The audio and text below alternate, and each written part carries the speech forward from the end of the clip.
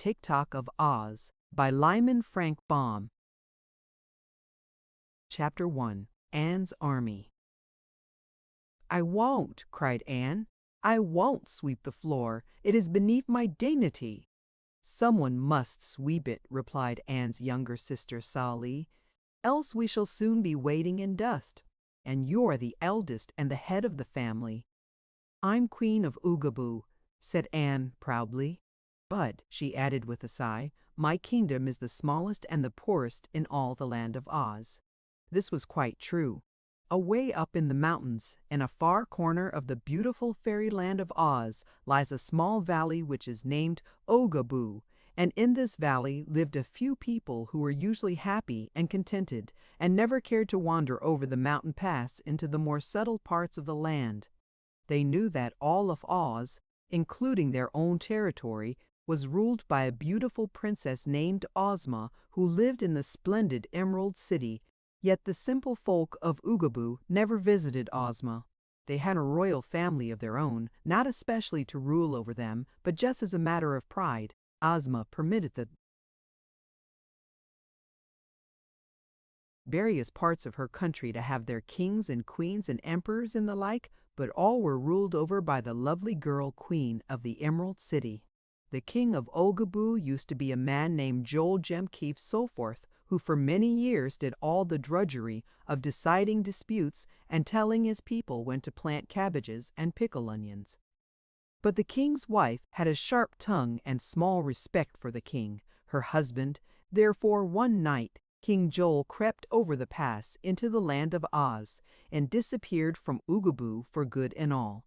The queen waited a few years for him to return and then started in search of him, leaving her eldest daughter, Anne Soforth, to act as queen. Now Anne had not forgotten when her birthday came, for that meant a party and feasting and dancing, but she had quite forgotten how many years the birthdays marked. In a land where people live always, this is not considered a cause for regret, so we may justly say that Queen Anne of Oogaboo was old. Enough to make jelly, and let it go at that. But she didn't make jelly, or do any more of the housework than she could help. She was an ambitious woman and constantly resented the fact that her kingdom was so tiny and her people so stupid and unenterprising. Often she wondered what had become of her father and mother out beyond the pass in the wonderful land of Oz, and the fact that they did not return to Oogaboo led Anne to suspect that they had found a better place to live. So, when Sally refused to sweep the floor of the living room in the palace, and Anne would not sweep it either, she said to her sister, "I'm going away. This absurd kingdom of Oogaboo tires me." "Go if you want to," answered Sally, "but you are very foolish to leave this place."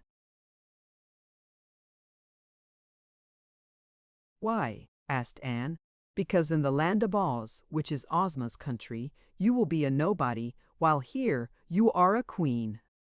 "Oh, yes, queen over 18 men, 27 women, and 44 children," returned Anne bitterly. "Well, there are certainly more people than that in the great land of Oz," laughed Sally. "Why don't you raise an army and conquer them, and be queen of all Oz?" she asked, trying to taunt Anne and so to anger her. Then she made a face at her sister and went into the backyard to swing in the hammock. Her jeering words, however, had given Queen Anne an idea. She reflected that Oz was reported to be a peaceful country, and Ozma a mere girl who ruled with gentleness to all and was obeyed because her people loved her, even in Oogaboo.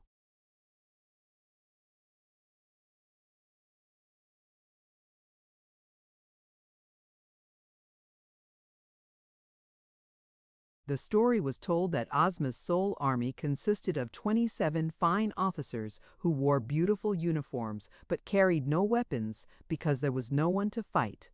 Once there had been a private soldier, besides the officers, but Ozma had made him a captain general and taken away his gun for fear it might accidentally hurt someone. The more Anne thought about the matter, the more she was convinced it would be easy to conquer the land of Oz and set herself up as ruler in Ozma's place, if she but had an army to do it with. Afterward, she could go out into the world and conquer other lands, and then perhaps she could find a way to the moon and conquer that. She had a warlike spirit that preferred trouble to idleness.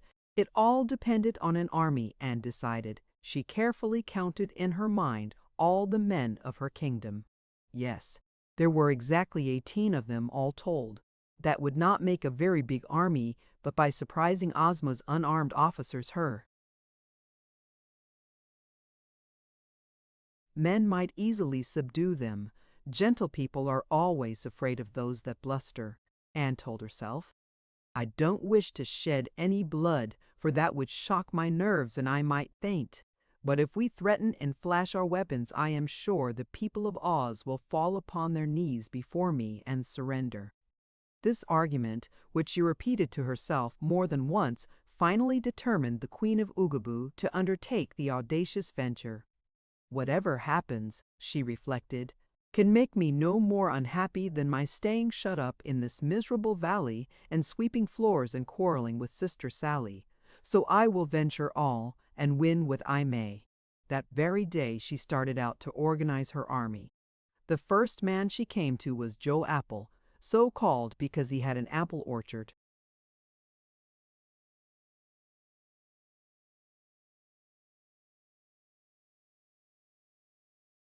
Joe, said Anne, I'm going to conquer the world, and I want you to join my army.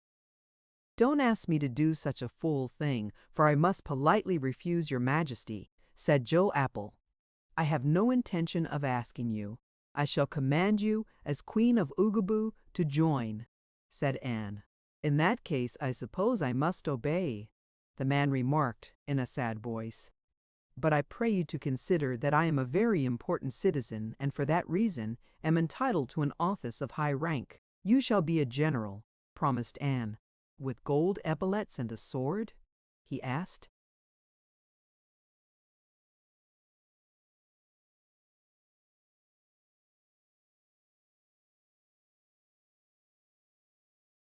Of course, said the Queen. Then she went to the next man, whose name was Joe Bun, as he owned an orchard where graham buns and wheat buns, in great variety, both hot and cold, grew on the trees. Joe, said Anne, I am going to conquer the world, and I command you to join my army. Impossible, he exclaimed. The bun crop has to be picked. Let your wife and children do the picking, said Anne. But I'm a man of great importance, your majesty, he protested. For that reason you shall be one of my generals, and wear a cocked hat with gold braid, and curl your mustaches and clink a long sword, she promised.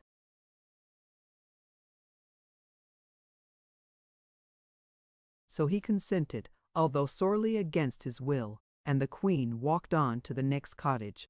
Here lived Joe Cone, so called because the trees in his orchard bore crops of excellent ice cream cones. Joe, said Anne, I am going to conquer the world, and you must join my army. Excuse me, please, said Joe Cone. I am a bad fighter. My good wife conquered me years ago, for she can fight better than I. Take her, your majesty, instead of me, and I'll bless you for the favor. This must be an army of men, fierce, ferocious warriors, declared Anne, looking sternly upon the mild little man. And you will leave my wife here in Oogaboo? He asked. Yes, and make you a general.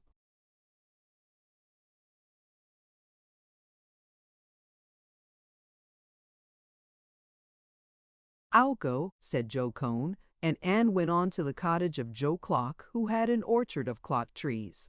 This man at first insisted that he would not join the army, but Queen Anne's promise to make him a general finally won his consent. How many generals are there in your army? He asked. 4 so far, replied Anne. And how big will the army be? Was his next question. I intend to make every one of the 18 men in Oogaboo join it, she said. Then 4 generals are enough, announced Joe Clock. I advise you to make the rest of them colonels. Anne tried to follow his advice. The next 4 men she visited, who were Joe Plum, Joe Egg, Joe Banjo, and Joe Cheese, named after the trees in their orchards,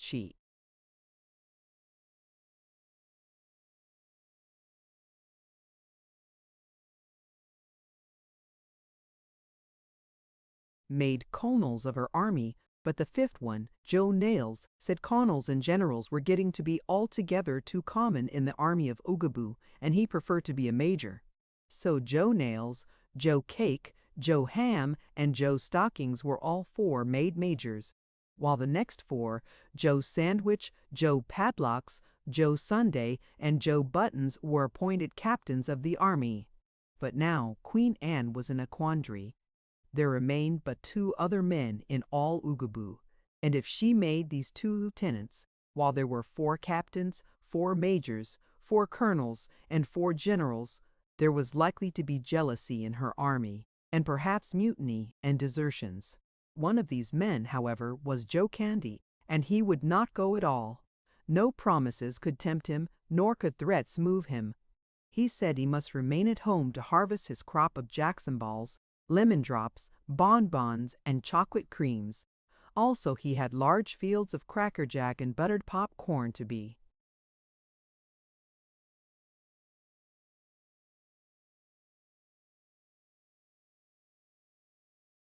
mowed and threshed, and he was determined not to disappoint the children of Oogaboo by going away to conquer the world, and so let the candy crop spoil.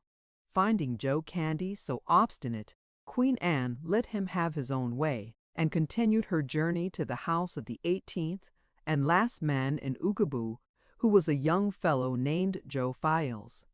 This Files had 12 trees which bore steel files of various sorts, but also he had 9 book trees, on which grew a choice selection of storybooks. In case you have never seen books growing upon trees, I will explain that those in Joe Files's orchard were enclosed in broad green husks which, when fully ripe, turned to a deep red color. Then the books were picked and husked and were ready to read. If they were picked too soon, the stories were found to be confused and uninteresting and the spelling bad. However, if allowed to ripen perfectly, the stories were fine reading and the spelling and grammar excellent.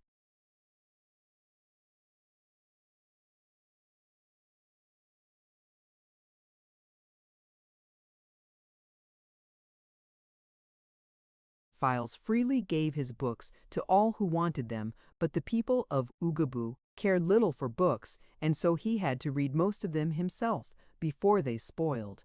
For, as you probably know, as soon as the books were read, the words disappeared and the leaves withered and faded, which is the worst fault of all books which grow upon trees. When Queen Anne spoke to this young man, Files, who was both intelligent and ambitious, he said he thought it would be great fun to conquer the world. But he called her attention to the fact that he was far superior to the other men of her army. Therefore, he would not be one of her generals or colonels or majors or captains, but claimed the honor of being sole private.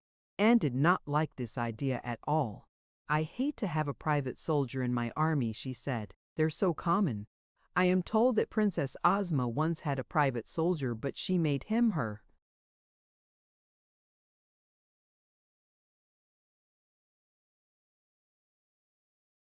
Captain General, which is good evidence that the private was unnecessary." "Ozma's army doesn't fight," returned Fields. "But your army must fight like fury in order to conquer the world. I have read in my books that it is always the private soldiers who do the fighting, for no officer is ever brave enough to face the foe. Also, it stands to reason that your officers must have someone to command and to issue their orders to. Therefore, I'll be the one. I long to slash and slay the enemy and become a hero. Then, when we return to Oogaboo, I'll take all the marbles away from the children and melt them up and make a marble statue of myself for all to look upon and admire." Anne was much pleased with Private Files. He seemed indeed to be such a warrior as she needed in her enterprise, and her hopes of success took a sudden bound when Files told her he knew where a gun tree grew and would go there at once and pick the ripest and biggest musket the tree bore.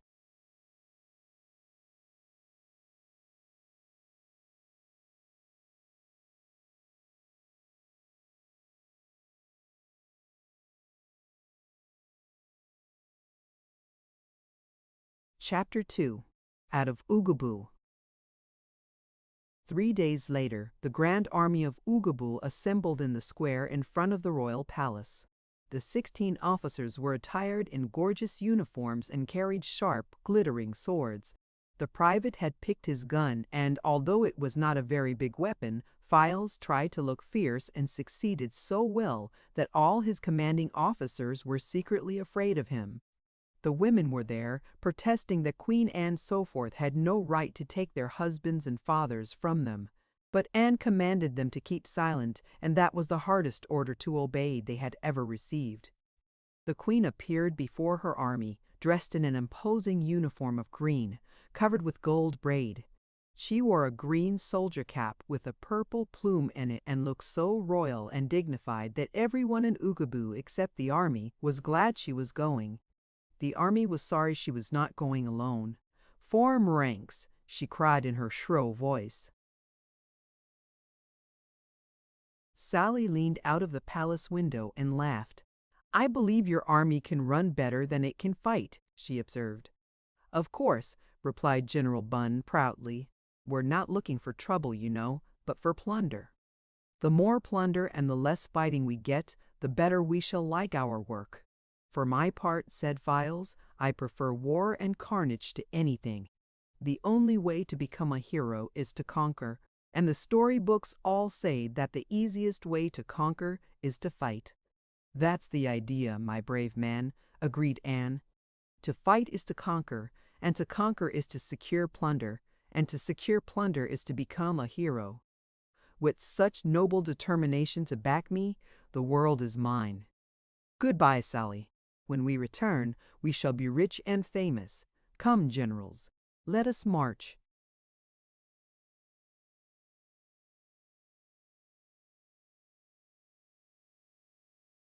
At this the generals straightened up and threw out their chests.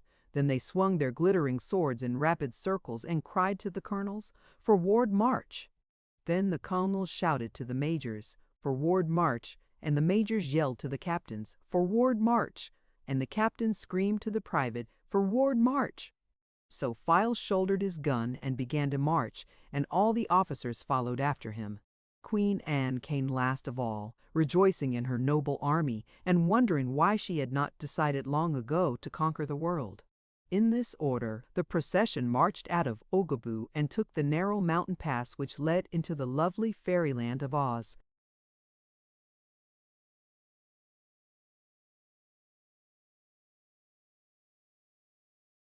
Chapter 3. Magic Mystifies the Marchers. Princess Ozma was all unaware that the army of Oogaboo, led by their ambitious queen, was determined to conquer her kingdom. The beautiful girl, ruler of Oz, was busy with the welfare of her subjects and had no time to think of Anne Soforth and her disloyal plans. But there was one who constantly guarded the peace and happiness of the land of Oz, and this was the official sorceress of the kingdom, Glinda the Good. In her magnificent castle, which stands far north of the Emerald City where Ozma holds her court, Glinda owns a wonderful magic record book in which is printed every event that takes place anywhere, just as soon as it happens. The smallest things and the biggest things are all recorded in this book. If a child stamps its foot in anger, Glinda reads about it. If a city burns down, Glinda finds the fact noted in her book. The sorceress always reads her record book every day, and so it was she knew.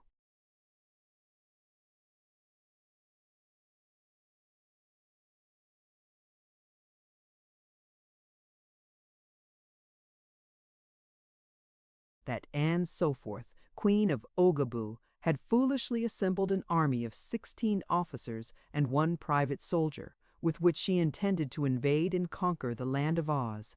There was no danger but that Ozma, supported by the magic arts of Glinda the Good and the powerful Wizard of Oz, both her firm friends could easily defeat a far more imposing army than Anne's. But it would be a shame to have the peace of Oz interrupted by any sort of quarreling or fighting. So Glinda did not even mention the matter to Ozma or to anyone else. She merely went into a great chamber of her castle, known as the Magic Room, where she performed a magical ceremony which caused the mountain pass that led from Oogaboo to make several turns and twists. The result was that when Anne and her army came to the end of the pass, they were not in the land of Oz at all, but in an adjoining territory that was quite distinct from Ozma's domain and separated from Oz by an invisible barrier.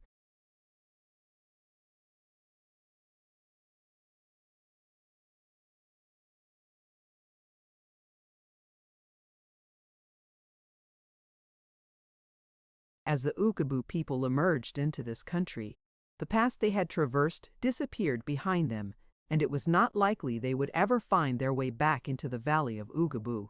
They were greatly puzzled indeed by their surroundings and did not know which way to go. None of them had ever visited Oz, so it took them some time to discover they were not in Oz at all, but in an unknown country. "Never mind," said Anne, trying to conceal her disappointment. "We have started out to conquer the world, and here is part of it. In time, as we pursue our victorious journey, we will doubtless come to Oz, but until we get there, we may as well conquer whatever land we find ourselves in." "Have we conquered this place, Your Majesty?" anxiously inquired Major Cake. "Most certainly," said Anne. "We have met no people as yet, but when we do, we will inform them that they are our slaves."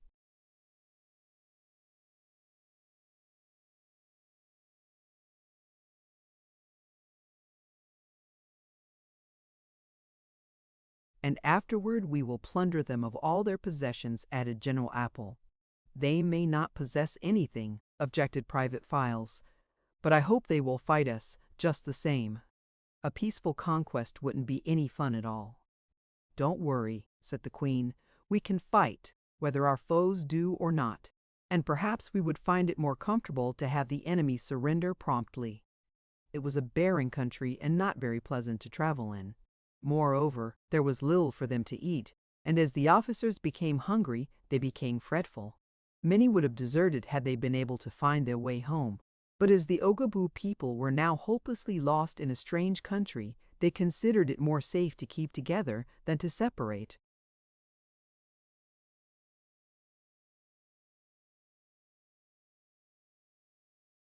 Queen Anne's temper, never very agreeable, became sharp and irritable as she and her army tramped over the rocky roads without encountering either people or plunder. She scolded her officers until they became surly, and a few of them were disloyal enough to ask her to hold her tongue.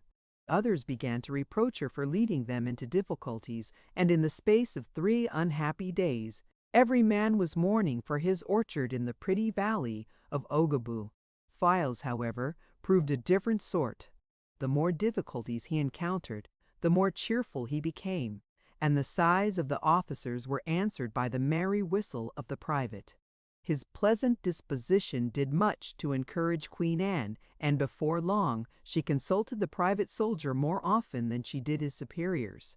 It was on the 3rd day of their pilgrimage that they encountered their first adventure. Toward evening the sky was suddenly darkened, and Major Nails,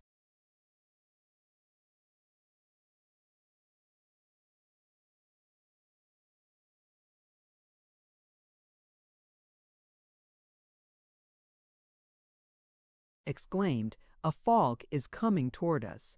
"I do not think it is a fog," replied Files, looking with interest at the approaching cloud. "It seems to me more like the breath of a roc." "What is a rac?" asked Anne, looking about fearfully. "A terrible beast with a horrible appetite," answered the soldier, growing a little paler than usual. "I have never seen a rac, to be sure, but I have read of them in the storybooks that grew in my orchard, and if this is indeed one of those fearful monsters, we are not likely to conquer the world." Hearing this, the officers became quite worried and gathered closer about their soldier.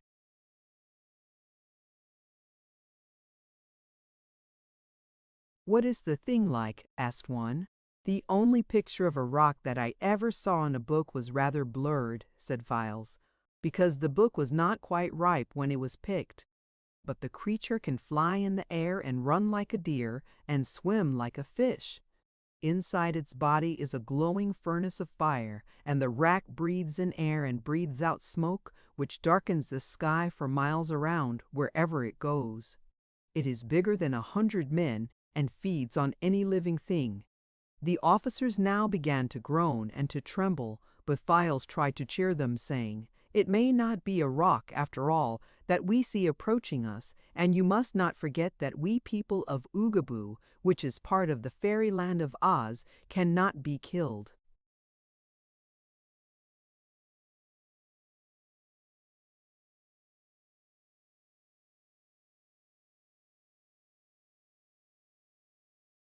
"Nevertheless," said Captain Buttons, "if the rat catches us and chews us up into small pieces and swallows us, what will happen then?" "Then each small piece will still be alive," declared Files. "I cannot see how that would help us," wailed Colonel Banjo. "A hamburger steak is a hamburger steak, whether it is alive or not." "I tell you, this may not be a rack," persisted Files. "We will know, when the cloud gets nearer, whether it is the breath of a rock or not. If it has no smell at all, it is probably a fog, but if it has an odor of salt and pepper, it is a reek, and we must prepare for a desperate fight." They all eyed the dark cloud fearfully. Before long it reached the frightened group and began to envelop them. Every nose sniffed the cloud, and everyone detected in it the odor of salt and pepper.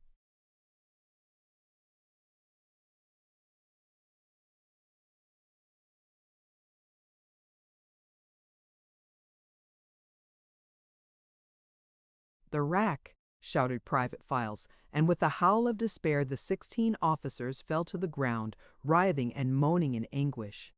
Queen Anne sat down upon a rock and faced the cloud more bravely, although her heart was beating fast. As for Files, he calmly loaded his gun and stood ready to fight the foe, as a soldier should. They were now in absolute darkness, for the cloud which covered the sky and the setting sun was black as ink. Then through the gloom appeared 2 round, glowing balls of red, and Files at once decided these must be the monster's eyes. He raised his gun, took aim, and fired. There were several bullets in the gun, all gathered from an excellent bullet tree in Oogaboo, and they were big and hard. They flew toward the monster and struck it, and with a wild, weird cry the wreck came fluttering down, and its huge body fell plump upon the forms of the 16 officers, who thereupon screamed.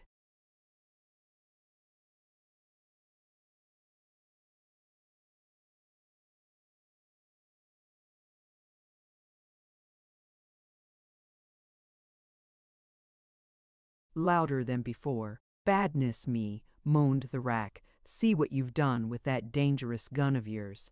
"I can't see," replied Files, "for the cloud formed by your breath darkens my sight."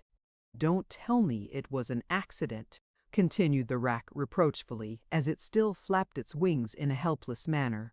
"Don't claim you didn't know the gun was loaded, I beg of you." "I don't intend to," replied Files. "Did the bullets hurt you very badly?" "One has broken my jaw so that I can't open my mouth. You will notice that my voice sounds rather harsh and husky because I have to talk with my teeth set close together. Another bullet broke my left wing so that I can't fly, and still."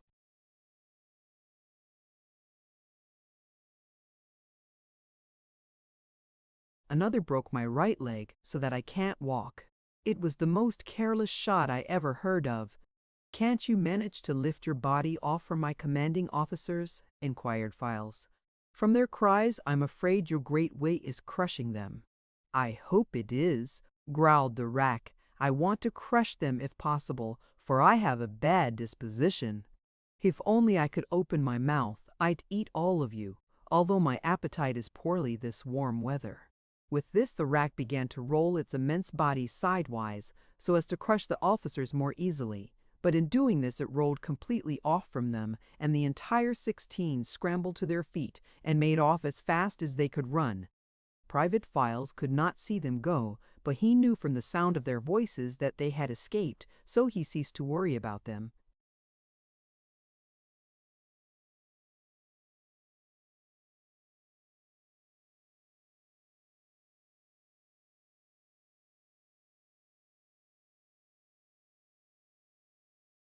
"Pardon me if I now bid you goodbye," he said to the wreck. "The parting is caused by our desire to continue our journey. If you die, do not blame me, for I was obliged to shoot you as a matter of self-protection." "I shall not die," answered the monster, "for I bear a charmed life. But I beg you not to leave me." "Why not?" asked Files. "Because my broken jaw will heal in about an hour, and then I shall be able to eat you. My wing will heal in a day, and my leg will heal in a week, when I shall be as well as ever. Having shot me, and so caused me all this annoyance, it is only fair and just that you remain here and allow me to eat you as soon as I can open my jaws." "I beg to differ with you," returned the soldier firmly. "I have made an engagement with Queen Anne of Oogaboo to help her conquer the world, and I cannot break my word for the sake of being eaten by a wreck." "Oh, that's different," said the monster. "If you've an engagement, don't let me detain you." So Files felt around in the dark and grasped the hand of the trembling queen, whom he led away from the flapping, sighing wreck. They stumbled over the stones for a way, but presently began to see dimly the path ahead of them, as they got farther and farther away from the dreadful spot where the wounded monster lay. By and by they reached a little hill and could see the last rays of the sun flooding a pretty valley beyond, for now they had passed beyond the cloudy breath of the wreck. Here were huddled the 16 officers, still frightened and panting from their run. They had halted only because it was impossible for them to run any farther.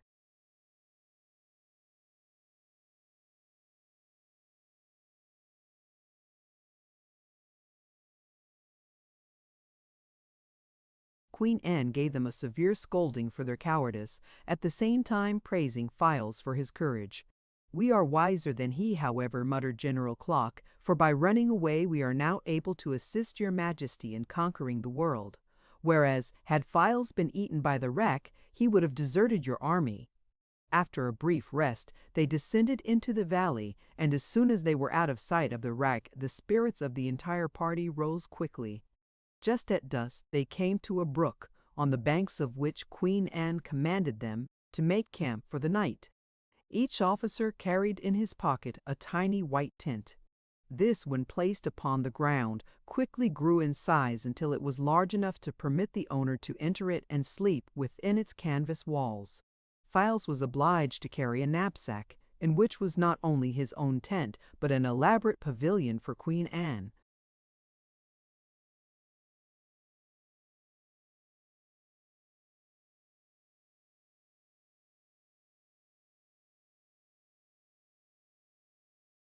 Besides a bed and chair and a magic table. This table, when set upon the ground in Anne's pavilion, became of large size, and in a drawer of the table was contained the queen's supply of extra clothing, her manicure and toilet articles, and other necessary things. The royal bed was the only one in the camp, the officers and privates sleeping in hammocks attached to their tent poles. There was also in the knapsack a flag bearing the royal emblem of Oogaboo, and this flag Files flew upon its staff every night, to show that the country they were in had been conquered by the Queen of Oogaboo. So far, no one but themselves had seen the flag, but Anne was pleased to see it flutter in the breeze and considered herself already a famous conqueror.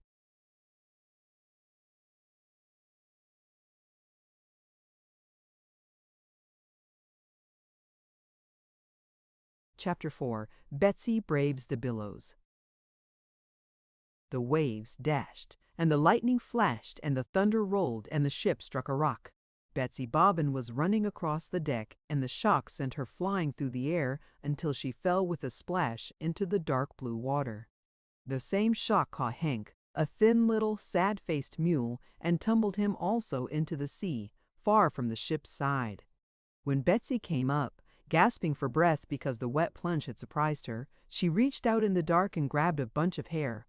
At first she thought it was the end of a rope, but presently she heard a dismal hee-haw and knew she was holding fast to the end of Hank's tail. Suddenly the sea was lighted up by a vivid glare. The ship, now in the far distance, caught fire, blew up and sank beneath the waves.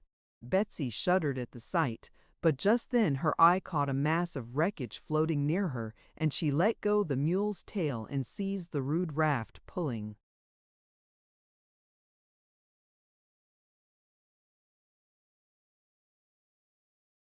herself up so that she rode upon it in safety. Hank also saw the raft and swam to it, but he was so clumsy he never would have been able to climb upon it had not Betsy helped him to get aboard. They had to crowd close together, for their support was only a hatch cover torn from the ship's deck, but it floated them fairly well, and both the girl and the mule knew it would keep them from drowning. The storm was not over by any means when the ship went down. Blinding bolts of lightning shot from cloud to cloud, and the clamor of deep thunderclaps echoed far over the sea. The waves tossed the little raft here and there as a child tosses a rubber ball, and Betsy had a solemn feeling that for hundreds of watery miles in every direction there was no living thing besides herself and the small donkey. Perhaps Hank had the same thought, for he gently rubbed his nose against the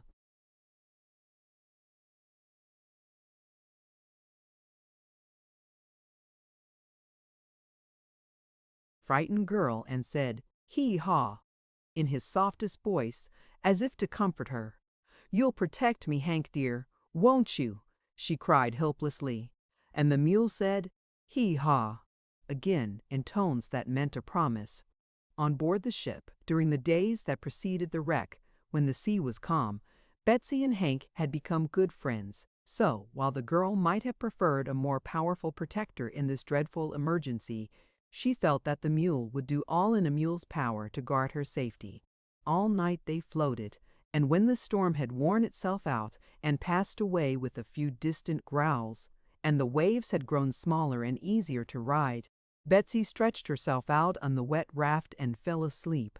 Hank did not sleep a wink. Perhaps he felt it his duty to guard Betsy. Anyhow, he crouched on the raft beside the tired sleeping girl and watched patiently until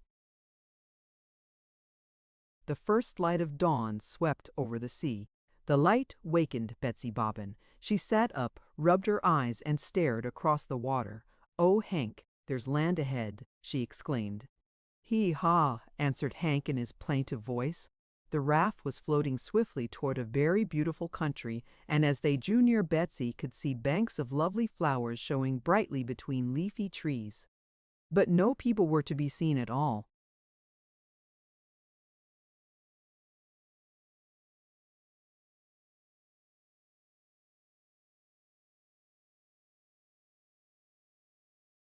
Chapter 5. The Roses Repulse the Refugees. Gently the raft grated on the sandy beach. Then Betsy easily waded ashore, the mule following closely behind her. The sun was now shining, and the air was warm and laden with the fragrance of roses. "I'd like some breakfast, Hank," remarked the girl, feeling more cheerful now that she was on dry land, "but we can't eat the flowers, although they do smell mighty good." "Hee-haw!" replied Hank, and trotted up a little pathway to the top of the bank. Betsy followed, and from the eminence looked around her. A little way off stood a splendid big greenhouse, its thousands of crystal panes glittering in the sunlight. "There ought to be people somewhere around," observed Betsy thoughtfully. "Gardeners or somebody. Let's go and see, Hank. I'm getting hungrier every minute." So they walked toward the great greenhouse and came to its entrance without meeting with anyone at all. A door stood ajar, so Hank went in first, thinking if there was any danger he could back out and warn his companion. But Betsy was close at his heels, and the moment she entered was lost in amazement at the wonderful sight she saw. The greenhouse was filled with magnificent rose bushes, all growing in big pots. On the central stem of each bush bloomed a splendid rose, gorgeously colored and deliciously fragrant, and in the center of each rose was the face of a lovely girl. As Betsy and Hank entered, the heads of the roses were drooping and their eyelids were closed in slumber. But the mule was so amazed that he uttered a loud "Hee-haw!" and at the sound of his harsh voice the rose leaves fluttered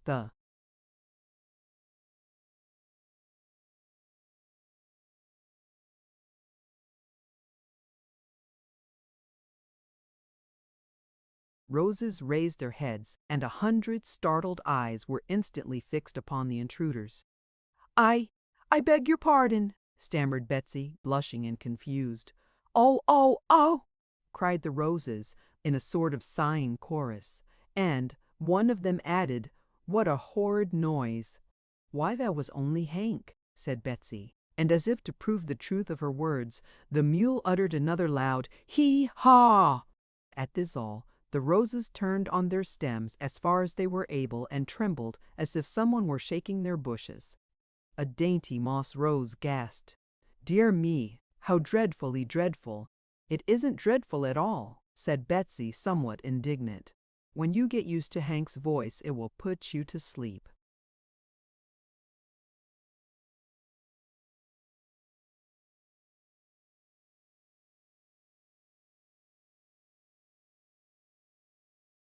The roses now looked at the mule less fearfully, and one of them asked, "Is that savage beast named Hank?" "Yes, Hank's my comrade, faithful and true," answered the girl, twining her arms around the little mule's neck and hugging him tight. "Aren't you, Hank?" Hank could only say in reply, "Hee-haw," and at his bray the roses shivered again. "Please go away," begged one. "Can't you see you're frightening us out of a week's growth?" "Go away," echoed Betsy. "Why, we've no place to go. We've just been wrecked." "Wrecked?" asked the roses in a surprised chorus. "Yes, we were on a big ship and the storm came and wrecked it," explained the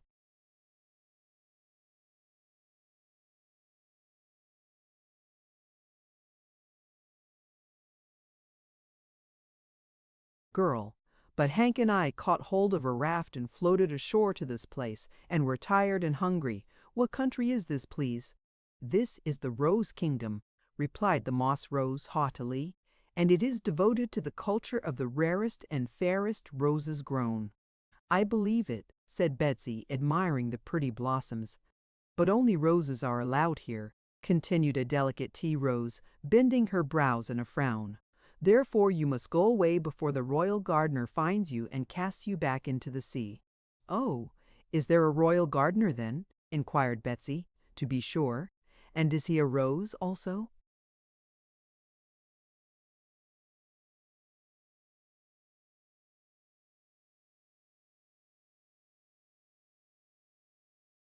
"Of course not. He's a man. A wonderful man," was the reply. "Well, I'm not afraid of a man," declared the girl, much relieved, and even as she spoke, the royal gardener popped into the greenhouse, a spading fork in one hand and a watering pot in the other. He was a funny little man dressed in a rose-colored costume with ribbons at his knees and elbows and a bunch of ribbons in his hair. His eyes were small and twinkling, his nose sharp and his face puckered and deeply lined. "Oh ho!" he exclaimed, astonished to find strangers in his greenhouse, and when Hank gave a loud bray, the gardener threw the watering pot over the mule's head and danced around with his fork in such agitation that presently he fell over the handle of the implement and sprawled at full length upon the ground. Betsy laughed and pulled the watering pot off from Hank's head. The little mule was angry at the treatment he had received and backed toward the gardener threateningly. "Look out for his heels," called Betsy warningly, and the gardener scrambled to his feet and hastily hid behind the roses. "You are breaking the law," he shouted, sticking out his head to glare at the girl and the mule. "What law?" asked Betsy. "The law of the Rose Kingdom. No strangers are allowed in these domains." "Not when they're shipwrecked?" she inquired. "The law doesn't accept shipwrecks," replied the royal gardener, and he was about to say more when suddenly there was a crash of glass and a man came.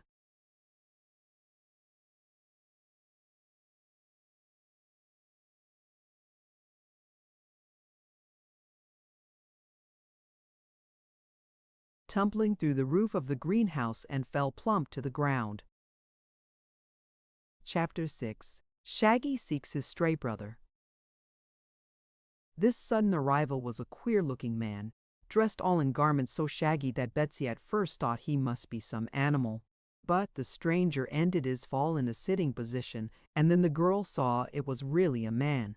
He held an apple in his hand, which he had evidently been eating when he fell, and so little was he jarred or flustered by the accident that he continued to munch this apple as he calmly looked around him. "Good gracious!" exclaimed Betsy, approaching him. "Who are you, and where did you come from? Me?" "Oh, I'm Shaggy Man," said he, taking another bite of the apple. "Just dropped in for a short call. Excuse my seeming haste."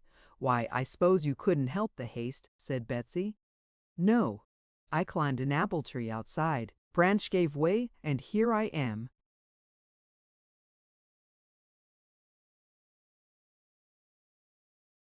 As he spoke, the Shaggy Man finished his apple, gave the core to Hank, who ate it greedily, and then stood up to bow politely to Betsy and the Roses.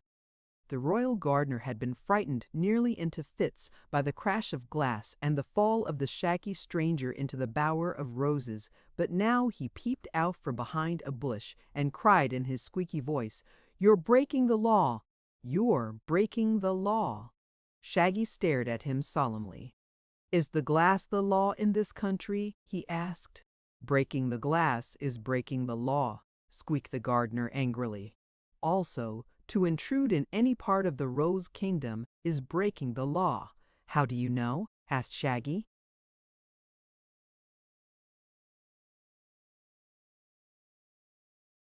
"Why, it's printed in a book," said the gardener, coming forward and taking a small book from his pocket.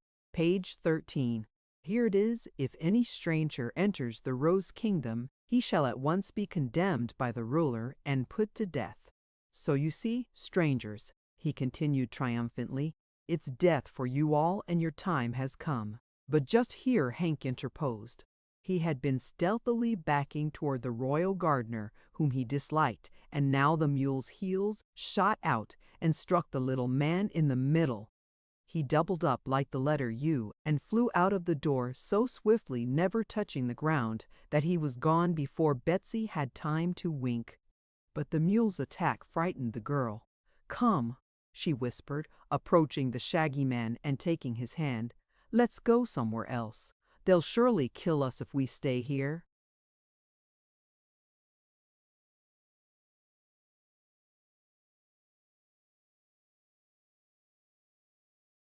"Don't worry, my dear," replied Shaggy, patting the child's head. "I'm not afraid of anything so long as I have the Love Magnet."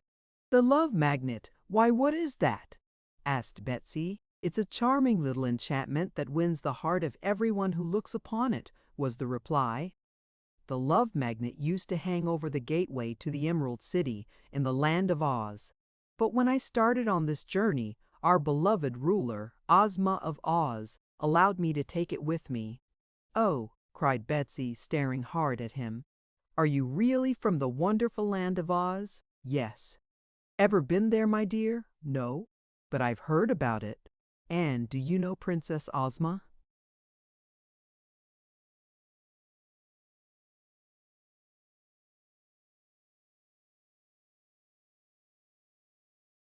"Very well indeed. And Princess Dorothy's?" "Dorothy's an old chum of mine," declared Shaggy. "Dear me!" exclaimed Betsy. "And why did you ever leave such a beautiful land as Oz?" "On an errand," said Shaggy, looking sad and solemn. "I'm trying to find my dear little brother." "Oh, is he lost?"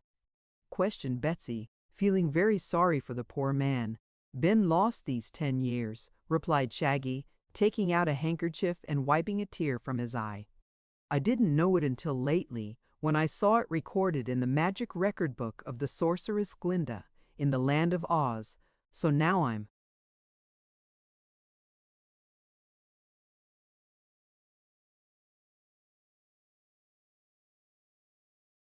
trying to find him."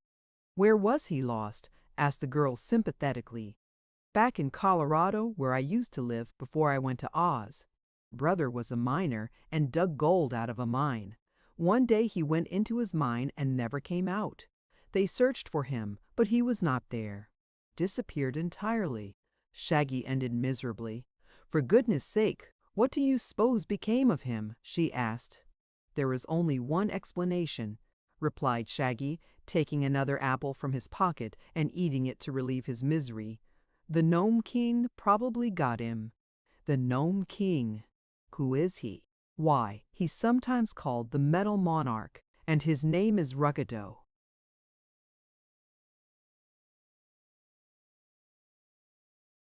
Lives in some underground cavern. Claims to own all the metals hidden in the earth. Don't ask me why. Why? 'Cause I don't know. But this Ruggedo gets wild with anger if anyone digs gold out of the earth, and my private opinion is that he captured Brother and carried him off to his underground kingdom.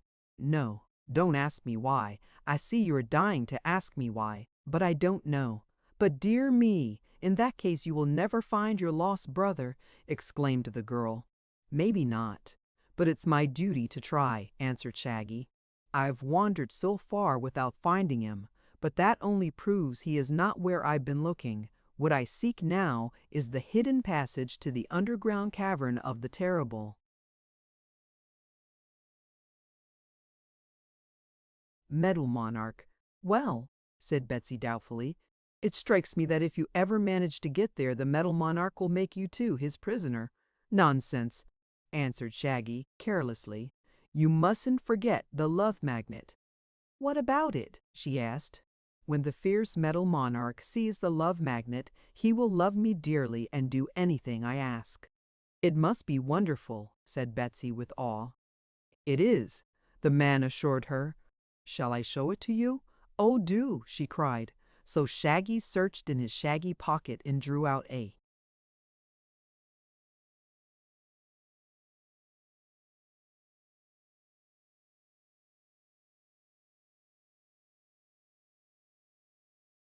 small silver magnet shaped like a horseshoe. The moment Betsy saw it, she began to like the Shaggy Man better than before. Hank also saw the magnet and crept up to Shaggy to rub his head lovingly against the man's knee. But they were interrupted by the royal gardener, who stuck his head into the greenhouse and shouted angrily, "You are all condemned to death. Your only chance to escape is to leave here instantly." This startled little Betsy, but the Shaggy Man merely waved the magnet toward the gardener, who, seeing it, rushed forward and drew himself at Shaggy's feet, murmuring in honeyed words, "Oh, you lovely, lovely man! How fond I am of you! Every shag and bobtail that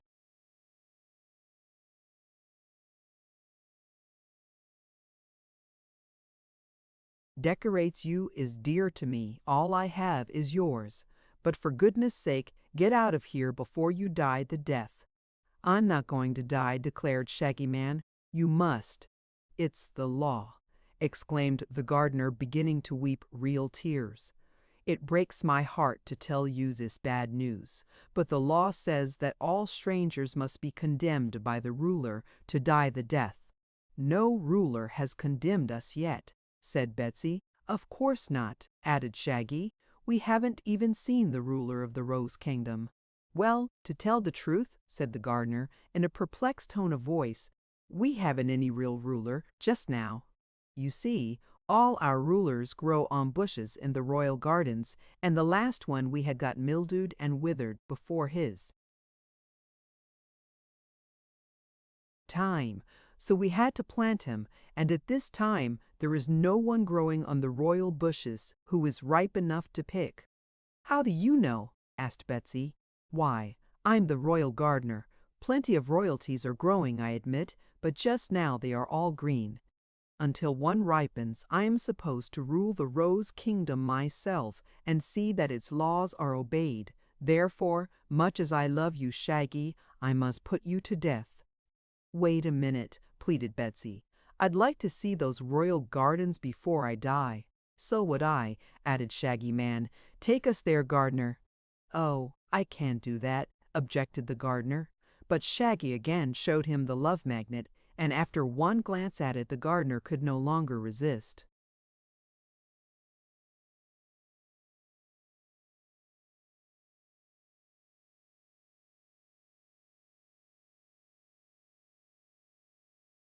He led Shaggy, Betsy, and Hank to the end of the great greenhouse and carefully unlocked a small door.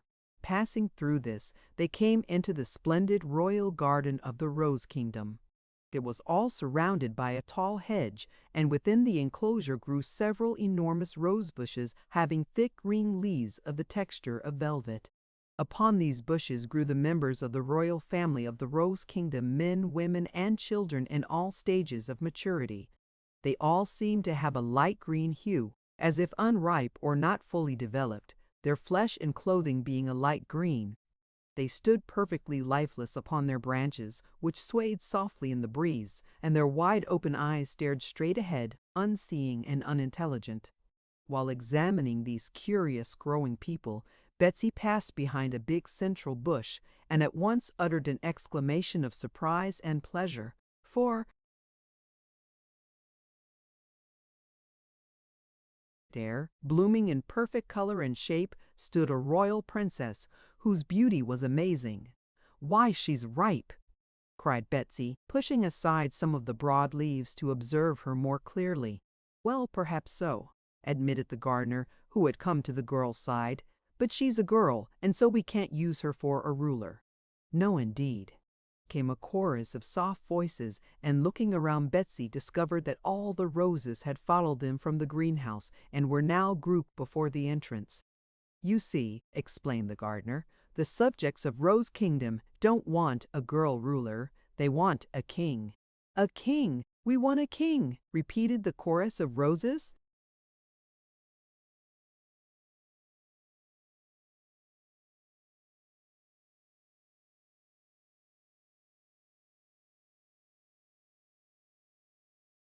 "Isn't she royal?" inquired Shaggy, admiring the lovely princess. "Of course, for she grows on a royal bush. This princess is named Ozga, as she is a distant cousin of Ozma of Oz. And, were she but a man, we would joyfully hail her as our ruler." The gardener then turned away to talk with his. Roses and Betsy whispered to her companion.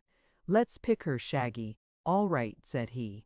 "If she's royal, she has the right to rule this kingdom, and if we pick her she will surely protect us and prevent our being hurt or driven away." So Betsy and Shaggy each took an arm of the beautiful Rose Princess, and a little twist of her feet set her free of the branch upon which she grew.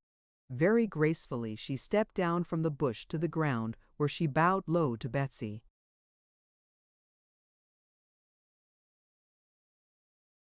"And Shaggy," and said in a delightfully sweet voice, "I thank you." But at the sound of these words the gardener and the roses turned and discovered that the princess had been picked, and was now alive. Over every face flashed an expression of resentment and anger, and one of the roses cried aloud, "Audacious mortals, what have you done?" "Picked a princess for you, that's all," replied Betsy cheerfully, "but we won't have her, we want a king," exclaimed a Jack Rose, and another added with a voice of scorn, "No girl shall rule over us." The newly picked princess looked from one to another of her rebellious subjects in astonishment. A grieved look came over her exquisite features. "Have I no welcome here, pretty subjects?" she asked gently. "Have I not come from my royal bush to be your ruler? You were picked by mortals without our consent," replied the moss rose coldly, "so we refuse to allow you to rule us." "Turn her out, gardener, with the others," cried the tea rose. "Just a second, please," called Shaggy, taking the love magnet from his pocket. "I guess this will win their love, princess. Here, take it in your hand and let the roses see it." Princess Ozga took the magnet and held it poised before the eyes of her subjects, but the roses regarded it with calm disdain. "Why, what's the matter?" demanded Shaggy in surprise. "The magnet never failed to work before."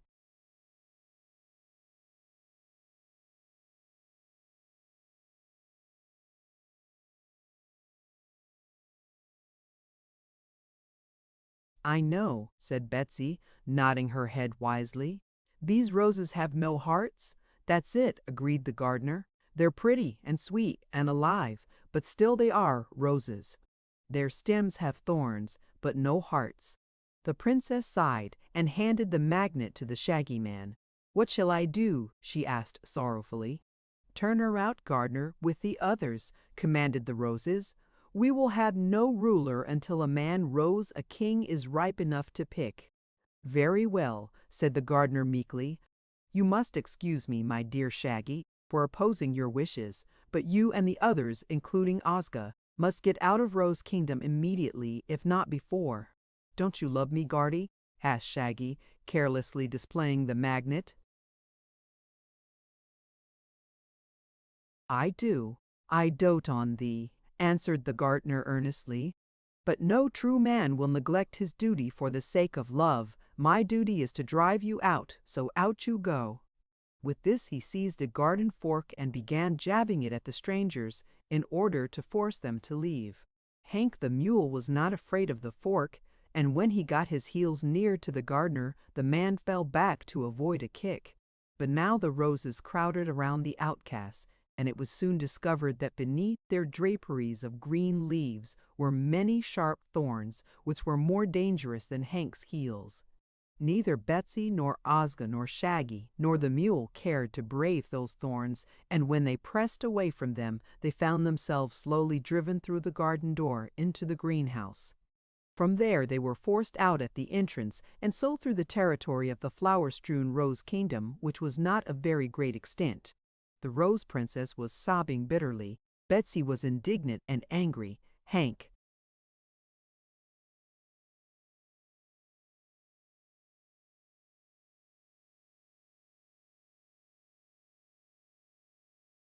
uttered defiant hee-haws, and the Shaggy Man whistled softly to himself. The boundary of the Rose Kingdom was a deep gulf, but there was a drawbridge in one place, and this the royal gardener let down until the outcasts had passed over it. Then he drew it up again, and returned with his roses to the greenhouse, leaving the four queerly assorted comrades to wander into the bleak and unknown country that lay beyond. "I don't mind much," remarked Shaggy as he led the way over the stony, barren ground. "I've got to search for my long-lost little brother anyhow, so it won't matter where I go." "Hank and I will help you find your brother," said Betsy in her most cheerful voice. "I'm so far away from home now that I don't suppose I'll ever find my way back. And, to tell the truth, it's more fun traveling around and having adventures than sticking at home. Don't you think so, Hank?"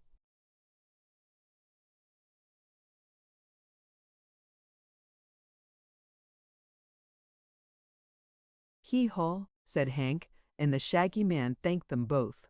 "For my part," said Princess Ozga of Roseland with a gentle sigh, "I must remain forever exiled from my kingdom. So I, too, will be glad to help the Shaggy Man find his lost brother." "That's very kind of you, ma'am," said Shaggy. "But unless I can find the underground cavern of Ruggedo, the Metal Monarch, I shall never find poor brother." This king was formerly named Roquat, but after he drank of the waters of oblivion, he forgot his own name and had to take another. "Doesn't anyone know where it is?" inquired Betsy. "Someone must know, of course," was Shaggy's reply, "but we are not the ones. The only way to succeed is for us to keep going until we find a person who can direct us to Ruggedo's cavern. We may find it ourselves without any help," suggested Betsy. "Who knows?" "No one knows that, except the person who's writing this story," said Shaggy.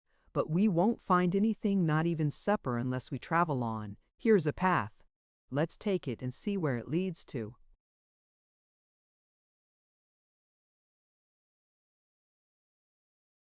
Chapter 7. Polychrome's Pitiful Plight. The Rain King got too much water in his basin and spilled some over the brim. That made it rain in a certain part of the country, a real hard shower, for a time, and sent the rainbow scampering to the place to show the gorgeous colors of his glorious bow as soon as the mist of rain had passed and the sky was clear. The coming of the rainbow is always a joyous event to earth folk, yet few have ever seen it close by. Usually the rainbow is so far distant that you can observe its splendid hues, but dimly, and that is why we seldom catch sight of the dancing daughters of the rainbow. In the barren country where the rain had just fallen, there appeared to be no human beings at all. But the rainbow appeared, just the same, and dancing gaily upon its arch were the rainbow's daughters, led by the fairy-like Polychrome, who is so dainty and beautiful that no girl has ever quite equaled her in loveliness.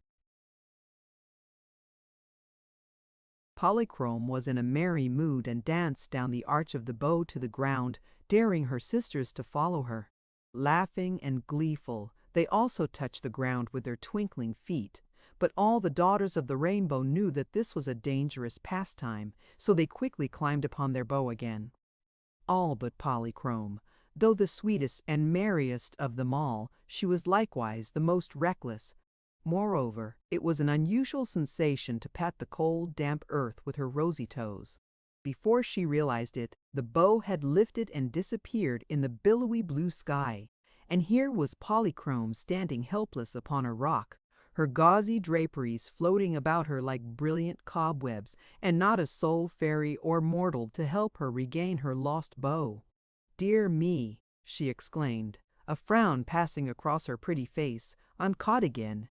This is the second time my carelessness has left me on earth while my sisters returned to our sky palaces. The first time I enjoyed some pleasant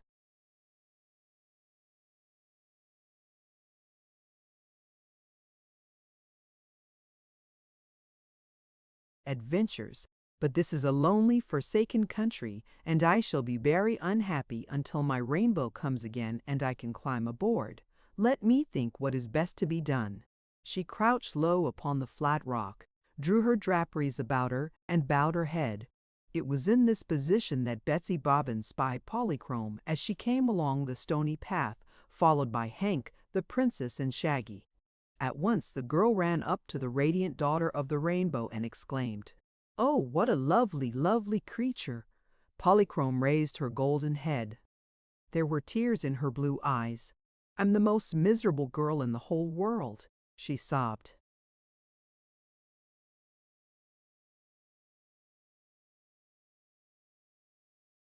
The others gathered around her.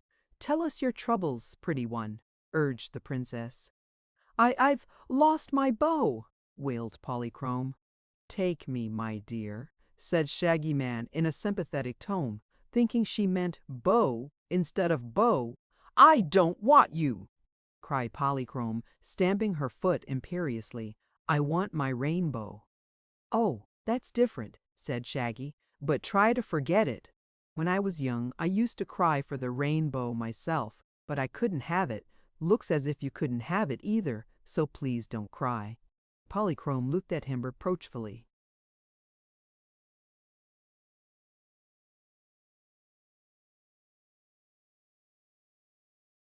"I don't like you," she said. "No?" replied Shaggy, drawing the love magnet from his pocket. "Not a little bit? Just a wee speck of a like?"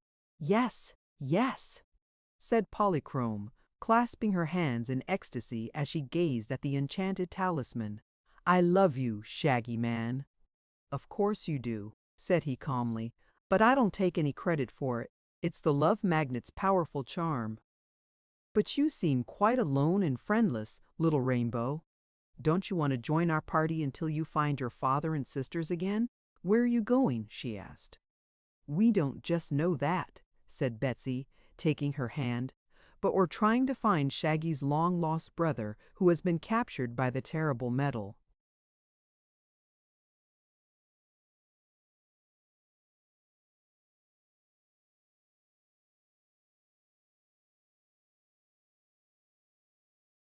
"Monarch, won't you come with us and help us?"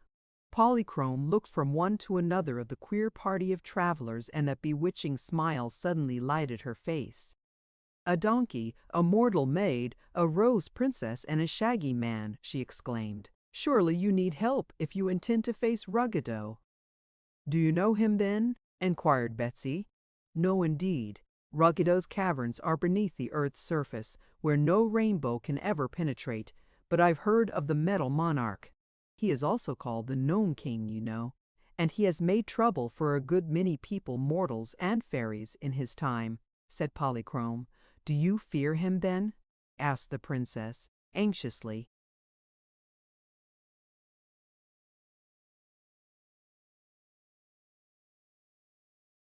"No one can harm a daughter of the rainbow," said Polychrome proudly. "I'm a sky fairy." "Then," said Betsy quickly, "you will be able to tell us the way to Ruggedo's cavern." "No," returned Polychrome, shaking her head, "that is one thing I cannot do. But I will gladly go with you and help you search for the place."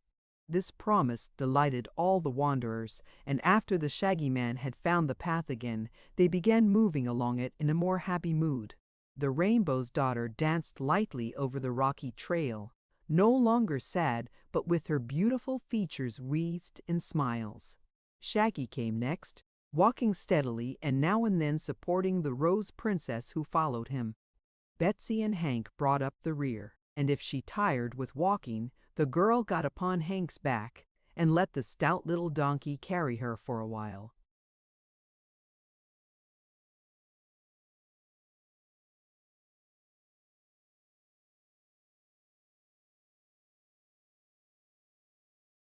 At nightfall they came to some trees that grew beside a tiny brook, and here they made camp and rested until morning. Then away they tramped, finding berries and fruits here and there, which satisfied the hunger of Betsy, Shaggy, and Hank, so that they were well content with their lot. It surprised Betsy to see the Rose Princess partake of their food, for she considered her a fairy. But when she mentioned this to Polychrome, the Rainbow's Daughter explained that when Ozga was driven out of her Rose Kingdom, she ceased to be a fairy and would never again be more than a mere mortal. Polychrome, however, was a fairy wherever she happened to be, and if she sipped a few dewdrops by moonlight for refreshment, no one ever saw her do it. As they continued their wandering journey, direction meant very little to them, for they were hopelessly lost in this strange country. Shaggy said it would be best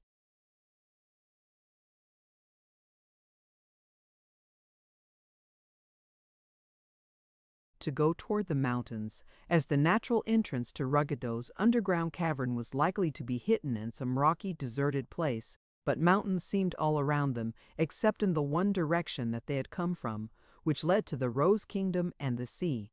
Therefore it mattered little which way they traveled.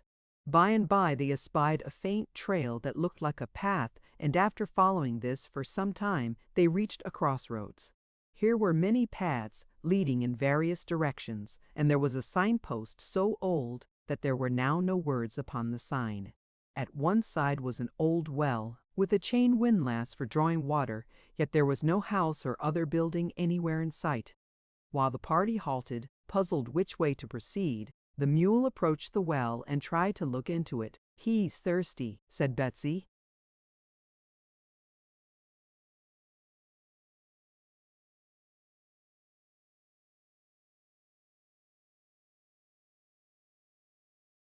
"It's a dry well," remarked Shaggy. "Probably there has been no water in it for many years. But, come, let us decide which way to travel." No one seemed able to decide that. They sat down in a group and tried to consider which road might be the best to take. Hank, however, could not keep away from the well, and finally he reared up on his hind legs, got his head over the edge, and uttered a loud "Hee-haw!" Betsy watched her animal friend curiously. "I wonder if he sees anything down there," she said. At this, Shaggy rose and went over to the well to investigate, and Betsy went with him. The princess and Polychrome, who had become fast friends, linked arms and sauntered down one of the roads to find an easy path. "Really," said Shaggy, "there does seem to be something at the bottom of this."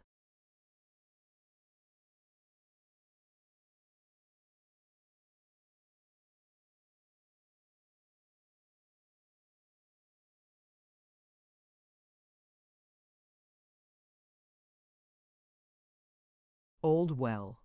Can't we pull it up and see what it is?" asked the girl. There was no bucket at the end of the windlass chain, but there was a big hook that at one time was used to hold a bucket. Shaggy let down this hook, dragged it around on the bottom, and then pulled it up. An old hoop skirt came with it, and Betsy laughed and threw it away. The thing frightened Hank, who had never seen a hoop skirt before, and he kept a good distance away from it. Several other objects the Shaggy Man captured with the hook and drew up, but none of these was important. "This well seems to have been the dump for all the old rubbish in the country," he said, letting down the hook once more. "I guess I've captured everything now. No, the hook is caught again. Help me, Betsy. Whatever this thing is, it's heavy." She ran up and helped him turn the windlass, and after much effort a confused mass of copper came in sight. "Good gracious!" exclaimed Shaggy. "Here is a surprise indeed." "What is it?" inquired Betsy, clinging to the windlass and panting for breath. For answer, the Shaggy Man grasped the bundle of copper and dumped it upon the ground, free of the well. Then he turned it over with his foot, spread it out, and to Betsy's astonishment, the thing proved to be a copper man. "Just as I thought," said Shaggy, looking hard at the object. "But unless there are two copper men in the world, this is the most astonishing thing I ever came across."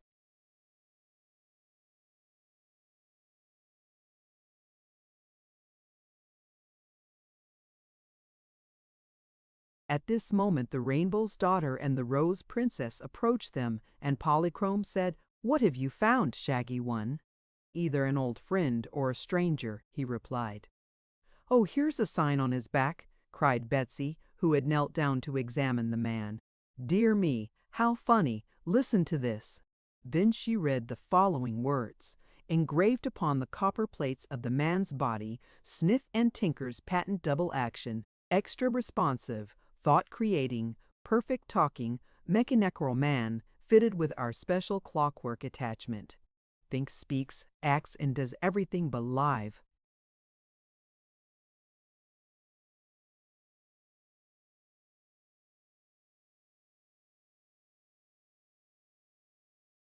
"Isn't he wonderful?" exclaimed the princess. "Yes, but here's more," said Betsy, reading from another engraved plate, directions for using, for thinking. Wind the clockwork man under his left arm, marked number 1. For speaking, wind the clockwork man under his right arm, marked number 2. For walking and action, wind clockwork man in the middle of his back, marked number 3. And action. B. This mechanism is guaranteed to work perfectly for 1,000 years. "If he's guaranteed for 1,000 years," said Polychrome, "he ought to work yet." "Of course," replied Shaggy. "Let's wind him up."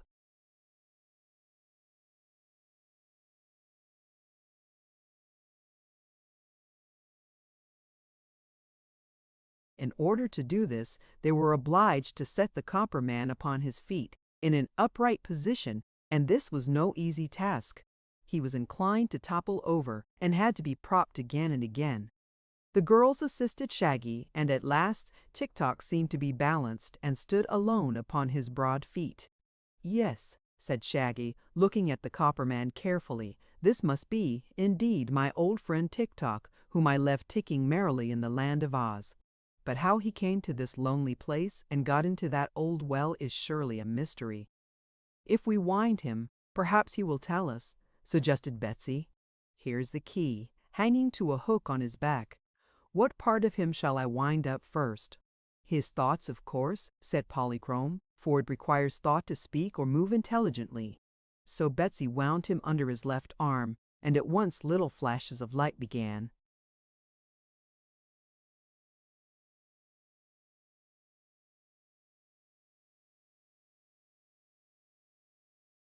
to show in the top of his head, which was proof that he had begun to think.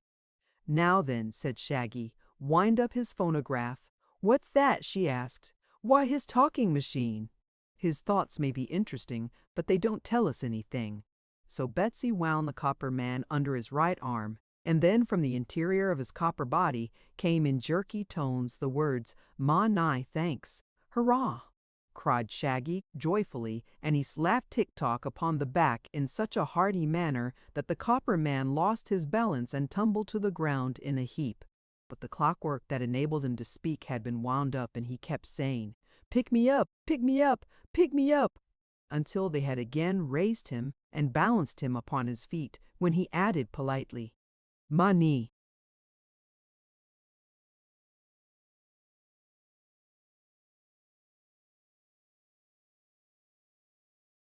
"Thanks.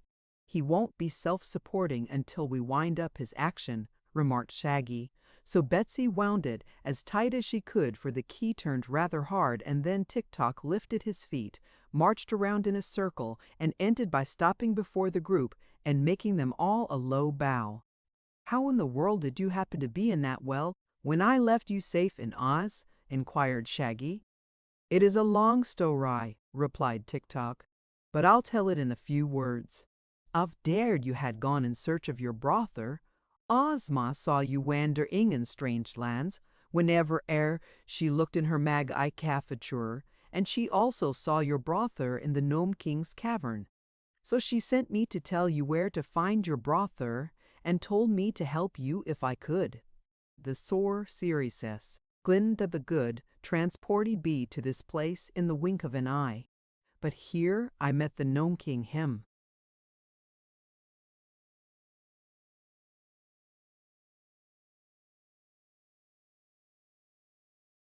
Selfold Ruggy Dua, who is called in these parts the Mat Elmon Arch. Ruggy Do knew what I had come for, and he was so angry that he threw me down the well. After my works ran down, I was helpless until you came along and pulled me out again. "Money, thanks." "This is, indeed, good news," said Shaggy. "I suspected that my brother was the prisoner of Ruggedo, but now I know it. Tell us, Tik-Tok, how shall we get to the Gnome King's underground cavern?" "The best way is to walk," said Tik-Tok. "We might crawl, or jump, or roll over and over until we get there, but the best way is to walk." "I know, but which road shall we take?" "My machin ear, I is not made to tell that," replied Tik-Tok. "There is more than one entrance to the underground cavern," said Polychrome.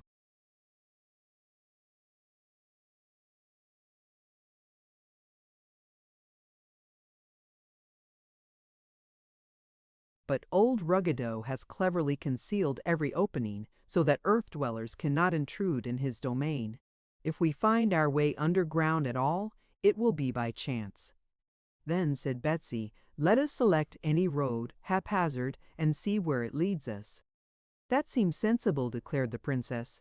"It may require a lot of time for us to find Ruggedo, but we have more time than anything else." "If you keep me wound up," said Tik-Tok, "I will last 1,000 years." "Then the only question to decide is which way to go," added Shaggy, looking first at one road and then at another. But while they stood hesitating, a peculiar sound reached their ears, a sound like the tramping of many feet. "What's coming?" cried Betsy, and then she ran to the left-hand road and glanced along the path. "Why, it's an army!" she exclaimed. "What shall we do, hide or run?" "Stand still," commanded Shaggy. "I'm not afraid of an army. If they prove to be friendly, they can help us. If they are enemies, I'll show them the love magnet." Chapter 8. Tik-Tok tackles a tough task.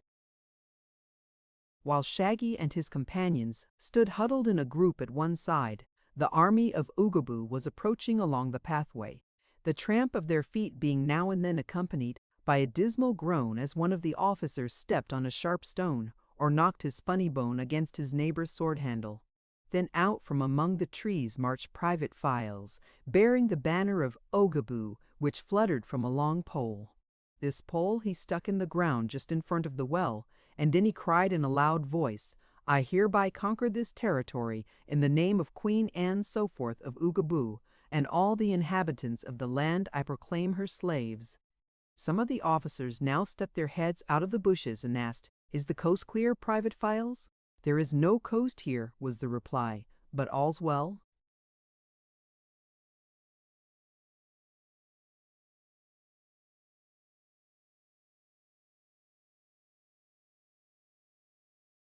"I hope there's water in it," said General Cone, mustering courage to advance to the well.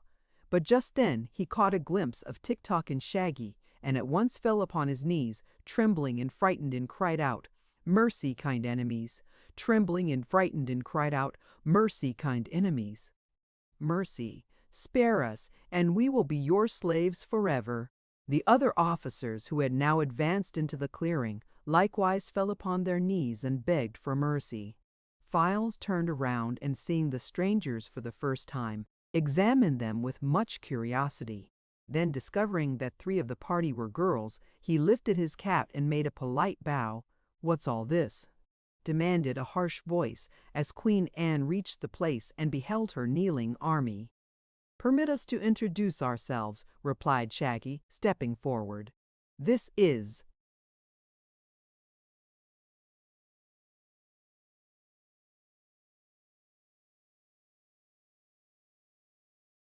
Tik-Tok, the clockwork man who works better than some meat people. And here is Princess Ozga of Roseland, just now unfortunately exiled from her kingdom of roses. I next present Polychrome, a sky fairy who lost her bow by an accident and can't find her way home. The small girl here is Betsy Bobbin, from some unknown earthly paradise called Oklahoma, and with her you see Mr. Hank, a mule with a long tail and a short temper. "Huh!" said Anne scornfully. "A pretty lot of vagabonds you are indeed, all lost or strayed, I suppose, and not worth a queen's plundering. I'm sorry I've conquered you." "But you haven't conquered us yet," called Betsy indignantly. "No," agreed Files, "that is a fact. But if my officers will kindly command me to conquer you, I will do so at once, after which we can stop arguing and converse more at our ease."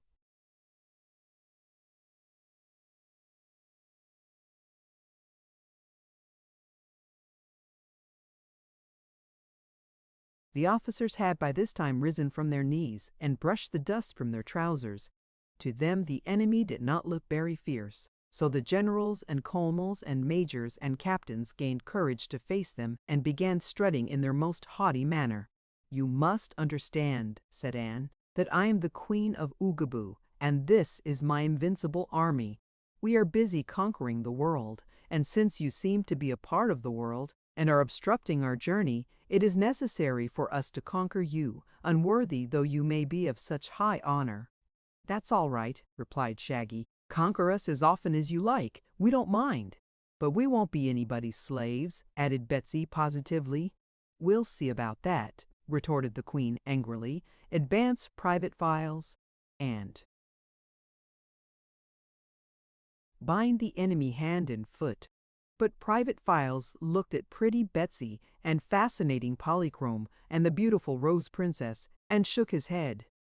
"It would be impolite, and I won't do it," he asserted. "You must," cried Anne. "It is your duty to obey orders." "I haven't received any orders from my officers," objected the private. But the generals now shouted, "Forward and bind the prisoners!" And the colonels and majors and captains repeated the command, yelling it as loud as they could. All this noise annoyed Hank, who had been eyeing the army of Oogaboo with strong disfavor. The mule now dashed forward and began backing upon the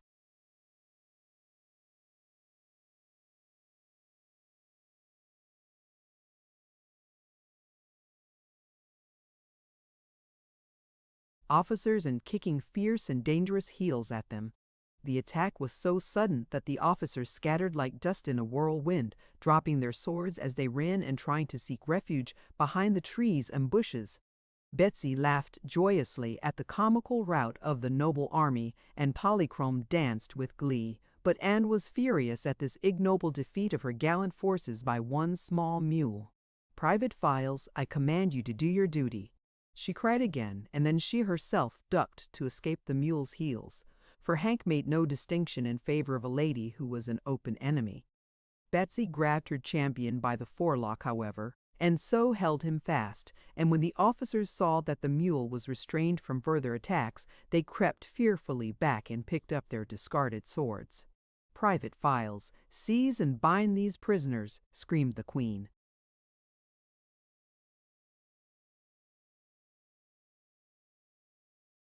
"No," said Files, throwing down his gun and removing the knapsack which was strapped to his back. I resign my position as the army of Oogaboo. I enlisted to fight the enemy and become a hero, but if you want someone to bind harmless girls, you will have to hire another private." Then he walked over to the others and shook hands with Shaggy and Tik-Tok. "Treason!" shrieked Anne, and all the officers echoed her cry. "Nonsense," said Fields. "I've the right to resign if I want to." "Indeed you haven't," retorted the Queen. "If you resign it will break up my army, and then I cannot conquer the world."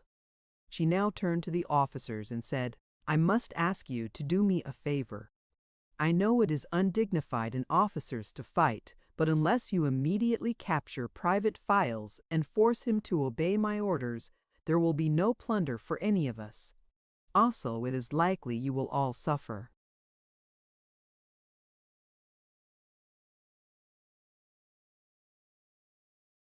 The pangs of hunger, and when we meet a powerful foe, you are liable to be captured and made slaves. The prospect of this awful fate so frightened the officers that they drew their swords and rushed upon Files, who stood beside Shaggy in a truly ferocious manner.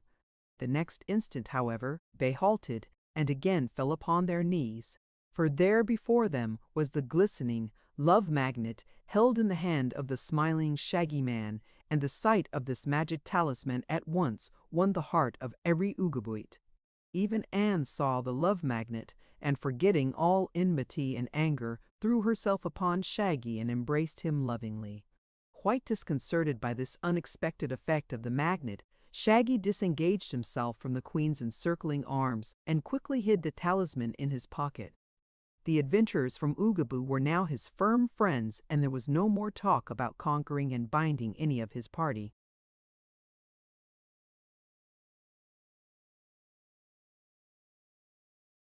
"If you insist on conquering anyone," said Shaggy, "you may march with me to the underground kingdom of Ruggedo. To conquer the world as you have set out to do, you must conquer everyone under its surface as well as those upon its surface, and no one in all the world needs conquering so much as Ruggedo." "Who is he?" asked Anne. "The Metal Monarch, King of the Gnomes." "Is he rich?" inquired Major Stockings in an anxious voice. "Of course," answered Shaggy. "He owns all the metal that lies underground, gold, silver, copper, brass, and tin. He has an idea. He also owns all the metals above ground, for he says all metal was once a part of his kingdom. So, by conquering the Metal Monarch, you will win all the riches in the world." "Ah!" exclaimed General Apple, heaving a deep sigh. "That would be plunder." "Worth our while. Let's conquer him, Your Majesty." The Queen looked reproachfully at Files, who was sitting next to the lovely princess and whispering in her ear. "Alas," said Anne, "I have no longer an army.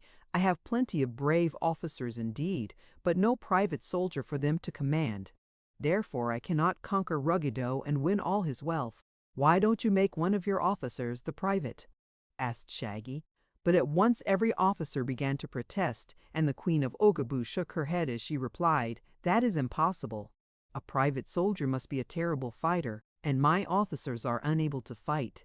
They are exceptionally brave in commanding others to fight, but could not themselves meet the enemy and conquer."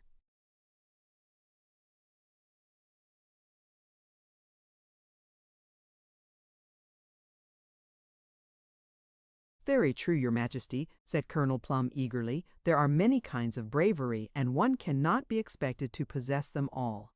I myself am brave as a lion in all ways until it comes to fighting, but then my nature revolts. Fighting is unkind and liable to be injurious to others. So, being a gentleman, I never fight." "Nor I!" shouted each of the other officers. "You see," said Anne, "how helpless I am. Had not Private Files proved himself a traitor and a deserter, I would gladly have conquered this Ruggedo. But an army without a private soldier is like a bee without a stinger." "I am not a traitor, Your Majesty," protested Files. "I resigned in a proper manner, not liking the job, but there are plenty of people to take my place. Why not make Shaggy Man the private soldier? He might be killed." said Anne, looking tenderly at Shaggy, "for he is mortal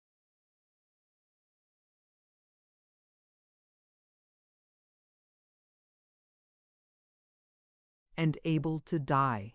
If anything happened to him, it would break my heart." "It would hurt me worse than that," declared Shaggy.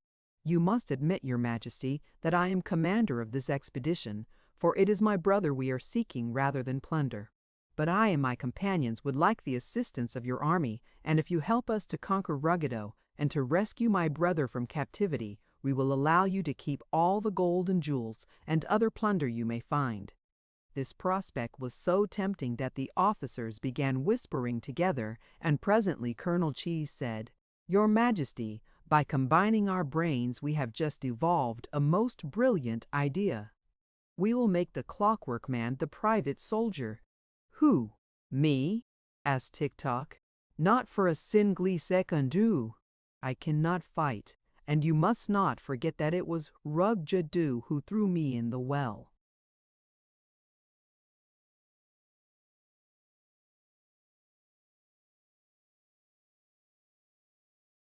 "At that time you had no gun," said Polychrome. "But if you join the army of Oogaboo, you will carry the gun that Mr. Fields used." "A soul dyer must be a blade to run as well as to fight," protested Tik-Tok. "And if my works run down, as they of 10 do, I could neither run nor fight." "I'll keep you wound up, Tik-Tok," promised Betsy. "Why, it isn't a bad idea," said Shaggy. "Tik-Tok will make an ideal soldier, for nothing can injure him except a sledgehammer. And, since a private soldier seems to be necessary to this army, Tik-Tok is the only one of our party fitted to undertake the job." "What must I do?" asked Tik-Tok. "Obey orders," replied Anne. "When the officers command you to do anything, you must do it. That is all." "And that's enough too," said Files. "Do I get a salary?" inquired Tik-Tok. "You get your share of the plunder," answered the Queen. "Yes," remarked Files. "One half of the plunder goes to Queen Anne, the other half is divided among the officers, and the private gets the rest." "That will be sat is fast tor e," said Tik-Tok, picking up the gun and examining it wonderingly, for he had never before seen such a weapon. Then Anne strapped the knapsack to Tik-Tok's copper back and said, "Now we are ready to march to Ruggedo's kingdom and conquer it. Officers, give the command to march. Fall in!" yelled the generals, drawing their swords.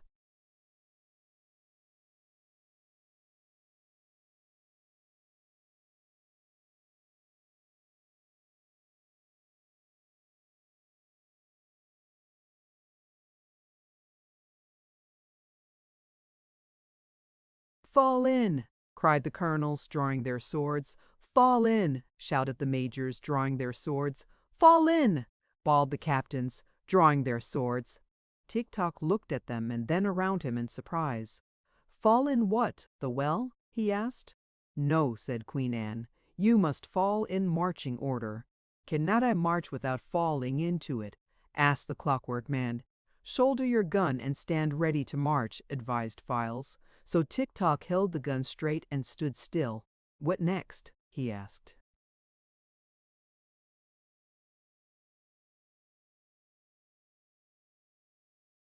The Queen turned to Shaggy. "Which road leads to the Metal Monarch's cavern?" "We don't know, Your Majesty," was the reply. "But this is absurd," said Anne with a frown. "If we can't get to Ruggedo, it is certain that we can't conquer him." "You are right," admitted Shaggy. "But I did not say we could not get to him. We have only to discover the way, and that was the matter we were considering when you and your magnificent army arrived here." "Well then, get busy and discover it," snapped the Queen. That was no easy task. They all stood looking from one road to another in perplexity. The paths radiated from the little clearing like the rays of the midday.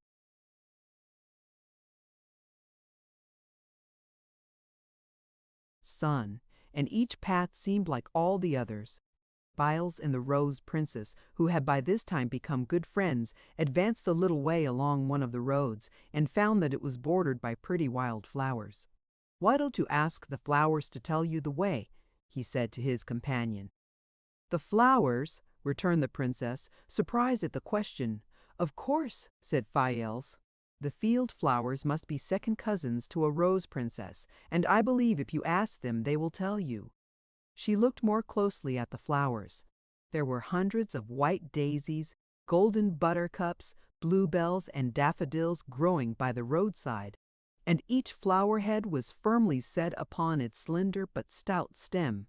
There were even a few wild roses scattered here and there, and perhaps it was the sight of these that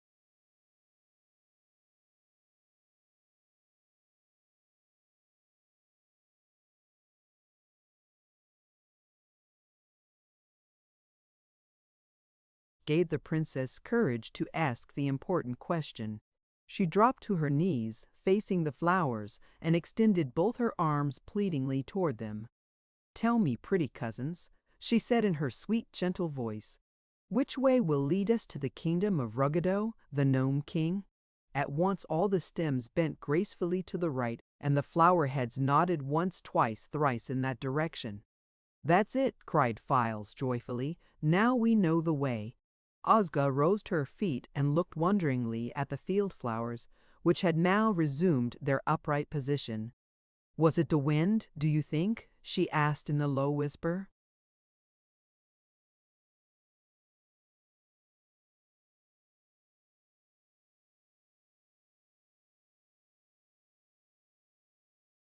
"No, indeed," replied Files. "There is not a breath of wind stirring. But these lovely blossoms are indeed your cousins and answered your question at once, as I knew they would."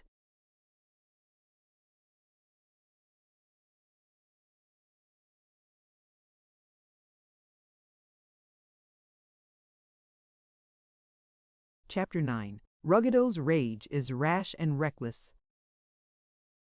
The way taken by the adventurers led up hill and down dale and wound here and there in a fashion that seemed aimless. But always it drew nearer to a range of low mountains, and Files said more than once that he was certain the entrance to Ruggedo's cavern would be found among these rugged hills. In this he was quite correct. Far underneath the nearest mountain was a gorgeous chamber hollowed from the solid rock, the walls and roof of which glittered with thousands of magnificent jewels. Here, on a throne of virgin gold, sat the famous Gnome King, dressed in splendid robes and wearing a superb crown cut from a single blood-red ruby. Ruggedo, the monarch of all the metals and precious stones of the underground world, was a round little man with a flowing white beard, a red face, bright eyes, and a scowl that covered all his forehead. One would think, to look at him, that he ought to be jolly. One might think, considering his enormous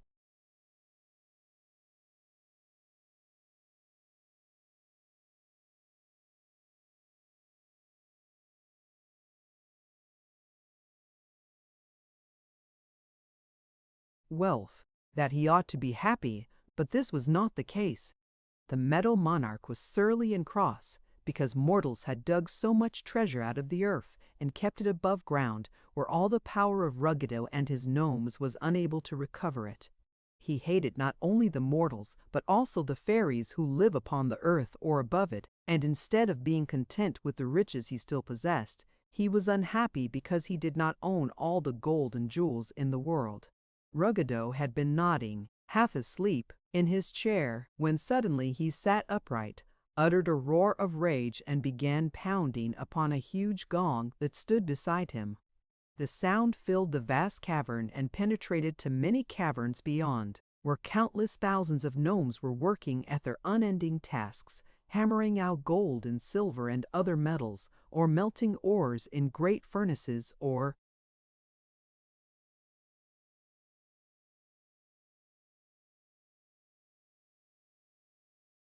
polishing glittering gems.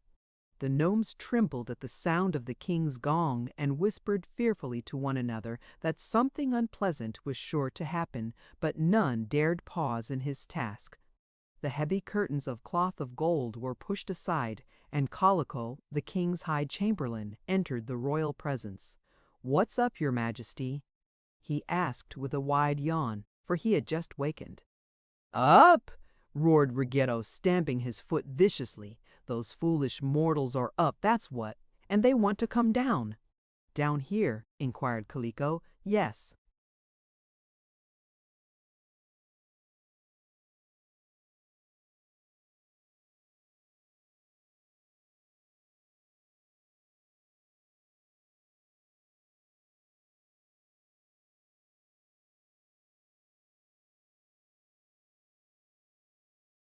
How do you know? Continued the Chamberlain, yawning again.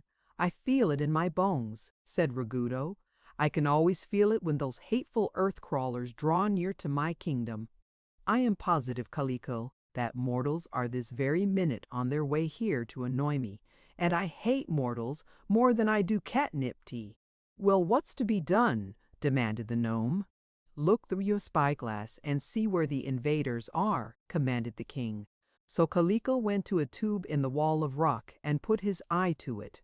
The tube ran from the cavern up to the side of the mountain and turned several curves and corners. But as it was a magic spyglass, Calico was able to see through it just as easily as if it had been straight.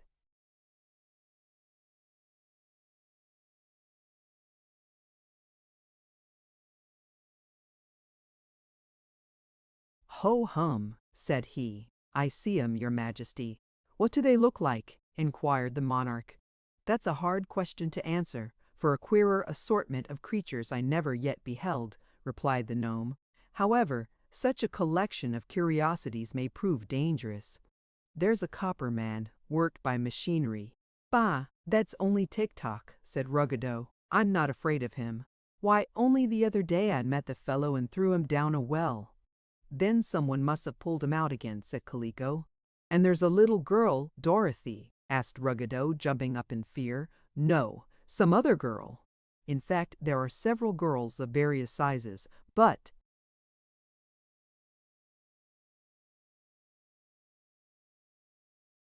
Dorothy is not with them, nor is Ozma.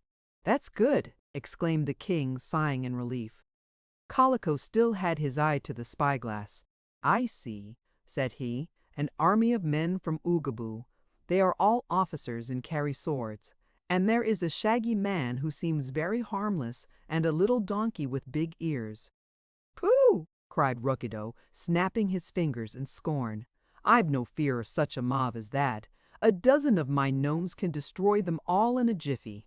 I'm not so sure of that, said Kaliko. The people of Oogaboo are hard to destroy, and I believe the Rose Princess is a fairy. As for Polychrome, you know very well that the Rainbow's daughter cannot be injured by a gnome. Polychrome? Is she among them? Asked the king. Yes, I have just recognized her. Then these people are coming here on no peaceful errand, declared Ruggedo, scowling fiercely.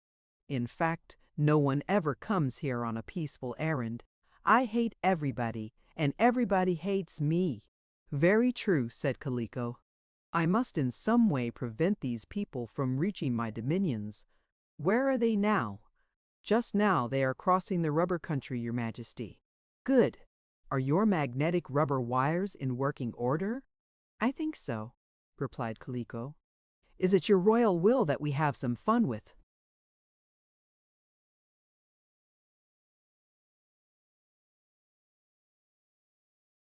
These invaders? It is, answered Ruggedo. I want to teach them a lesson they will never forget. Now, Shaggy had no idea that he was in a rubber country, nor had any of his companions. They noticed that everything around them was of a dull gray color, and that the path upon which they walked was soft and springy, yet they had no suspicion that the rocks and trees were rubber, and even the path they trod was made of rubber. Presently they came to a brook where sparkling water dashed through a deep channel and rushed away between high rocks far down the mountainside. Across the brook were stepping stones so placed that travelers might easily leap from one to another, and in that manner cross the water to the farther bank.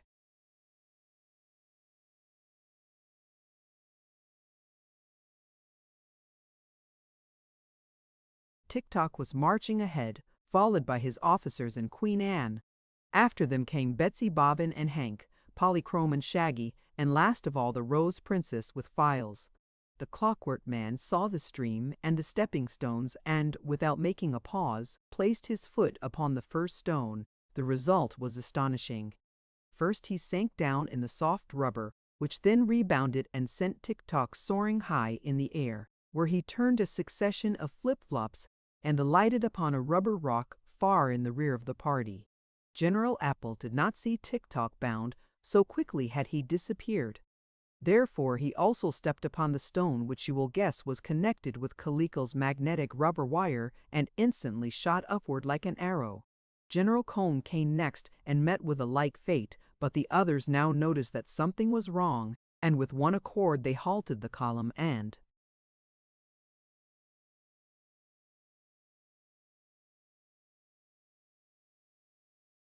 looked back along the path.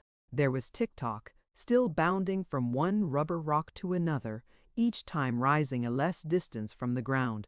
And there was General Apple, bounding away in another direction, his three-cornered hat jammed over his eyes, and his long sword thumping him upon the arms and head as it swung this way and that. And there, also, appeared General Cone, who had struck a rubber rock head foremost, and was so crumpled up that his round body looked more like a bouncing ball than the form of a man.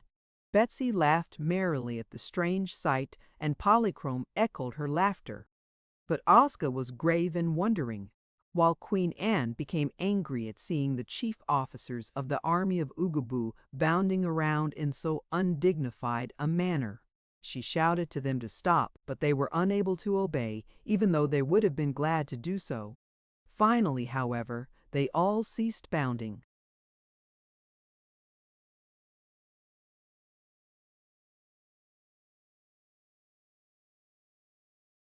And managed to get upon their feet and rejoin the army. "Why did you do that?" demanded Anne, who seemed greatly provoked. "Don't ask them why," said Shaggy earnestly.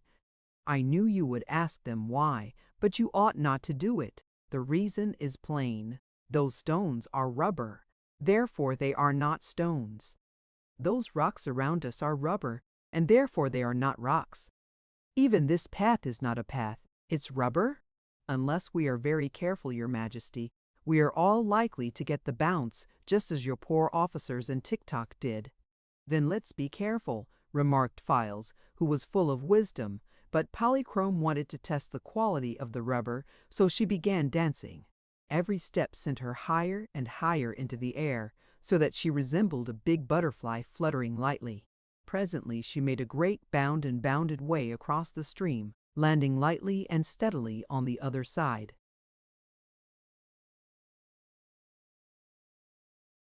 "There is no rubber over here," she called to them.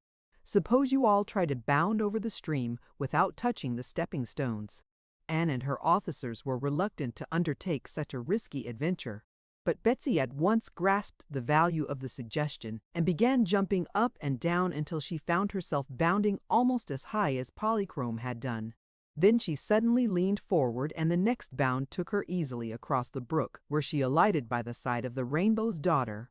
"Come on, Hank," called the girl, and the donkey tried to obey.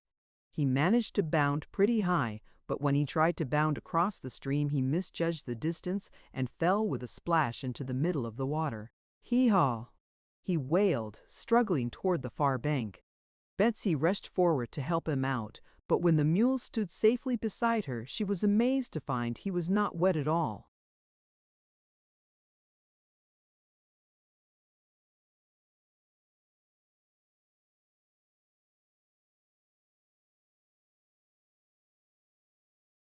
"It's dry water," said Polychrome, dipping her hand into the stream and showing how the water fell from it and left it perfectly dry.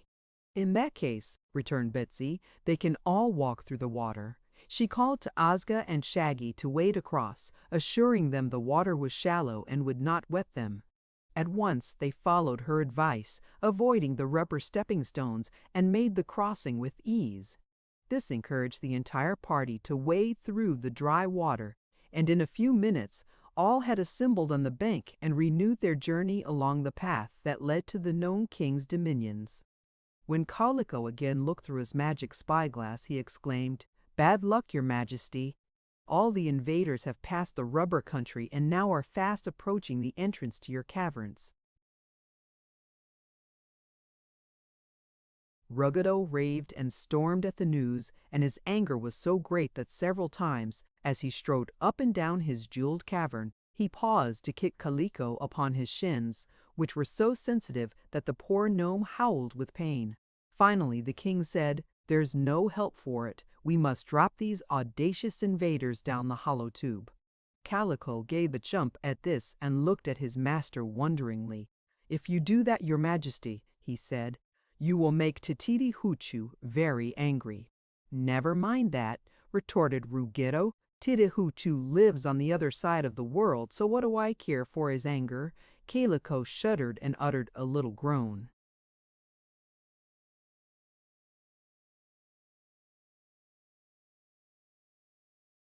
"Remember his terrible powers," he pleaded, "and remember that he warned you the last time you slid people through the hollow tube, that if you did it again he would take vengeance upon you." The metal monarch walked up and down in silence, thinking deeply. "Of two dangers," said he, "it is wise to choose the least. What do you suppose these invaders want?" "Let the long-eared hearer listen to them," suggested Calico. "Call him here at once," commanded Ruggedo eagerly. So in a few minutes there entered the cavern a gnome with enormous ears, who bowed low before the king. "Strangers are approaching," said Ruggedo, "and I wish to know their errand."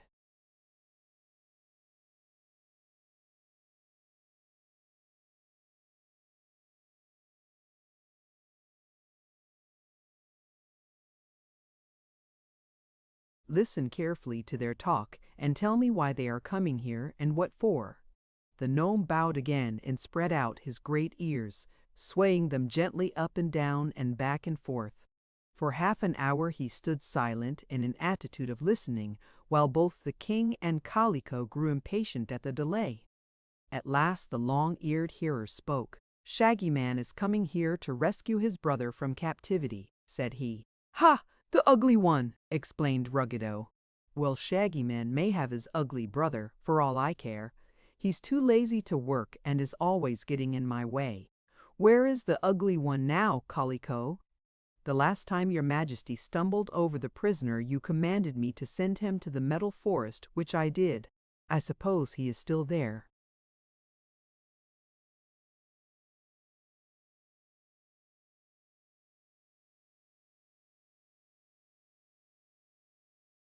"Very good.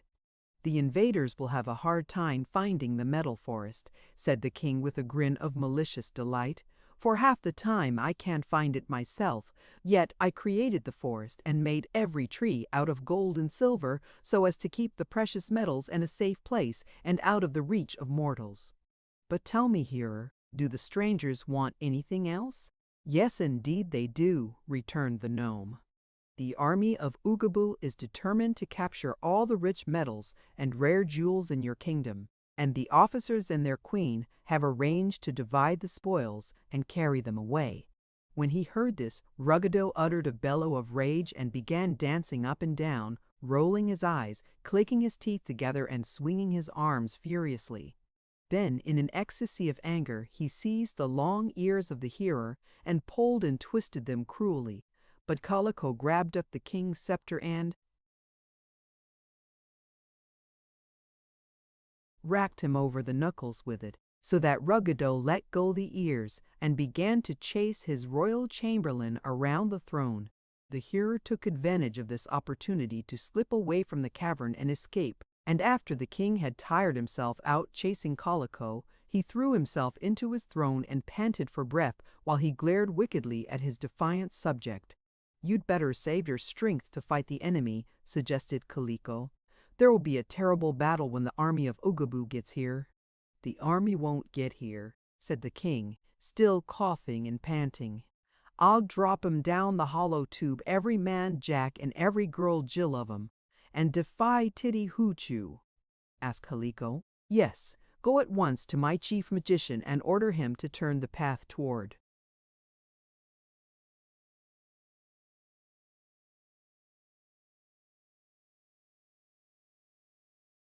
the hollow tube and to make the tip of the tube invisible so they'll all fall into it. Calico went away shaking his head, for he thought Ruggedo was making a great mistake. He found the magician and had the path twisted so that it led directly to the opening of the hollow tube, and this opening he made invisible. Having obeyed the orders of his master, the royal chamberlain went to his private room and began to write letters of recommendation of himself, stating that he was an honest man, a good servant, and a small eater. Pretty soon, he said to himself, I shall have to look for another job, for it is certain that Ruggedo has ruined himself by this reckless defiance of the mighty Tititi-Hoochoo. And in seeking a job, nothing is so effective as a letter recommendation.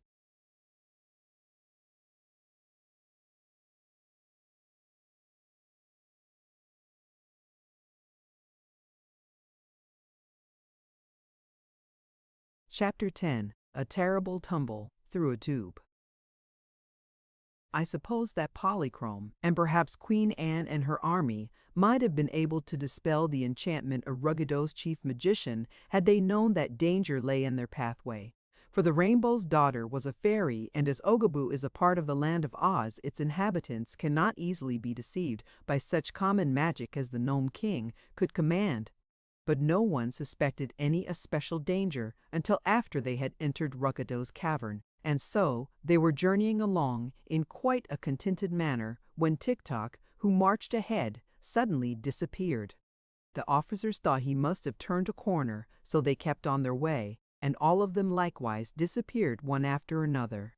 Queen Anne was rather surprised at this, and in hastening forward to learn the reason she also vanished from sight.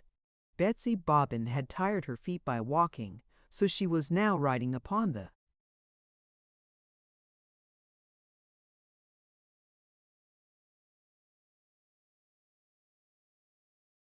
back of the stout little mule, facing backward and talking to Shaggy and Polychrome, who were just behind.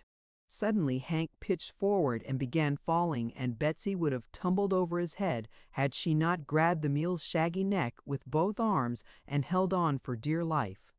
All around was darkness, and they were not falling directly downward but seemed to be sliding along a steep incline.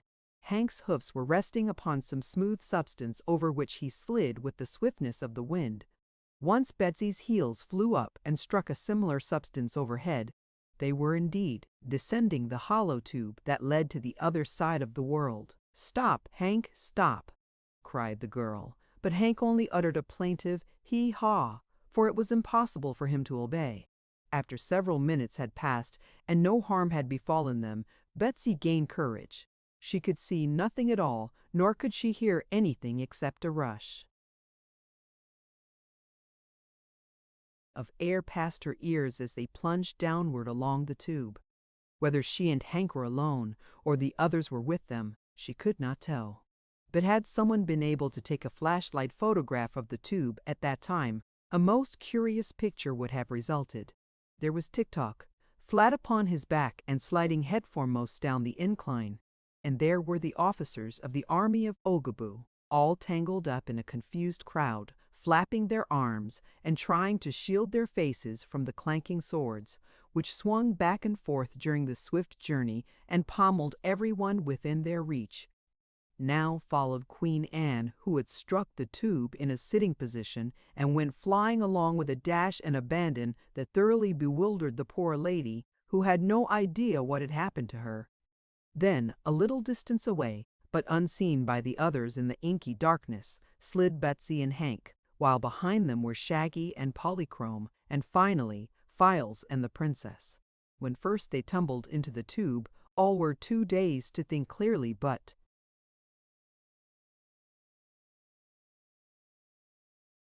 the trip was a long one because the cavity led straight through the earth to a place just opposite the Gnome King's dominions.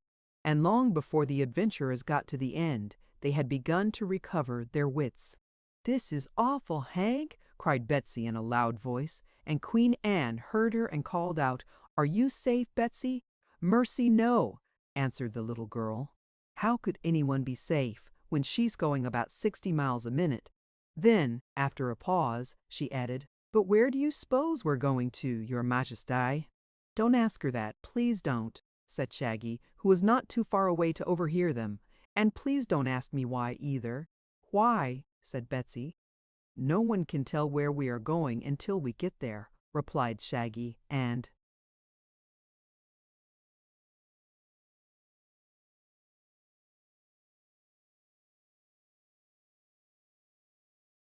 then he yelled, "Ouch!" for Polychrome had overtaken him and was now sitting on his head. The Rainbow's Daughter laughed merrily, and so infectious was this joyous laugh that Betsy echoed it, and Hank said, "Hee-haw!" in a mild and sympathetic tone of voice. "I'd like to know where and when we'll arrive, just the same," exclaimed the little girl. "Be patient and you'll find out, my dear," said Polychrome. "But isn't this an odd experience? Here am I, whose home is in the skies, making a journey through the center of the earth where I never expected to be." "How do you know we're in the center of the earth?" asked Betsy, her voice trembling a little through nervousness.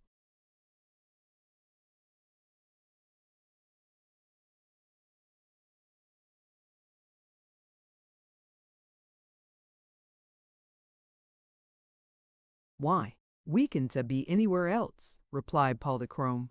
"I have often heard of this passage, which was once built by a magician who was a great traveler. He thought it would save him the bother of going around the earth's surface, but he tumbled through the tube so fast that he shot out at the other end and hit a star in the sky, which at once exploded." "The star exploded?" asked Betsy wonderingly. "Yes, the magician hit it so hard." "And what became of the magician?" inquired the girl. "No one knows that," answered Polychrome. "But I don't think it matters much." "It matters a good deal if we also hit the stars when we come out," said Queen Anne with a moan.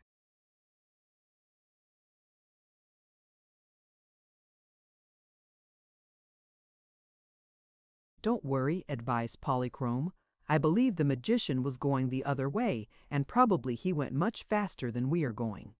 "It's fast enough to suit me," remarked Shaggy, gently removing Polychrome's heel from his left eye. "Couldn't you manage to fall all by yourself, my dear?" "I'll try," laughed the Rainbow's Daughter. All this time they were swiftly falling through the tube, and it was not so easy for them to talk as you may imagine when you read their words. But although they were so helpless and altogether in the dark as to their fate, the fact that they were able to converse at all cheered them considerably. Files and Ozga were also conversing as they clung tightly to one another, and the young fellow bravely strove to reassure the princess, although he was terribly frightened, both on her account and on his own.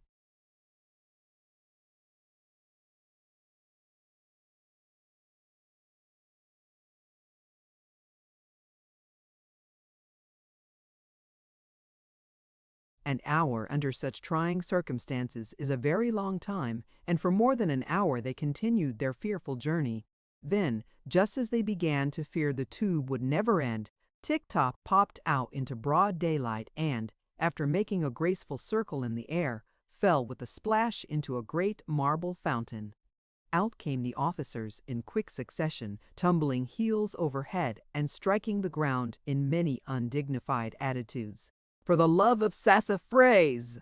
exclaimed a peculiar person who was hoeing pink violets in a garden. "What can all this mean?"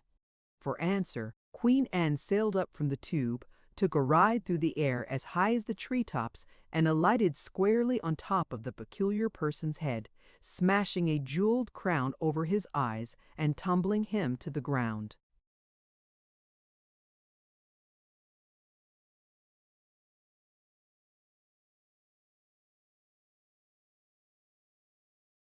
The mule was heavier and had Betsy clinging to his back, so he did not go so high up. Fortunately for his little rider, he struck the ground upon his 4 feet. Betsy was jarred a trifle, but not hurt, and when she looked around her she saw the Queen and the peculiar person struggling together upon the ground, where the man was trying to choke Anne, and she had both hands in his bushy hair and was pulling with all her might. Some of the officers, when they got upon their feet, hastened to separate the combatants and sought to restrain the peculiar person so that he could not attack their queen again. By this time, Shaggy, Polychrome, Ozga, and Files had all arrived and were curiously examining the strange country in which they found themselves, and which they knew to be exactly on the opposite side of the world from the place where they had fallen into the tube. It was a lovely place indeed, and seemed to be the garden of some great prince, for through the vistas of trees and shrubbery could be seen the towers of an immense castle. But as yet the only inhabitant, to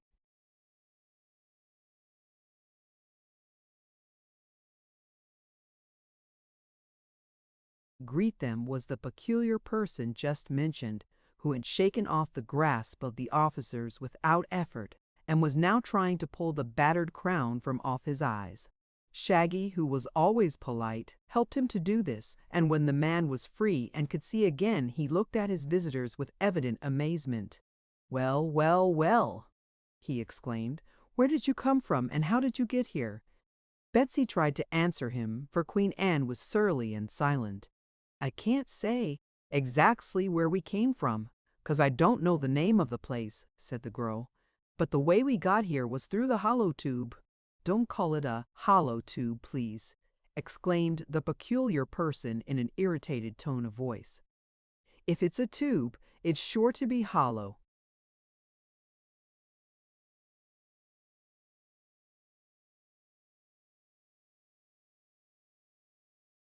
"Why?" asked Betsy. "Because all tubes are made that way, but this tube is private property, and everyone is forbidden to fall into it." "We didn't do it on purpose," explained Betsy, and Polychrome added, "I am quite sure that Ruggedo, the Gnome King, pushed us down that tube." "Ha! Ruggedo! Did you say Ruggedo?" cried the man, becoming much excited. "That is what she said," replied Shaggy, "and I believe she is right. We were on our way to conquer the Gnome King when suddenly we fell into the tube." "Then you are enemies of Ruggedo?" inquired the peculiar person. "Not exactly enemies," said Betsy, a little puzzled by the question, "'cause we don't know him at all, but we started out to conquer him, which isn't as friendly."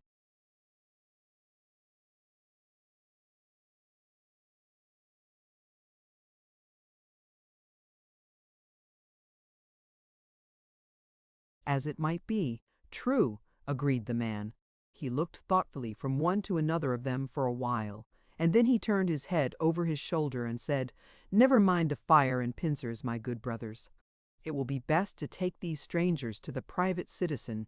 "Very well, Tubekins," responded a voice, deep and powerful, that seemed to come out of the air, for the speaker was invisible. All our friends gave a jump at this. Even Polychrome was so startled that her gauze draperies fluttered like a banner in a breeze. Shaggy shook his head and sighed. Queen Anne looked very unhappy. The officers clung to each other, trembling violently. But soon they gained courage to look more closely at the peculiar person. As he was a type of all the inhabitants of this extraordinary land whom they afterward met, I will try to tell you what he looked like. His face was beautiful, but lacked expression. His eyes were large and blue in color, and his teeth finely formed and white as snow. His hair was black and bushy, and seemed inclined to curl at the ends. So far no one could find any fault with his appearance. He wore a robe of scarlet, which did not cover his arms, and extended no lower than his bare knees. On the bosom of the robe was embroidered a terrible dragon's head, as horrible to look at as the man was beautiful. His arms and legs were left bare, and the skin of one arm was bright yellow, and the skin of the other arm a vivid green. He had one blue leg and one pink one, while both his feet, which showed through the open sandals he wore, were jet black. Betsy could not decide whether these gorgeous colors were dyes or the natural tints of the skin. But while she was thinking it over, the man who had been called Tubekins said, "Follow me to the residence, all of you." But just then a voice exclaimed, "Here's another of them Tubekins, lying in the water of the fountain." "Gracious!" cried Betsy, "it must be Tik-Tok, and he'll drown." "Water is a bad thing for his clockworks, anyhow," agreed Shaggy, as with one accord they all started for the fountain. But before they could reach it, invisible hands raised Tik-Tok from the marble basin and set him upon his feet beside it, water dripping from every joint of his copper body.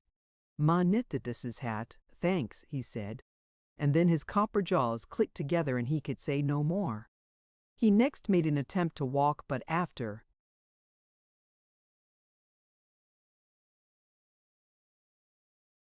several awkward trials found he could not move his joints. Peals of jeering laughter from persons unseen greeted Tik-Tok's failure, and the new arrivals in this strange land found it very uncomfortable to realize that there were many creatures around them who were invisible yet could be heard plainly. "Shall I wind him up?" asked Betsy, feeling very sorry for Tik-Tok. "I think his machinery is wound, but he needs oiling," replied Shaggy. At once an oil can appeared before him, held on a level with his eyes by some unseen hand. Shaggy took the can and tried to oil Tik-Tok's joints. As if to assist him, a strong current of warm air was directed against the copper man, which quickly dried him. Soon he was able to say, "Ma knee, thanks," quite smoothly, and his joints worked fairly well. "Come," commanded Tubekins, and turning his back upon them, he walked up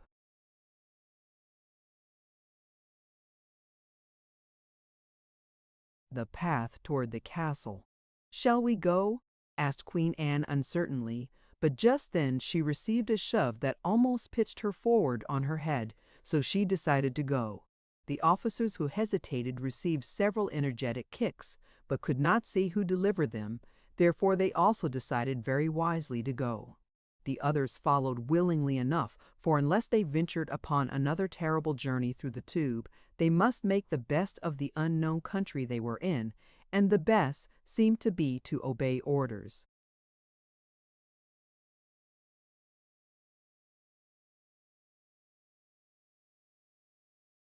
Chapter 11. The Famous Fellowship of Fairies.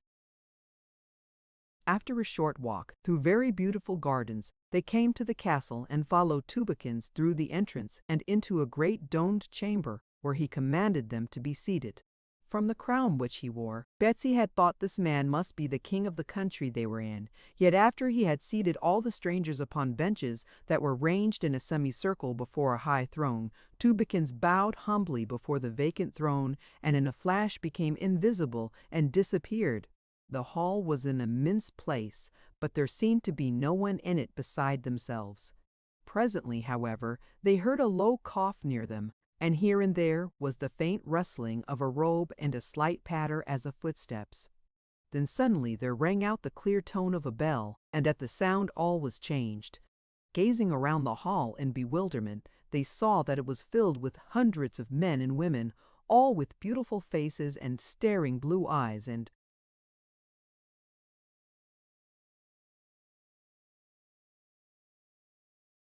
all wearing scarlet robes and jeweled crowns upon their heads. In fact, these people seemed exact duplicates of Tubekins, and it was difficult to find any mark by which to tell them apart. "My, what a lot of kings and queens," whispered Betsy to Polychrome, who sat beside her and appeared much interested in the scene, but not a bit worried. "It is certainly a strange sight," was Polychrome's reply. "But I cannot see how there can be more than one king or queen in any one country, for were these all rulers, no one could tell who was master." One of the kings who stood near and overheard this remark turned to her and said, "One who is master of himself is always a king, if only to himself. In this favored land, all kings and queens are equal, and it is our privilege to bow before one supreme ruler, the private citizen."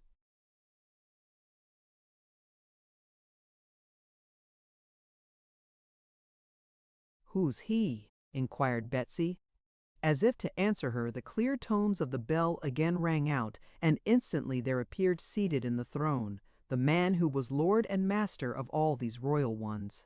This fact was evident when, with one accord, they fell upon their knees and touched their foreheads to the floor. The private citizen was not unlike the others, except that his eyes were black instead of blue, and in the centers of the black irises glowed red sparks that seemed like coals of fire. But his features were very beautiful and dignified, and his manner composed and stately. Instead of the prevalent scarlet robe, he wore one of white, and the same dragon's head that decorated the others was embroidered upon its bosom. "What charge lies against these people, Tubekins?" he asked in quiet, even tones.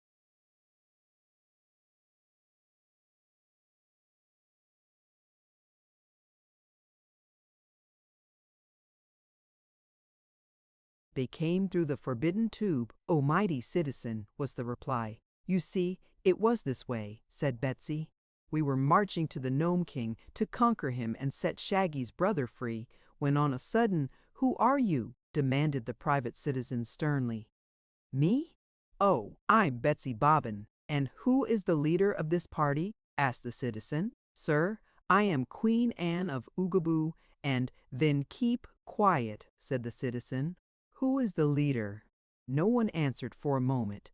Then General Bun stood up. "Sit down," commanded the citizen.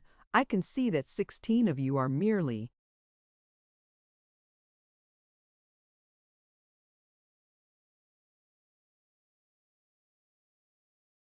officers and of no account." "But we have an army," said General Clock blusteringly, for he didn't like to be told he was of no account. "Where is your army?" asked the citizen. "It's me," said Tik-Tok, his voice sounding a little rusty. "I'm the only pre-batte soldier in the party." Hearing this, the citizen rose and bowed respectfully to the Clockwork Man. "Pardon me for not realizing your importance before," said he. "Will you oblige me by taking a seat beside me on my throne?" Tik-Tok rose and walked over to the throne, all the kings and queens making way for him. Then with clanking steps he mounted the platform and sat on.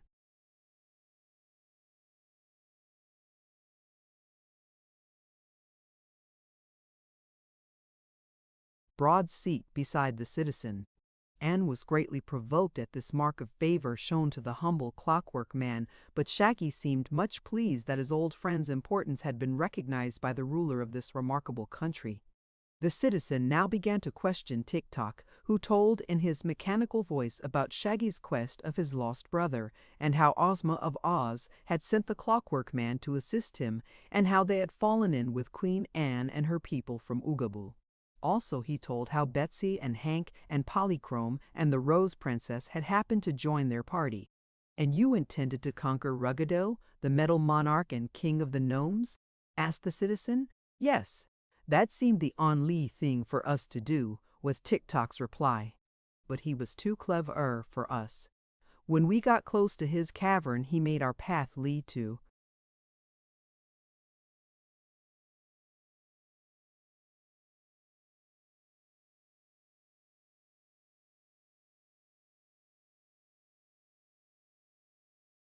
the tube and made the opening in the Cybla, so that we all fell into it before we knew it was there. It was an easy way to get rid of us, and now Ruggedo is safe and we are far away in a strange land." The citizen was silent a moment and seemed to be thinking. Then he said, "Most noble private soldier, I must inform you that by the laws of our country anyone who comes through the forbidden tube must be tortured for 9 days and 10 nights and then thrown back into the tube. But it is wise to disregard laws when they conflict with justice, and it seems that you and your followers did not disobey our laws willingly, being forced into the tube by Ruggedo. Therefore the Gnome King is alone to blame, and he alone must be punished." "That suits me," said Tik-Tok, "but Ruggedo is on the other side of the world where he is away out of your reach." The citizen drew himself up proudly. "Do you imagine anything in the world or upon it can be out of the reach of the Great Jinn?" he asked. "Oh, are you then the Great Jinn?" inquired Tik-Tok. "I am." "Then your name is Ti-Hoo-Choo." "It is." Queen Anne gave a scream and began to tremble. Shaggy was so disturbed that he took out a handkerchief and wiped the perspiration from his brow. Polychrome looked sober and uneasy for the first time, while Files put his arms around the Rose Princess as if to protect her. As for the officers, the name of the people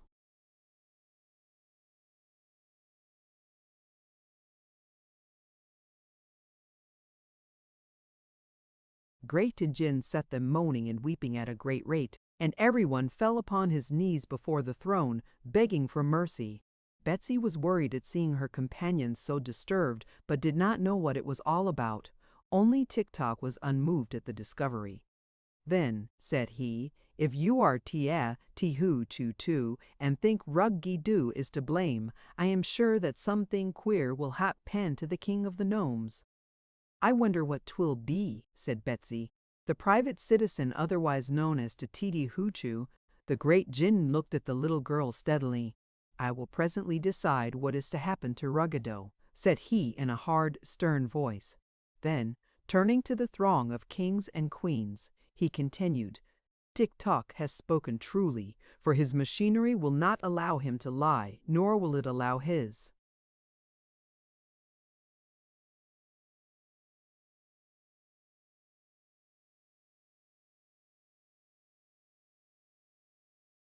Thus to think falsely. Therefore these people are not our enemies and must be treated with consideration and justice.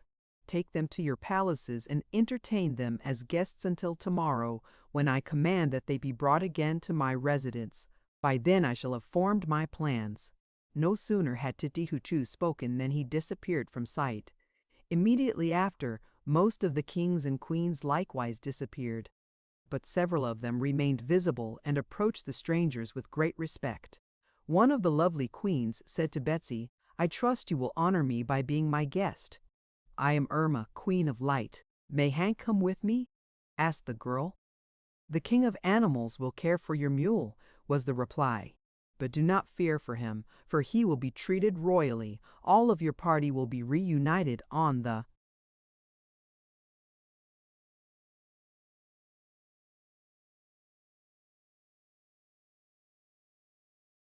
morrow." I'd like to have someone with me," said Betsy, pleadingly. Queen Irma looked around and smiled upon Polychrome. "Will the Rainbow's Daughter be an agreeable companion?" she asked. "Oh, yes," exclaimed the girl. So Polychrome and Betsy became guests of the Queen of Light, while other beautiful kings and queens took charge of the others of the party. The two girls followed Irma out of the hall and through the gardens of the residence to a village of pretty dwellings. None of these was so large or imposing as the castle of the private citizen, but all were handsome enough to be called palaces, as, in fact, they really were.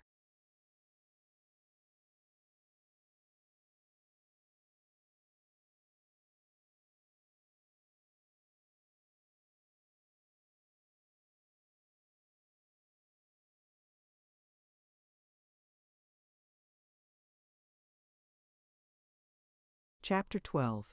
The Lovely Lady of Light. The palace of the Queen of Light stood on a little eminence and was a mass of crystal windows, surmounted by a vast crystal dome. When they entered the portals, Irma was greeted by 6 lovely maidens, evidently of high degree, who at once aroused Betsy's admiration. Each bore a wand in her hand, tipped with an emblem of light, and their costumes were also emblematic of the lights they represented. Irma introduced them to her guests, and each made a graceful and courteous acknowledgment. First was Sunlight, radiantly beautiful and very fair. The second was Moonlight, a soft, dreamy damsel with nut-brown hair. Next came Starlight, equally lovely, but inclined to be retiring and shy. These 3 were dressed in shimmering robes of silvery white. The fourth was Daylight, a brilliant damsel with laughing eyes and frank manners, who wore a variety of colors.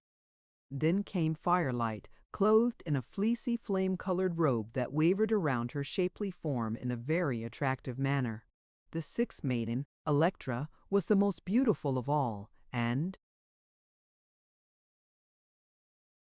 Betsy thought from the first that both Sunlight and Daylight regarded Electra with envy and were a little jealous of her. But all were cordial in their greetings to the strangers, and seemed to regard the Queen of Light with much affection, for they fluttered around her in a flashing, radiant group as she led the way to her regal drawing-room. This apartment was richly and cosily furnished, the upholstery being of many tints, and both Betsy and Polychrome enjoyed resting themselves upon the downy divans after their strenuous adventures of the day. the queen sat down to chat with her guests, who noticed that Daylight was the only maiden now seated beside Irma. The others had retired to another part of the room, where they sat modestly with entwined arms and did not intrude themselves at all.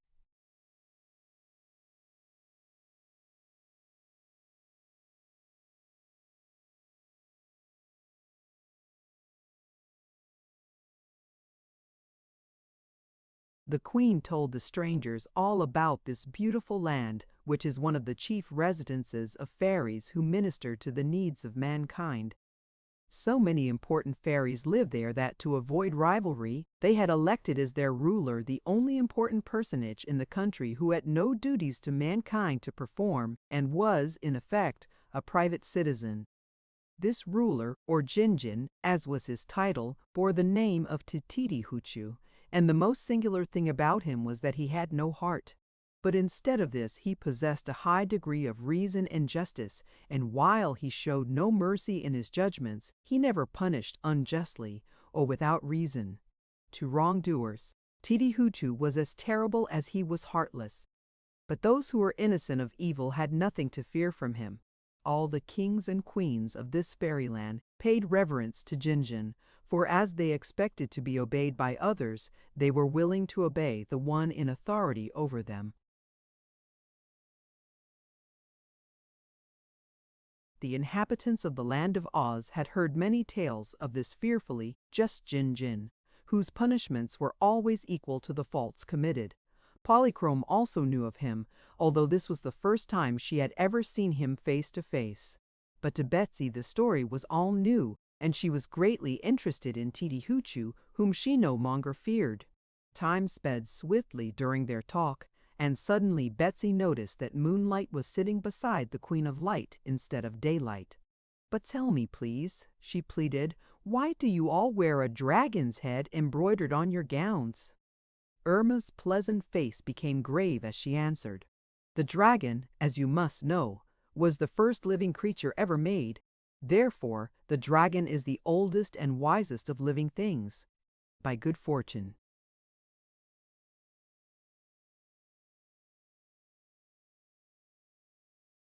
The original dragon, who still lives, is a resident of this land and supplies us with wisdom whenever we are in need of it. He is old as the world and remembers everything that has happened since the world was created. "Did he ever have any children?" inquired the girl. "Yes, many of them. Some wandered into other lands where men, not understanding them, made war upon them. But many still reside in this country. None, however, is as wise as the original dragon, for whom we have great respect. As he was the first resident here, we wear the emblem of the dragon's head to show that we are the favored people who alone have the right to inhabit this fairyland, which in beauty almost equals the fairyland of Oz, and in power quite surpasses it." "I understand about the dragon now," said Polychrome, nodding her lovely head. Betsy did not quite understand, but she was at present interested in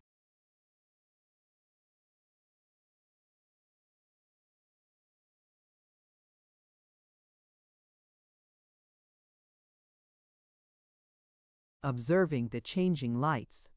As Daylight had given way to Moonlight, so now Starlight sat at the right hand of Irma the Queen, and with her coming a spirit of peace and content seemed to fill the room.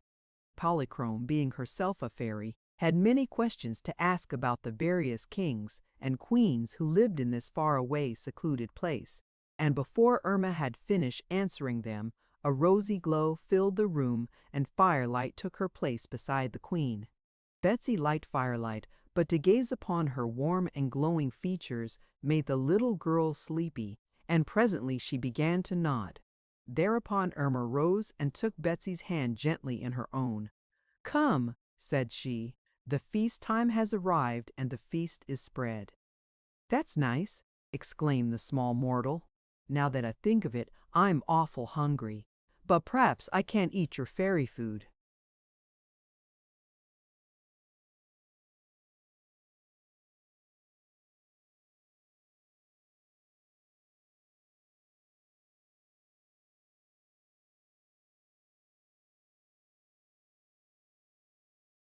The queen smiled and led her to a doorway. As she pushed aside a heavy drapery, a flood of silvery light greeted them, and Betsy saw before her a splendid banquet hall, with a table spread with snowy linen and crystal and silver. At one side was a broad, throne-like seat for Irma, and beside her now sat the brilliant maid Electra. Polychrome was placed on the queen's right hand and Betsy upon her left. The other 5 messengers of light now waited upon them, and each person was supplied with just the food she liked best. Polychrome found her dish of dewdrops all fresh and sparkling, while Betsy was so lavishly served that she decided she had never in her life eaten a dinner half so good. "I suppose," she said to the queen, "that Miss Electra is the youngest of all these girls." "Why do you suppose that?" inquired Irma with a smile. "'Cause electric candy is the newest light we know of. Didn't Mr. Edison discover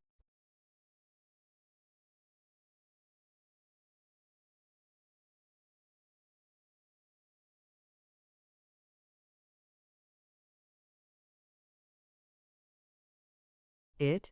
Perhaps he was the first mortal to discover it," replied the queen. "But electricity was a part of the world from its creation, and therefore my Electra is as old as daylight or moonlight, and equally beneficent to mortals and fairies alike." Betsy was thoughtful for a time. Then she remarked, as she looked at the 6 messengers of light, "We couldn't very well do without any of 'em, could we?" Irma laughed softly. "I couldn't, I'm sure," she replied, "and I think mortals would miss any one of my maidens as well. Daylight cannot take the place of sunlight, which gives us strength and energy. Moonlight is of value when daylight, worn out with her long watch, retires to rest. If the moon in its course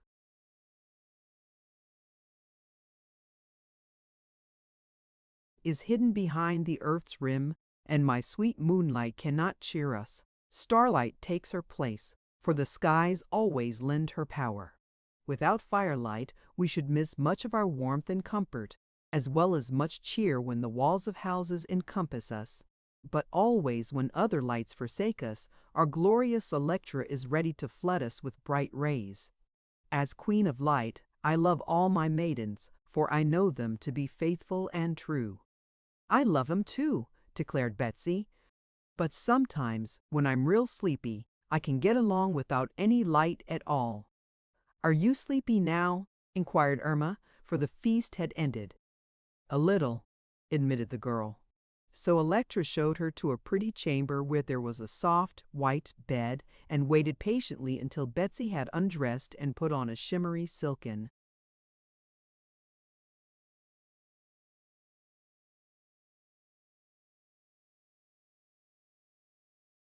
nightrobe that lay beside her pillow. Then the light maid bade her good night and opened the door. When she closed it after her, Betsy was in darkness. In 6 winks the little girl was fast asleep.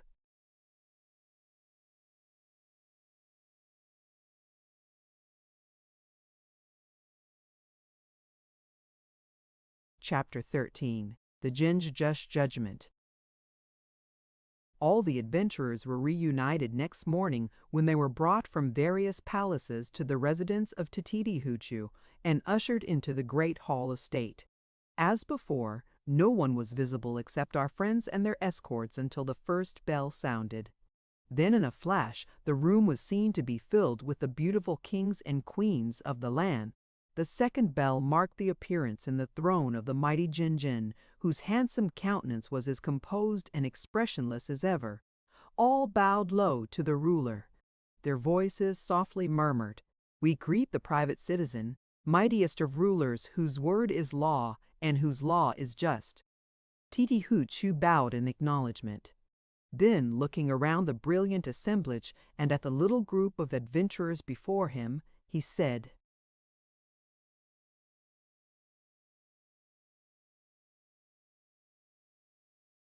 "An unusual thing has happened. Inhabitants of other lands than ours, who are different from ourselves in many ways, have been thrust upon us through the forbidden tube, which one of our people foolishly made years ago, and was properly punished for his folly. But these strangers had no desire to come here, and were wickedly thrust into the tube by a cruel king on the other side of the world named Ruggedo. This king is an immortal, but he is not good. His magic powers hurt mankind more than they benefit them. Because he had unjustly kept the Shaggy Man's brother a prisoner, this little band of honest people, consisting of both mortals and immortals, determined to conquer Ruggedo and to punish him. Fearing they might succeed in this, the Gnome King misled them so that they fell into the tube. Now, this same Ruggedo has been warned by me many times that if ever he used his forbidden tube in any way, he would be severely punished. I find, by referring to the fairy records, that this king's servant, a gnome named Calico,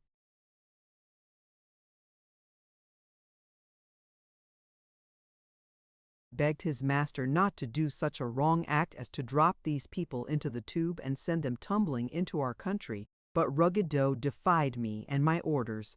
Therefore these strangers are innocent of any wrong. It is only Ruggedo who deserves punishment, and I will punish him." He paused a moment and then continued in the same cold, merciless voice, "These strangers must return through the tube to their own side of the world. But I will make their fall more easy and pleasant than it was before. Also, I shall send with them an instrument of vengeance, who in my name will drive Ruggedo from his underground caverns, take away his magic powers, and make him a homeless wanderer on the face of the earth, a place he detests." There was a little murmur of horror from the kings and queens at the severity of this punishment, but no one uttered a protest, for all realized that the sentence was just. "In selecting my instrument of vengeance," went on Titty Hoochoo, "I have realized that this will be an unpleasant mission. Therefore no one of us who is blameless should be forced to undertake it. In this wonderful land it is seldom one is guilty of wrong, even in the slightest degree, and on examining the records I found no king or queen had erred, nor had any among their followers or servants done any wrong. But finally I came to the dragon family, which we highly respect, and then it was that I discovered the error of Quox. Quox, as you well know, is the young dragon who has not yet acquired the wisdom of his race. Because of this lack, he has been disrespectful toward his most ancient ancestor, the original dragon, telling him once to mind his own business, and again saying that the ancient one had grown foolish with age. We are aware that dragons are not the same as fairies, and cannot be altogether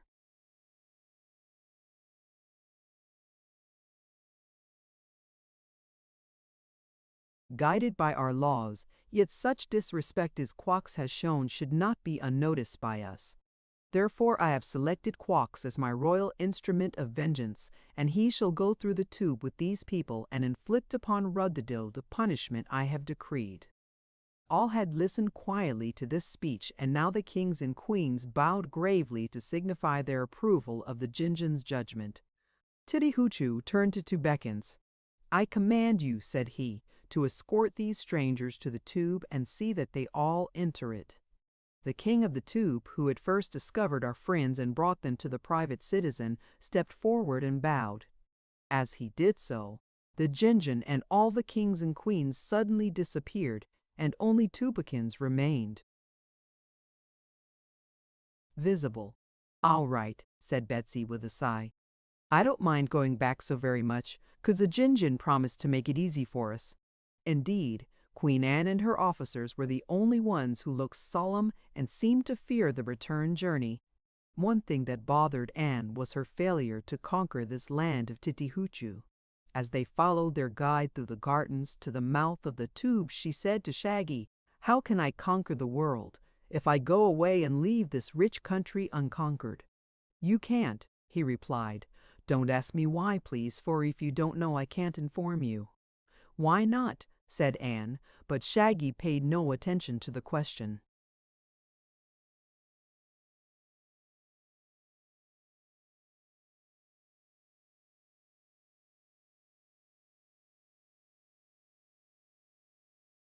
This end of the tube had a silver rim, and around it was a gold railing to which was attached a sign that read, "If you are out, stay there. If you are out, stay there. If you are in, don't come out." On a little silver plate just inside the tube was engraved the words, "Burrowed and built by Hargargle the magician, in the year of the world 19625,478, for his own exclusive uses." "He was some builder, I must say," remarked Betsy, when she had read the inscription. "But if he had known about that star, I guess he'd have spent his time playing solitaire." "Well, what are we waiting for?" inquired Shaggy, who was impatient to start. "Quox," replied Tubekins, "but I think I hear him coming." "Is the young dragon invisible?" asked Anne, who had never seen a live dragon and was a little fearful of meeting one. "No, indeed," replied the king of the two. "You'll see him in a minute, but before you part company I'm sure you'll wish he was invisible." "Is he dangerous then?" questioned Files. "Not at all, but Quox tires me dreadfully," said Tubekins, "and I prefer his room to his company."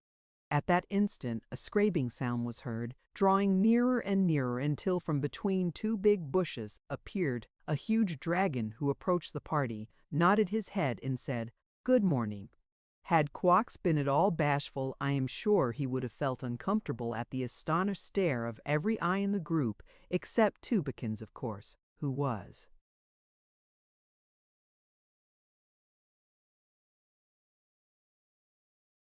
not astonished because he had seen Quox so often. Betsy had thought a young dragon must be a small dragon, yet here was one so enormous that the girl decided he must be full grown, if not overgrown. His body was a lovely sky blue in color, and it was thickly set with glittering silver scales, each one as big as a serving tray. Around his neck was a pink ribbon with a bow just under his left ear, and below the ribbon appeared a chain of pearls, to which was attached a golden locket about as large around as the end of a bass drum. This locket was set with many large and beautiful jewels. The head and face of Quox were not especially ugly when you consider that he was a dragon, but his eyes were so large that it took him a long time to wink, and his teeth seemed very sharp and terrible when they showed, which they did whenever the beast smiled. Also, his nostrils were quite large and wide, and those who stood near him were liable to smell brimstone, especially when he breathed.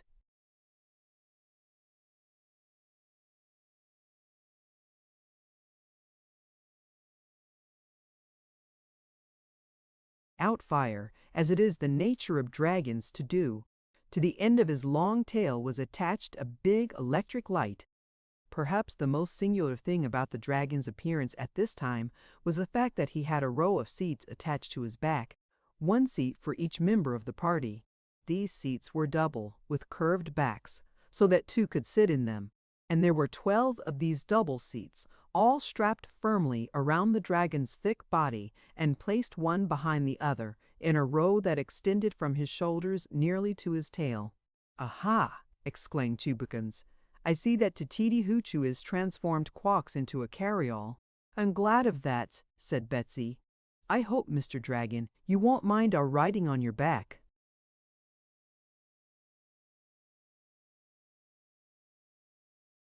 "Not a bit," replied Quox. "I'm in disgrace just now, you know, and the only way to redeem my good name is to obey the orders of the Jinjin. If he makes me a beast of burden, it is only a part of my punishment, and I must bear it like a dragon. I don't blame you people at all, and I hope you'll enjoy the ride. Hop on, please. All aboard for the other side of the world." Silently they took their places.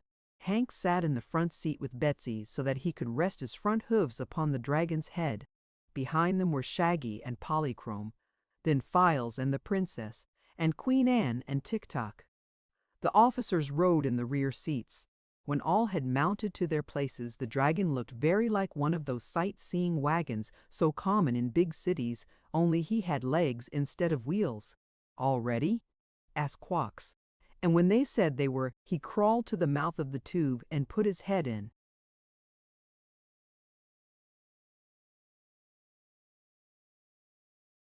"Goodbye, and good luck to you," called Tubekins, but no one thought to reply, because just then the dragon slid his great body into the tube, and the journey to the other side of the world had begun. At first they went so fast that they could scarcely catch their breaths, but presently Quox slowed up and said with a sort of cackling laugh, "My scales! But that is some tumble. I think I shall take it easy and fall slower, or I'm likely to get dizzy." "Is it very far to the other side of the world? Haven't you ever been through this tube before?" inquired Shaggy. "Never, nor has anyone else in our country, at least not since I was born." "How long ago was that?" asked Betsy. "That I was born? Oh, not very long ago. I'm only a mere child. If I had not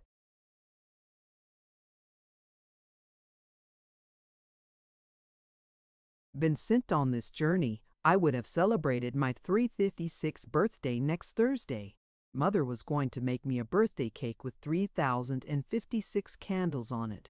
But now, of course, there will be no celebration, for I fear I shall not get home in time for it."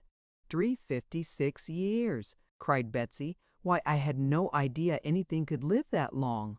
"My respected ancestor, whom I would call a stupid old humbug if I had not reformed, is so old that I am a mere baby compared with him," said Quox. "He dates from the beginning of the world, and insists on telling us stories of things that happened 50,000 years ago, which are of no interest at all to youngsters like me. In fact, Grandpa isn't up to date. He lives altogether in the past, so I can't see any good reason for his being alive today. Are you people able to see your way, or shall I turn on more light?"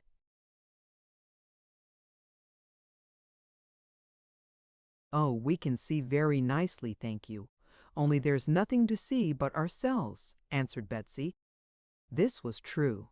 The dragon's big eyes were like headlights on an automobile and illuminated the tube far ahead of them. Also, he curled his tail upward so that the electric light on the end of it enabled them to see one another quite clearly. But the tube itself was only dark metal, smooth as glass, but exactly the same from one of its ends to the other. Therefore, there was no scenery of interest to beguile the journey.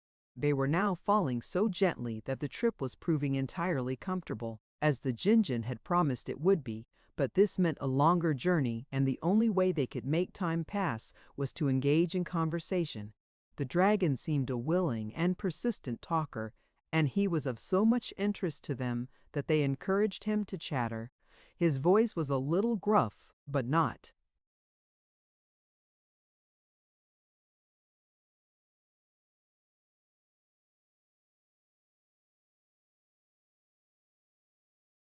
unpleasant when one became used to it. "My only fear," said he presently, "is that this constant sliding over the surface of the tube will dull my claws.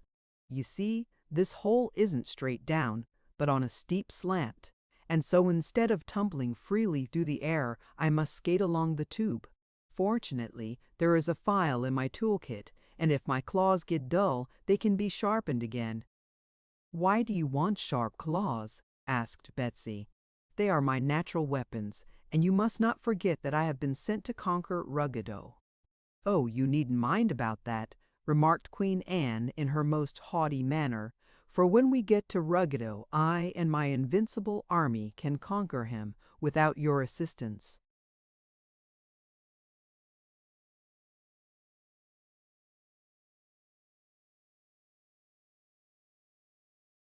"Very good," returned the dragon cheerfully. "That will save me a lot of bother if you succeed, but I think I shall file my claws, just the same." He gave a long sigh as he said this, and a sheet of flame, several feet in length, shot from his mouth. Betsy shuddered, and Hank said, "Hee-haw," while some of the officers screamed in terror. But the dragon did not notice that he had done anything unusual. "Is there fire inside of you?" asked Shaggy. "Of course," answered Quox. "What sort of a dragon would I be if my fire went out?" "What keeps it going?" Betsy inquired. "I've no idea. I only know it's there," said Quox. "The fire keeps me alive and enables me to move, also to think and speak." You are very much like myself," said Tik-Tok. "The only difference is that I move by clockwork while you move by fire." I don't see a particle of likeness between us, I must confess, retorted Quox gruffly. You are not a live thing, you're a dummy. But I can do things you must at might, said Tik-Tok. Yes, when you are wound up, sneered the dragon. But if you run down, you are helpless. What would happen to you, Quox, if you ran out of gasoline? Inquired Shaggy, who did not like this attack upon his friend. I don't use gasoline. Well, suppose you ran out of fire.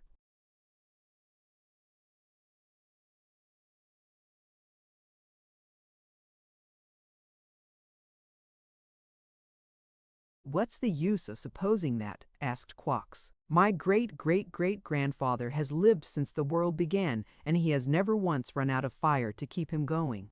But I will confide to you that as he gets older, he shows more smoke and less fire. As for Tik-Tok, he's well enough in his way, but he's merely copper. And the metal monarch knows copper through and through. I wouldn't be surprised if Ruggedo melted Tik-Tok in one of his furnaces and made copper pennies of him. In that case, I would still keep going, remarked Tik-Tok calmly. Pennies do, said Betsy regretfully. This is all nonsense, said the Queen with irritation. Tik-Tok is my great army, all but the officers, and I believe he will be able to conquer Ruggedo with ease. What do you think, Polychrome? You might let him try, answered the Rainbow's Daughter with her sweet ringing laugh that sounded like the tinkling of tiny bells.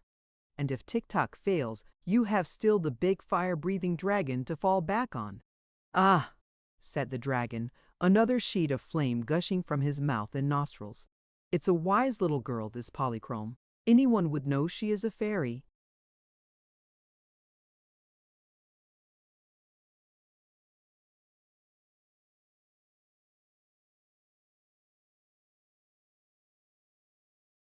Chapter 14. The Long-Eared Hearer Learns by Listening.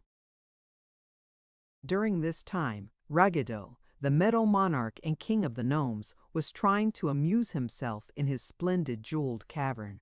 It was hard work for Ruggedo to find amusement today, for all the gnomes were behaving well, and there was no one to scold or to punish. The king had thrown his scepter at Calico 6 times without hitting him once. Not that Calico had done anything wrong. On the contrary, he had obeyed the king in every way but one. He would not stand still when commanded to do so and let the heavy scepter strike him. We can hardly blame Calico for this, and even the cruel Ruggedo forgave him, for he knew very well that if he matched his royal chamberlain, he could never find another so intelligent and obedient. Calico could make the gnomes work when their king could not, for the gnomes hated Ruggedo. And there were so many thousands of the quaint little underground people that they could easily have rebelled and defied the king had they dared to do so. Sometimes when Ruggedo abused them worse than usual, they grew sullen and threw down their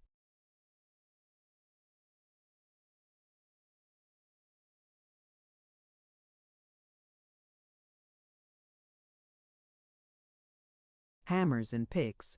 Then, however hard the king scolded or whipped them, they would not work until Calico came and begged them to. For Calico was one of themselves, and was as much abused by the king as any gnome in the vast series of caverns. But today all the little people were working industriously at their tasks, and Ruggedo, having nothing to do, was greatly bored. He sent for the long-eared hearer, and asked him to listen carefully and report what was going on in the big world. It seems, said the hearer, after listening for a while, that the women in America have clubs. Are there spikes in them? Asked Ruggedo, yawning. I cannot hear any spikes, Your Majesty, was the reply. Then their clubs are not as good as my scepter. What else do you hear? There's a war. Bah, there's always a war. What else?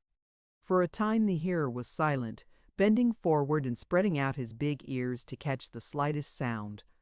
Then suddenly he said, Here is an interesting thing, Your Majesty. These people are arguing as to who shall conquer the metal monarch, seize his treasure and drive him from his dominions. What people? Demanded Ruggedo, sitting up straight in his throne. The ones you threw down the hollow tube. Where are they now?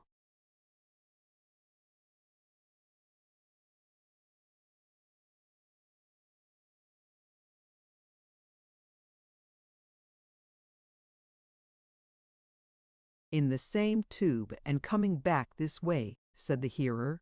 Ruggedo got out of his throne and began to pace up and down the cavern. "I wonder what can be done to stop them," he mused. "Well," said the hearer, "if you could turn the tube upside down, they would be falling the other way, your Majesty." Ruggedo glared at him wickedly, for it was impossible to turn the tube upside down, and he believed the hearer was slyly poking fun at him. Presently he asked, "How far away are those people now?" "About 9,306 miles, 17 furlongs, 8 feet, and 4 inches, as nearly as I can judge from the sound of their voices," replied the hearer.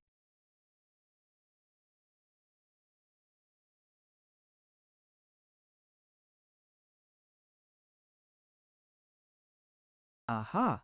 Then it will be some time before they arrive," said Ruggedo, "and when they get here I shall be ready to receive them." He rushed to his gong and pounded upon it so fiercely that Kaliko came bounding into the cavern with one shoe off and one shoe on, for he was just dressing himself after a swim in the hot, bubbling lake of the underground kingdom. "Kaliko, those invaders whom we threw down the tube are coming back again," he exclaimed. "I thought they would," said the royal chamberlain, pulling on the other shoe. "Titty Hoochoo would not allow them to remain in his kingdom, of course, and so I've been expecting them back for some time. That was a very foolish action of yours, Rug."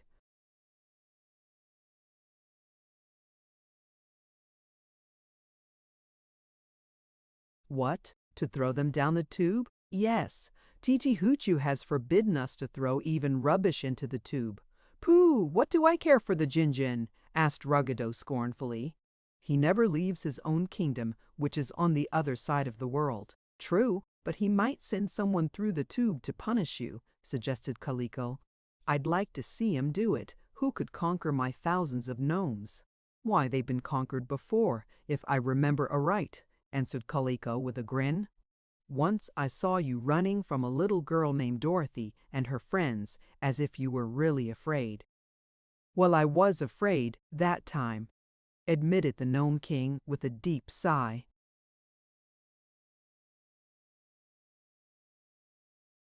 For Dorothy had a yellow hen that laid eggs. The king shuddered as he said eggs, and Kaliko also shuddered, and so did the long-eared hearer, for eggs are the only things that the gnomes greatly dread. The reason for this is that eggs belong on the earth's surface, where birds and fowl of all sorts live, and there is something about a hen's egg, especially, that fills a gnome with horror.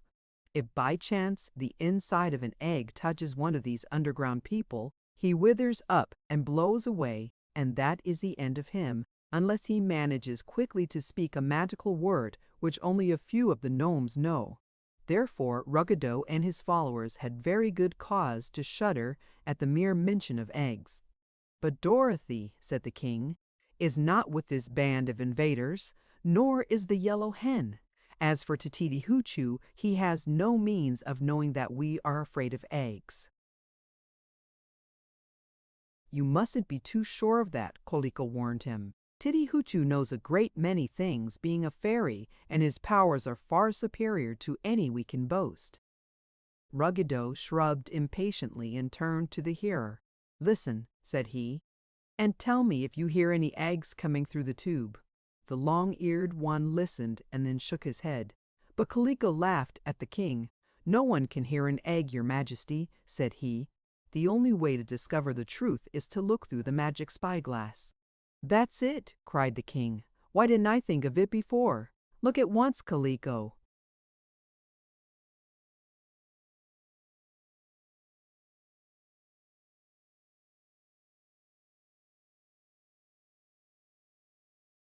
So Kaliko went to the spyglass, and by uttering a mumbled charm, he caused the other end of it to twist around so that it pointed down the opening of the tube.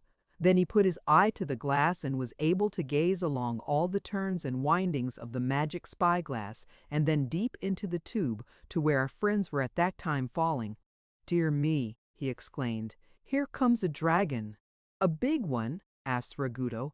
"A monster. He has an electric light on the end of his tail so I can see him very plainly, and the other people are all riding upon his back." How about the eggs? Inquired the king. Calico looked again.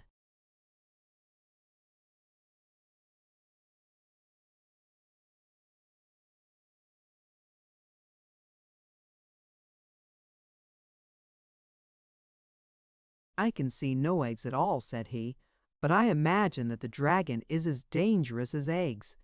Probably Titty-Hoochoo has sent him here to punish you for dropping those strangers into the forbidden tube. I warned you not to do it, your majesty. This news made the Gnome King anxious.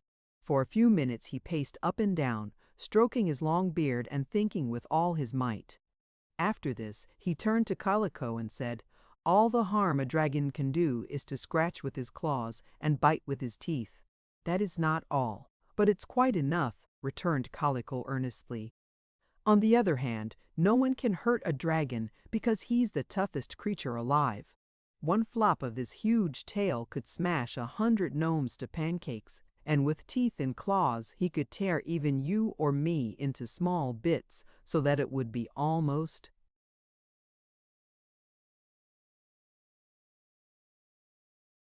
impossible to put us together again. Once, a few 100 years ago, while wandering through some deserted caverns, I came upon a small piece of a gnome lying on the rocky floor.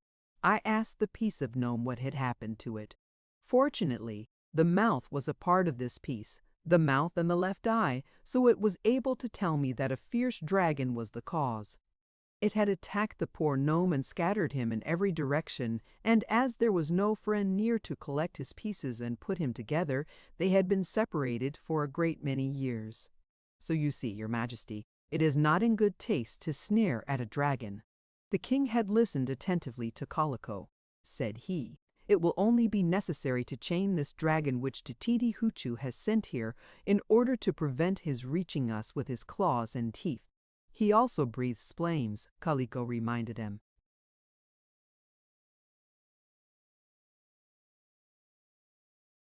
"My gnomes are not afraid of fire, nor am I," said Ruggedo. "Well, how about the army of Oogaboo? 16 cowardly officers in Tik-Tok. Why, I could defeat them single-handed, but I won't try to. I'll summon my army of gnomes to drive the invaders out of my territory. And if we catch any of them, I intend to stick needles into them until they hop with pain." "I hope you won't hurt any of the girls," said Calico. "I'll hurt 'em all," roared the angry metal monarch. "And dat bray and mule I'll make into hoof soup and feed it to my gnomes, that it may add to their strength." "Why not be good to the strangers and release your prisoner, the Shaggy Man's brother?" suggested Calico. "Never. It may save you a lot of annoyance. And you don't want the ugly one." "I don't want him, that's true. But I won't allow anybody to order me around. I'm king of the gnomes, and I'm the metal monarch, and I shall do as I please, and what I please, and when I please." With this speech, Ruggedo threw his scepter at Calico's head, aiming it so well that the royal chamberlain had to fall flat upon the floor in order to escape it.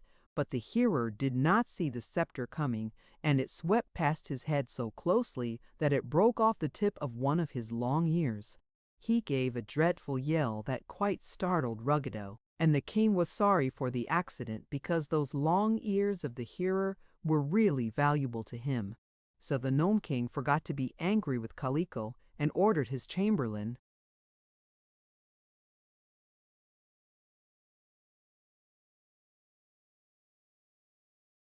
to summon General Gulf and the army of gnomes and have them properly armed. They were then to march to the mouth of the tube, where they could seize the travelers as soon as they appeared.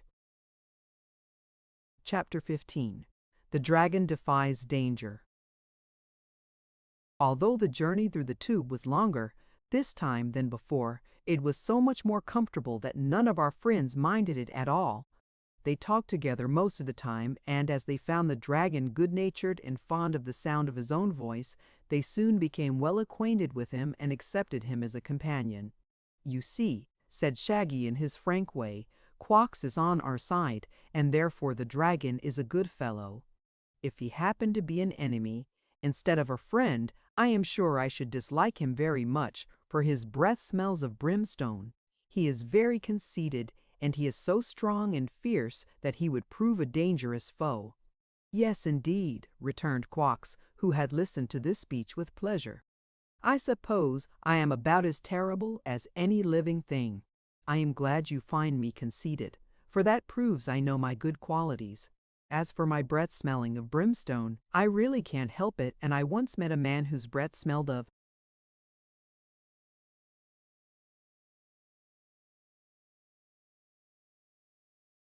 onions, which I consider far worse." "I don't," said Betsy. "I love onions, and I love brimstone," declared the dragon, "so don't let us quarrel over one another's peculiarities." Saying this, he breathed a long breath and shot a flame 50 feet from his mouth. The brimstone made Betsy cough, but she remembered about the onions and said nothing. They had no idea how far they had gone through the center of the earth, nor when to expect the trip to end. At one time, the little girl remarked, "I wonder when we'll reach the bottom of this hole. And isn't it funny, Shaggy Man, that what is the bottom to us now was the top when we fell the other way?"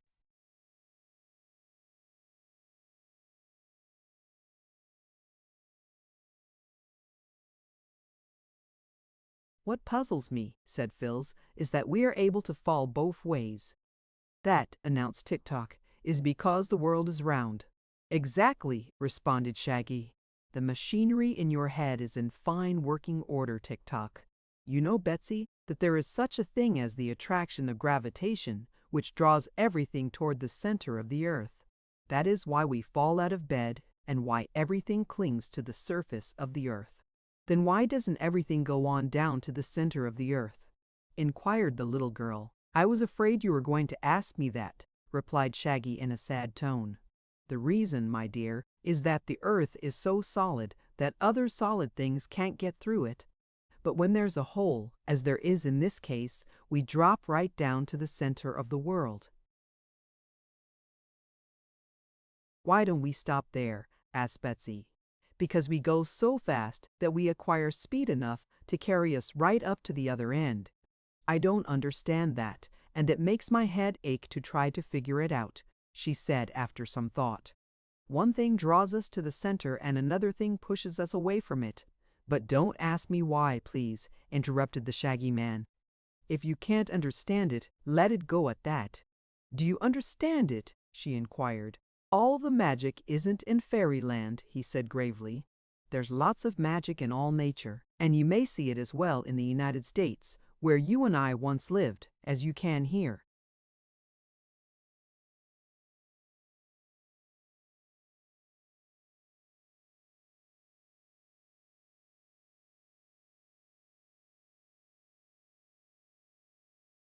"I never did," she replied, "because you were so used to it all that you didn't realize it was magic. Is anything more wonderful than to see a flower grow and blossom, or to get light out of the electricity in the air? The cows that manufacture milk for us must have machinery fully as remarkable as that in Tik-Tok's copper body.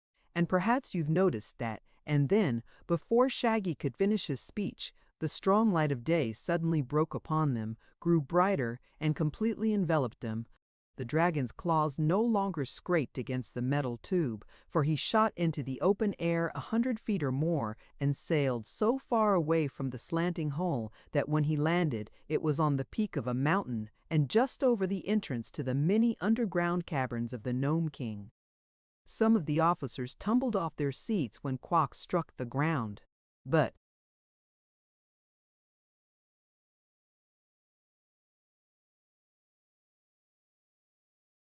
most of the dragon's passengers only felt a slight jar.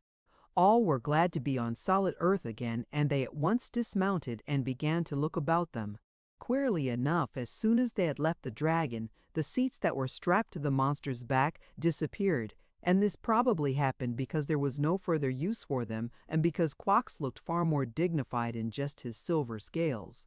Of course he still wore the 40 yards of ribbon around his neck, as well as the great locket, but these only made him look "dressed up," as Betsy remarked. Now the army of gnomes had gathered thickly around the mouth of the tube in order to be ready to capture the band of invaders as soon as they popped out. There were, indeed, hundreds of gnomes assembled, and they were led by Goof, their most famous general. But they did not expect the dragon to fly so high, and he shot out of the tube so suddenly that it took them by surprise. When the gnomes had rubbed the astonishment out of their eyes and regained their wits, they discovered the dragon quietly seated on the mountainside far above their heads, while the other strangers were standing in a group and calmly looking down upon them. General Goof was very angry at the escape, which was no one's fault but his own. "Come down here and be captured," he shouted, waving his sword at them. "Come up here and capture us if you dare," replied Queen Anne, who was winding up the clockwork of her private soldier so he could fight more briskly. Waugh's first answer was a roar of rage at the defiance. Then he turned and issued a command to his gnomes. These were all armed with sharp spears, and with one accord they raised these spears and threw them straight at their foes, so that they rushed through the air in a perfect cloud of flying weapons. Some damage might have been done had not the dragon quickly crawled before the others, his body being so big that it shielded every one of them, including Hank. The spears rattled against the silver scales of Quox and then fell harmlessly to the ground. They were magic spears, of course, and all straightway bounded back into the hands of those who had thrown them, but even Guelph could see that it was useless to repeat the attack. It was now Queen Anne's turn to attack, so the generals yelled, "Forward march!" And the colonels and majors and captains repeated the command, and the valiant army of Oogaboo, which seemed to be composed mainly of Tik-Tok, marched forward in single column toward the gnomes, while Betsy and Polychrome cheered and Hank gave a loud "Hee-haw!" and Shaggy shouted "Hooray!" and Queen Anne screamed, "At 'em, Tik-Tok at 'em!" The gnomes did not await the Clockwork Man's attack, but in a twinkling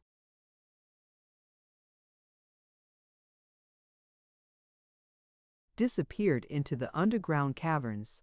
They made a great mistake in being so hasty, for Tik-Tok had not taken a dozen steps before he stubbed his copper toe on a rock and fell flat to the ground, where he cried, "Pick me up! Pick me up! Pick me up!" until Shaggy and Files ran forward and raised him to his feet again. The dragon chuckled softly to himself as he scratched his left ear with his hind claw, but no one was paying much attention to Quox just then. It was evident to Anne and her officers that there could be no fighting unless the enemy was present, and in order to find the enemy, they must boldly enter the underground kingdom of the gnomes. So bold a step demanded a council of war. "Don't you think I'd better drop in on Ruggedo and obey the orders of the Jin-Jin?" asked Quox. "By no means," returned Queen Anne. "We have already put the army of gnomes to flight, and all that yet remains is to force our way into those caverns and conquer the Gnome King and all his people."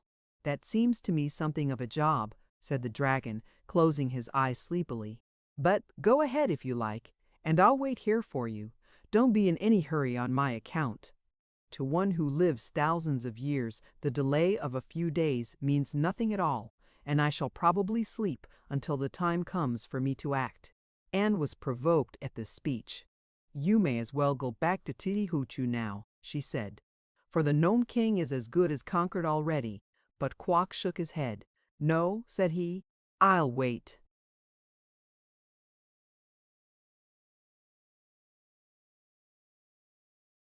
Chapter 16. The Naughty Gnome. Shaggy Man had said nothing during the conversation between Queen Anne and Quox, for the simple reason that he did not consider the matter worth an argument. Safe within his pocket reposed the love magnet, which had never failed to win every heart. The gnomes, he knew, were not like the heartless roses, and therefore could be won to his side as soon as he exhibited the magic talisman. Shaggy's chief anxiety had been to reach Ruggedo's kingdom, and now that the entrance lay before him, he was confident he would be able to rescue his lost brother. Let Anne and the dragon quarrel as to who should conquer the gnomes if they liked. Shaggy would let them try, and if they failed, he had the means of conquest in his own pocket. But Anne was positive she could not fail, for she thought her army could do anything. So she called the officers together and told them how to act, and she also instructed Tik-Tok what to do and what to say.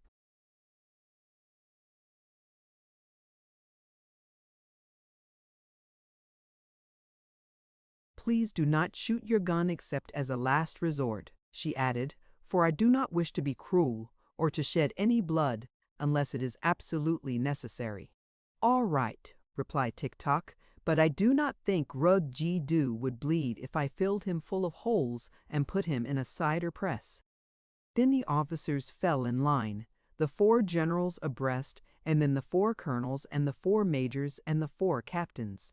They drew their glittering swords and commanded Tik-Tok to march, which he did. Twice he fell down, being tripped by the rough rocks, but when he struck the smooth path, he got along better. Into the gloomy mouth of the cavern entrance he stepped without hesitation, and after him proudly pranced the officers and Queen Anne. The others held back a little, waiting to see what would happen. Of course the Gnome King knew they were coming and was prepared to receive them. Just within the rocky passage that led to the jeweled throne room was a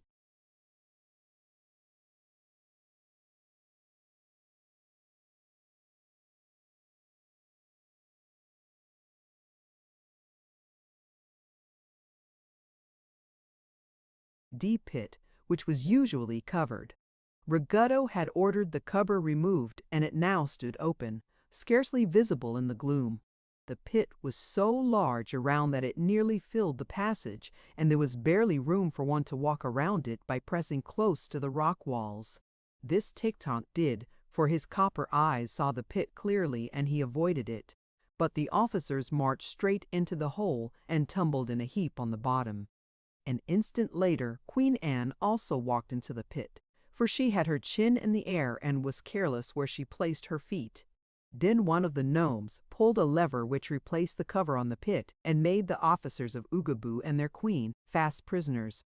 As for Tik-Tok, he kept straight on to the cavern where Ruggedo sat in his throne, and there he faced the Gnome King and said, "I hereby conquer you in the name of Queen Anne, so forth of Oogaboo,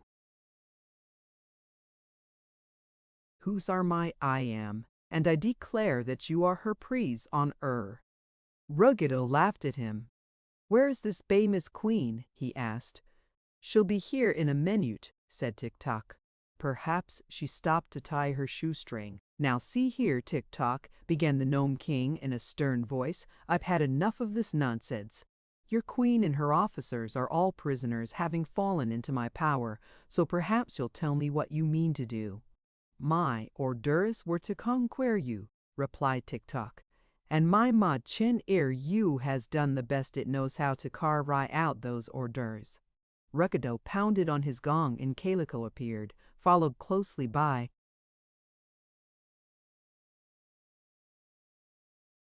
General Guff.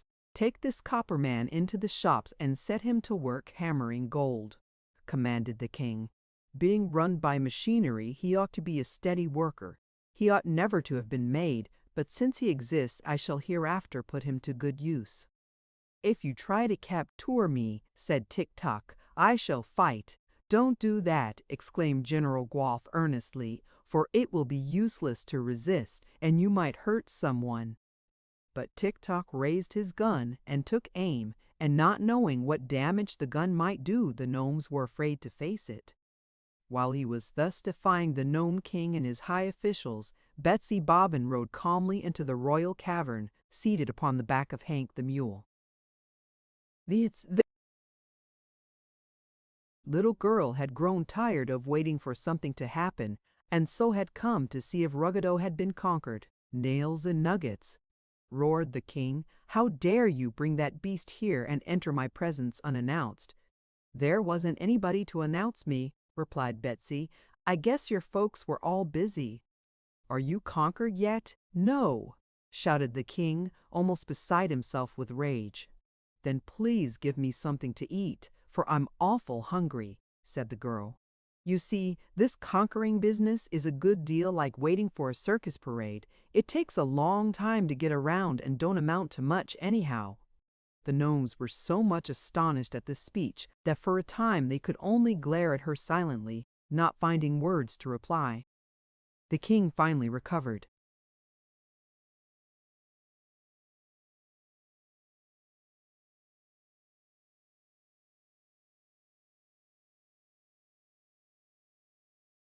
The use of his tongue and said, "Earth crawler, this insolence to my majesty shall be your death warrant.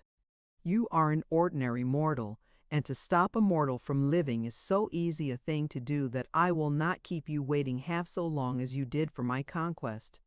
"I'd rather you wouldn't stop me from living," remarked Betsy, getting off Hank's back and standing beside him. "And it would be a pretty cheap king who killed a visitor while she was hungry. If you'll give me something to eat, I'll talk this killing business over with you afterward. Only I warn you now that I don't approve of it and never will." Her coolness and lack of fear impressed the Gnome King, although he bore an intense hatred toward all mortals. "What do you wish to eat?" he asked roughly. "Oh, a ham sandwich would do, or perhaps a couple of hard-boiled eggs." "Eggs?" shrieked the three gnomes who were present, shuddering till their teeth chattered. "What's the matter?" asked Betsy wonderingly. "Are eggs as high here as they are at home?" "Guff," said the king in an agitated voice, turning to his general, "let us destroy this rash mortal at once, seize her and take her to the slimy cave and lock her in."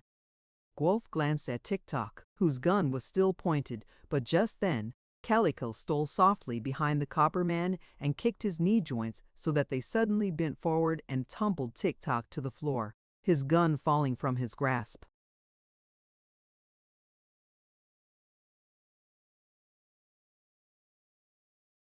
Then Goof, seeing Tik-Tok helpless, made a grab at Betsy. At the same time Hank's heels shot out and caught the general just where his belt was buckled.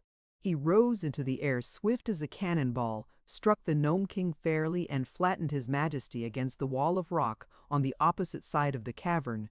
Together they fell to the floor in a dazed and crumpled condition, seeing which Kaliko whispered to Betsy, "Come with me quick, and I will save you."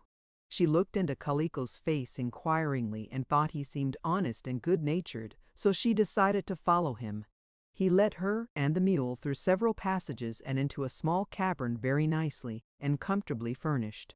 "This is my own room," said he, "but you are quite welcome to use it. Wait here a minute and I'll get you something to eat." When Kaliko returned, he brought a tray containing some broiled mushrooms, a loaf of mineral bread, and some petroleum butter. The butter Betsy could not eat, but the bread was good and the mushrooms delicious. "Here's the door key," said Kaliko, "and you'd better lock yourself in." "Won't you let Polychrome and the Rose Princess come here, too?" she asked. "I'll see. Where are they?" "I don't know." "I left them outside," said Betsy.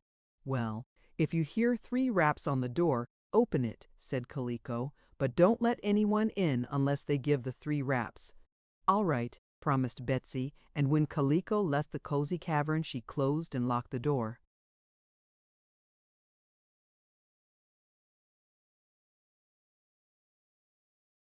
In the meantime Anne and her officers, finding themselves prisoners in the pit, had shouted and screamed until they were tired out, but no one had come to their assistance. It was very dark and damp in the pit, and they could not climb out because the walls were higher than their heads, and the cover was on. The queen was first angry and then annoyed and then discouraged, but the officers were only afraid. Every one of the poor fellows heartily wished he was back in Oogaboo caring for his orchard, and some were so unhappy that they began to reproach Anne for causing them all this trouble and danger. Finally, the queen sat down on the bottom of the pit and leaned her back against the wall. By good luck, her sharp elbow touched a secret spring in the wall, and a big flat rock swung inward. Anne fell over backward, but the next instant she jumped up and cried to the others, "A passage! A passage! Follow me, my brave men, and we may yet escape."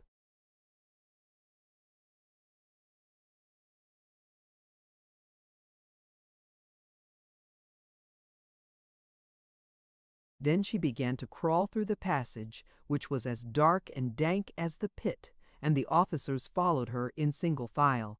They crawled, and they kept on crawling, for the passage was not big enough to allow them to stand upright.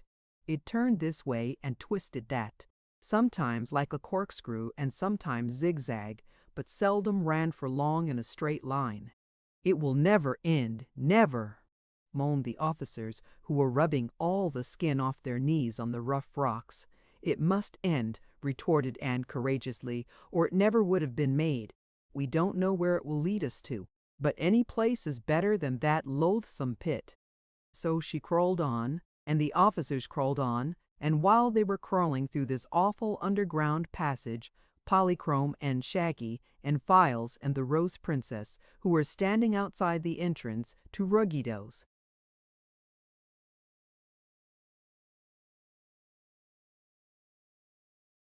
domains, or wondering what had become of them.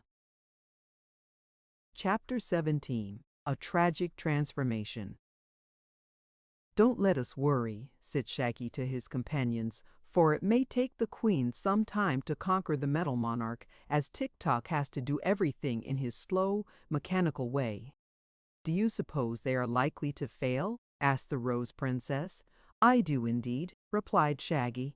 "This Gnome King is really a powerful fellow, and has a legion of gnomes to assist him, whereas our bold Queen commands a clockwork man and a band of faint-hearted officers." "She ought to have let Quox do the conquering," said Polychrome, dancing lightly upon a point of rock and fluttering her beautiful draperies. "But perhaps the dragon was wise to let her go first, for when she fails to conquer Ruggedo she may become more modest in her ambitions." "Where is the dragon now?" inquired Ozga.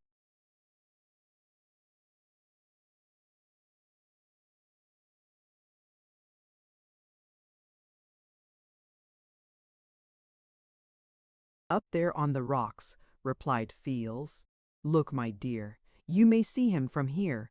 He said he would take a little nap while we were mixing up with Ruggedo, and he added that after we had gotten into trouble he would wake up and conquer the Gnome King in a jiffy, as his master the Jinjin has ordered him to do." "Quox means well," said Shaggy, "but I do not think we shall need his services. For just as soon as I am satisfied that Queen Anne and her army have failed to conquer Ruggedo, I shall enter the caverns and show the king my love magnet. That he cannot resist. Therefore the conquest will be made with ease." This speech of Shaggy Man's was overheard by the long-eared hearer, who was at that moment standing by Ruggedo's side. For when the king and Goof had recovered from Hank's kick and had picked themselves up, their first act was to turn Tik-Tok on his back and put a heavy diamond on top of him so that he could not get up again. Then they carefully put his gun in a corner of the cavern.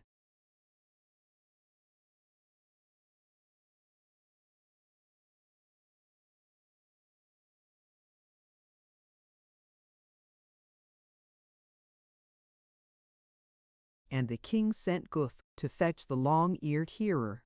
The hearer was still angry at Ruggedo for breaking his ear, but he acknowledged the Gnome King to be his master and was ready to obey his commands.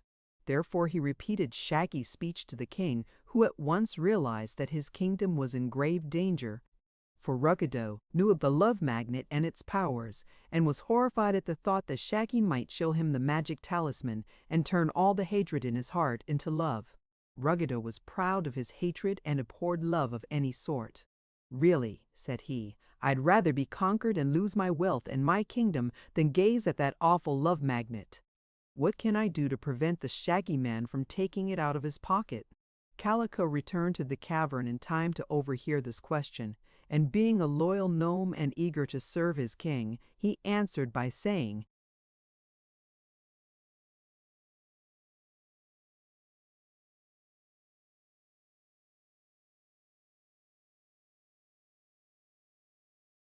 "If we could manage to bind the Shaggy Man's arms tight to his body, he could not get the love magnet out of his pocket." "Shrew!" cried the king in delight at this easy solution of the problem.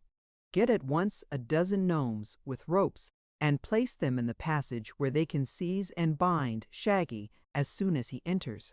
This Kaliko did, and meanwhile the watchers outside the entrance were growing more and more uneasy about their friends.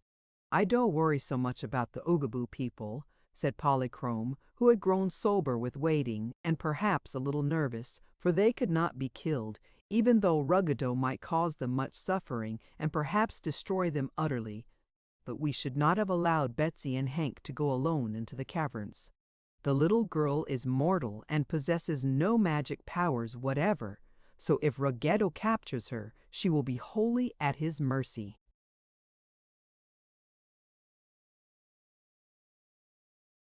"That is indeed true," replied Shaggy.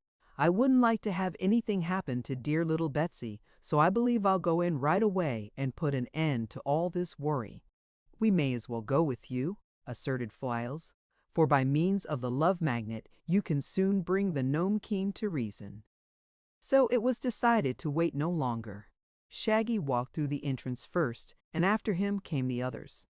They had no thought of danger to themselves, and Shaggy, who was going along with his hands thrust into his pockets, was much surprised when a rope shot out from the darkness and twined around his body, pinning down his arms so securely that he could not even withdraw his hands from the pockets.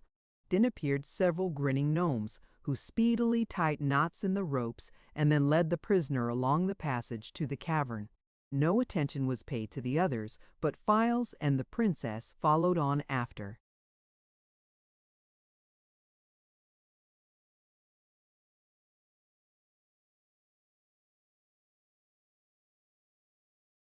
Shaggy, determined not to desert their friend and hoping that an opportunity might arise to rescue him. As for Polychrome, as soon as she saw that trouble had overtaken Shaggy, she turned and ran lightly back through the passage and out of the entrance. Then she easily leaped from rock to rock until she paused beside the great dragon, who lay fast asleep. "Wake up, Quox," she cried. "It is time for you to act." But Quox did not wake up. He lay as one in a trance, absolutely motionless, with his enormous eyes tight closed. The eyelids had big silver scales on them, like all the rest of his body. Polychrome might have thought Quox was dead had she not known that dragons do not die easily, or had she not observed his huge body swelling as he,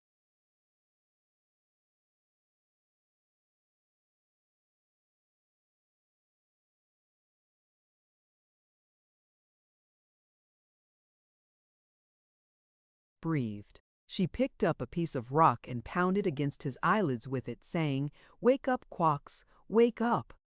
But he would not waken. "Dear me, how unfortunate," sighed the lovely Rainbow's daughter. "I wonder what is the best and surest way to waken a dragon. All our friends may be captured and destroyed while this great beast lies asleep." She walked around Quox 2 or 3 times, trying to discover some tender place on his body where a thump or a punch might be felt, but he lay extended along the rocks with his chin flat upon the ground and his legs drawn underneath his body, and all that one could see was his thick sky-blue skin, thicker than that of a rhinoceros, and his silver scales. Then, despairing at last of wakening the beast and worried over the fate of her friends, Polychrome again ran down to the entrance and hurried along the passage into the Gnome King's cavern. Here she found Ruggedo lolling in his throne and smoking a long pipe. Beside him stood General Golf and Kaliko, and ranged before the king were the Rose Princess, Files, and the Shaggy Man. Tik-Tok still lay upon the floor, weighted down by the big diamond. Ruggedo was now in a more contented frame of mind. One by one he had met the invaders and easily captured them. The dreaded love magnet was indeed in Shaggy's pocket, only a few feet away from the king, but Shaggy was powerless to show it, and unless Ruggedo's eyes beheld the talisman, it could not affect him. As for Betsy Bobbin and her mule, he believed Kaliko had placed them in the slimy cave, while Anne and her officers he thought safely imprisoned in the pit. Ruggedo had no fear of Files or Ozga, but to be on the safe side he had ordered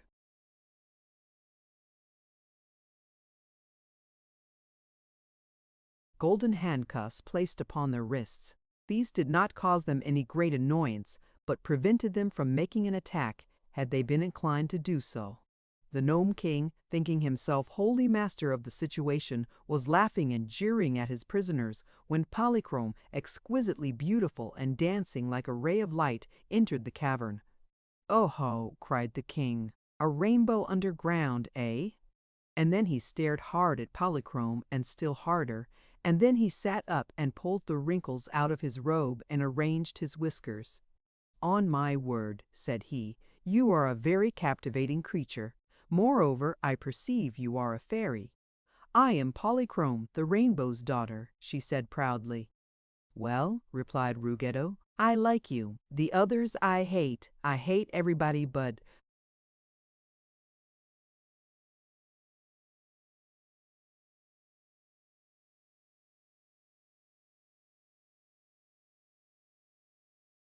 "You. Wouldn't you like to live always in this beautiful cavern, Polychrome? See, the jewels that stud the walls have every tint and color of your rainbow, and they are not so elusive. I'll have fresh dewdrops gathered for your feasting every day, and you shall be queen of all my gnomes, and pull Kaliko's nose whenever you like." "No, thank you," laughed Polychrome. "My home is in the sky, and I'm only on a visit to this solid, sordid earth. But tell me, Ruggedo, why my friends have been wound with cords and bound with chains." "They threaten me," answered Ruggedo. "The fools did not know how powerful I am. Then, since they are now helpless, why not release them and send them back to the earth's surface?" "Because I hate 'em and mean to make 'em suffer for their invasion. But I'll make a bargain with you, sweet Polly. Remain here and live with me, and I'll set all these people free. You shall be my daughter or my wife or my aunt or grandmother, whichever you like. Only stay here to brighten my gloomy kingdom and make me happy." Polychrome looked at him wonderingly. Then she turned to Shaggy and asked, "Are you sure he hasn't seen the Love Magnet?" "I'm positive," answered Shaggy. "But you seem to be something of a love magnet yourself, Polychrome." She laughed again and said to Ruggedo, "Not even to rescue my friends would I live in your kingdom, nor could I endure for long the society of such a wicked monster as you."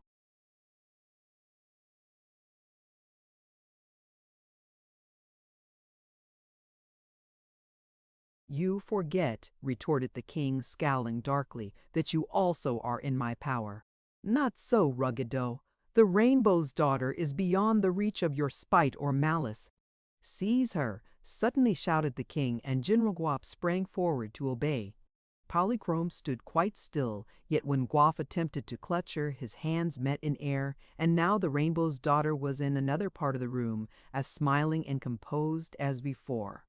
Several times Guap endeavored to capture her, and Ruggedo even came down from his throne to assist his general, but never could they lay hands upon the lovely Sky Fairy, who flitted here and there with the swiftness of light, and constantly defied them with her merry laughter as she evaded their efforts.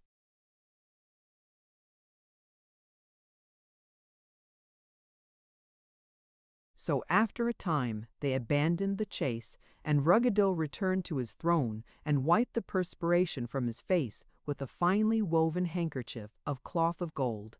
"Well," said Polychrome, "what do you intend to do now? I'm going to have some fun, to repay me for all my bother," replied the Gnome King. Then he said to Kaliko, "Summon the executioners." Calico at once withdrew and presently returned with a score of gnomes, all of whom were nearly as evil-looking as their hated master. They bore great golden pincers and prods of silver, and clamps and chains and various wicked-looking instruments, all made of precious metals and set with diamonds and rubies. "Now, Pang," said Ruggedo, addressing the leader of the executioners, "fetch the army of Oogaboo and their queen from the pit and torture them here in my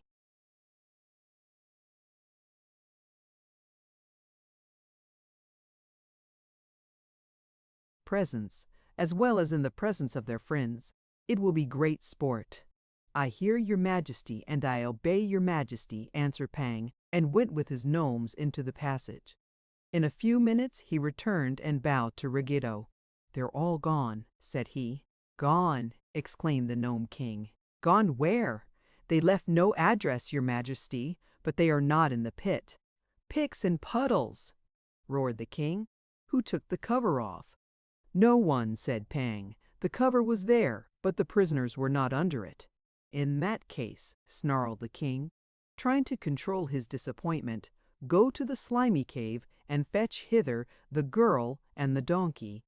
And while we are torturing them, Calico must take 100 gnomes and search for the escaped.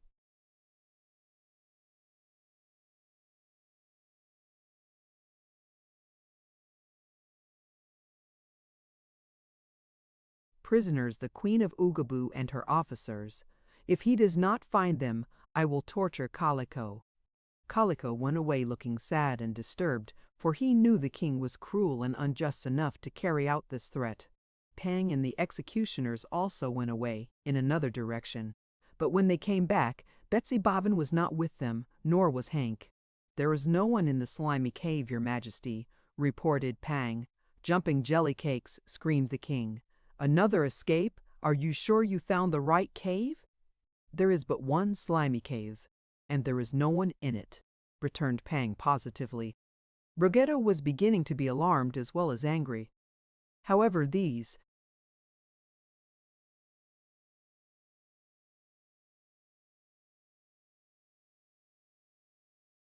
disappointments but made him the more vindictive, and he cast an evil look at the other prisoners and said, Never mind the girl and the donkey. Here are 4 at least who cannot escape my vengeance. Let me see, I believe I'll change my mind about Tik-Tok. Have the gold crucible heated to a white seething heat, and then we'll dump the copper man into it and melt him up. But, your majesty, protested Calico, who had returned to the room after sending 100 gnomes to search for the Oogaboo people, you must remember that Tik-Tok is a very curious and interesting machine. It would be a shame to deprive the world of such a clever contrivance. Say another word, and you'll go into the furnace with him, roared the king. I'm getting tired of you, Calico, and the first thing you know, I'll turn you into a potato and make Saratoga chips of you. The next to consider, he added more.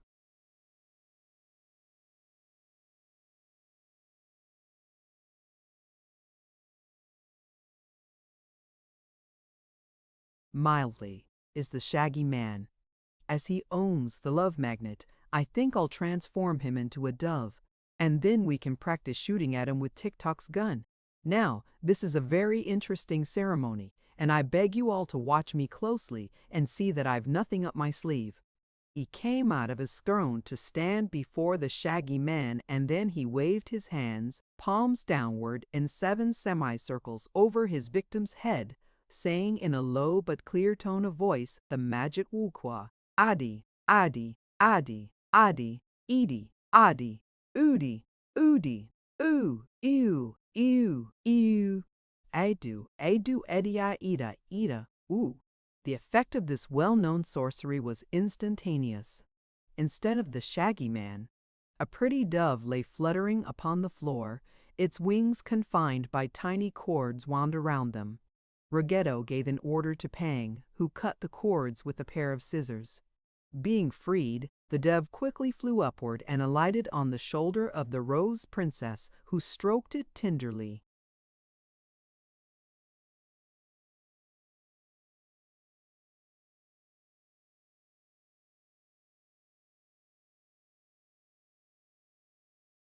Very good, cried Ruggedo, rubbing his hands gleefully together. One enemy is out of my way, and now for the others. Perhaps my readers should be warned not to attempt the above transformation, for, although the exact magical formula has been described, it is unlawful in all civilized countries for anyone to transform a person into a dove by muttering the words Ruggedo used. There were no laws to prevent the Gnome King from performing this transformation, but if it should be attempted in any other country and the magic worked, the magician would be severely punished. When Polychrome saw Shaggy Man transformed into a dove and realized that Ruggedo was about to do something as dreadful to the princess in Files, and that Tik-Tok would soon be melted in a crucible, she turned and ran from the cavern, through the passage and back to the place where Quox lay asleep. Chapter 18. A Clever Conquest. The great dragon still had his eyes closed and was even snoring in a manner that resembled distant thunder, but Polychrome was now desperate because any further delay meant the destruction of her friends. She seized the pearl necklace to which was attached the great locket and jerked it with all her strength. The result was encouraging. Quox stopped snoring and his eyelids flickered. So Polychrome jerked again and again till slowly the great lids raised and the dragon looked at her steadily. Said he in a sleepy tone, "What's the matter, little Rainbow?" "Come quick," exclaimed Polychrome. "Ruggedo has captured all our friends and is about to destroy them." "Well, well, well," said Quox. "I suspected that would happen. Step a little out of my path, my dear, and I'll make a rush for the Gnome King's cavern."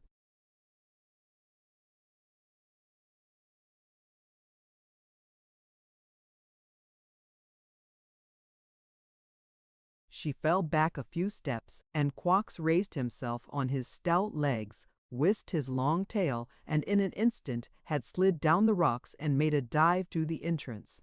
Along the passage he swept, nearly filling it with his immense body, and now he poked his head into the jeweled cavern of Ruggedo. But the king had long since made arrangements to capture the dragon whenever he might appear. No sooner did Quox stick his head into the room than a thick chain fell from above and encircled his neck. Then the ends of the chain were drawn tight, for in an adjoining cavern 1,000 gnomes were pulling on them, and so the dragon could advance no further toward the king. He could not use his teeth or his claws, and as his body was still in the passage, he had not even room to strike his foes with his terrible tail. Ruggedo was delighted with the success of his stratagem. He had just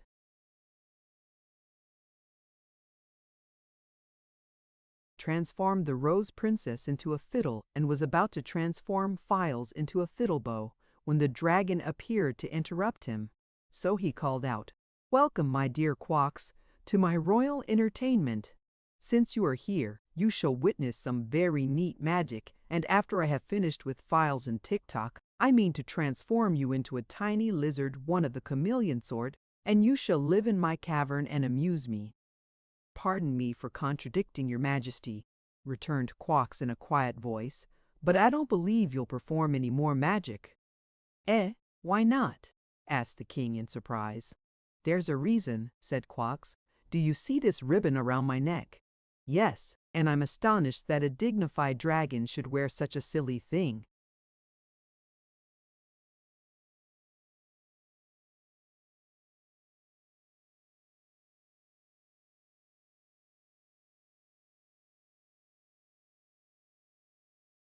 "Do you see it plainly?" persisted the dragon with a little chuckle of amusement. "I do," declared Ruggedo. "Then you no longer possess any magical powers and are as helpless as a clam," asserted Quox. "My great master, Titi-Hoochoo, the Jin-Jin, enchanted this ribbon in such a way that whenever your majesty looked upon it, all knowledge of magic would desert you instantly, nor will any magical formula you can remember ever perform your bidding." "Pooh! I don't believe a word of it," cried Ruggedo, half frightened, nevertheless. Then he turned toward Files and tried to transform him into a fiddle bow. But he could not remember the right words or the right pass of the hands, and after several trials, he finally gave up the attempt.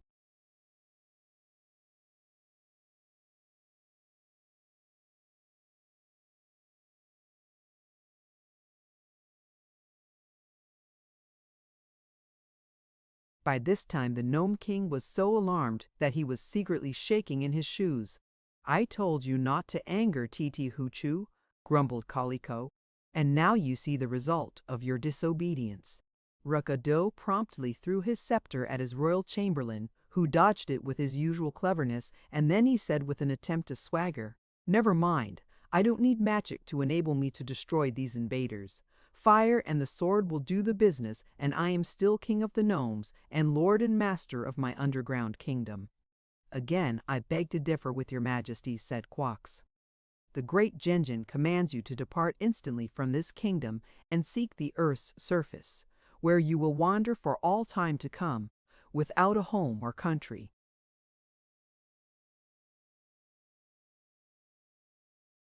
Without a friend or follower, and without any more riches than you can carry with you in your pockets. The great Jinn is so generous that he will allow you to fill your pockets with jewels or gold, but you must take nothing more. Ruggedo now stared at the dragon in amazement. "Does Tititi Hoochoo condemn me to such a fate?" he asked in a hoarse voice. "He does," said Quox, "and just for throwing a few strangers down the forbidden tube."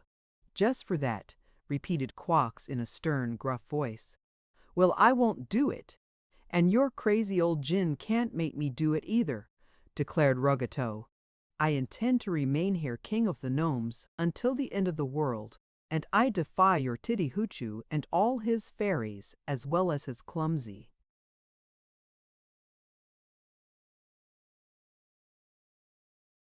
messenger whom I have been obliged to chain up."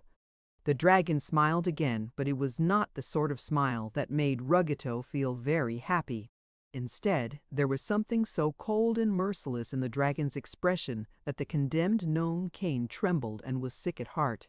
There was little comfort for Ruggedo in the fact that the dragon was now chained, although he had boasted of it. He glared at the immense head of Quox as if fascinated, and there was fear in the old king's eyes as he watched his enemy's movements. For the dragon was now moving, not abruptly, but as if he had something to do and was about to do it. Very deliberately he raised one claw, touched the catch of the great jeweled locket that was suspended around his neck, and at once it opened wide.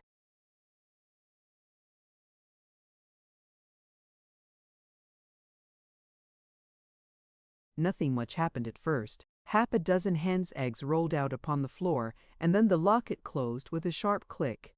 But the effect upon the gnomes of this simple thing was astounding. General Goof, Calico, Pang, and his band of executioners were all standing close to the door that led to the vast series of underground caverns which constituted the dominions of the gnomes, and as soon as they saw the eggs, they raised a chorus of frantic screams and rushed through the door, slamming it in Ruggedo's face and placing a heavy bronze bar across it. Ruggedo, dancing with terror and uttering loud cries, now leaped upon the seat of his throne to escape the eggs which had rolled steadily toward him. Perhaps these eggs, sent by the wise and crafty Tititi Hoochoo, were in some way enchanted, for they all rolled directly after Ruggedo, and when they reached the throne where he had taken refuge, they began rolling up the legs to the seat. This was too much for the king to bear. His horror of eggs was real and,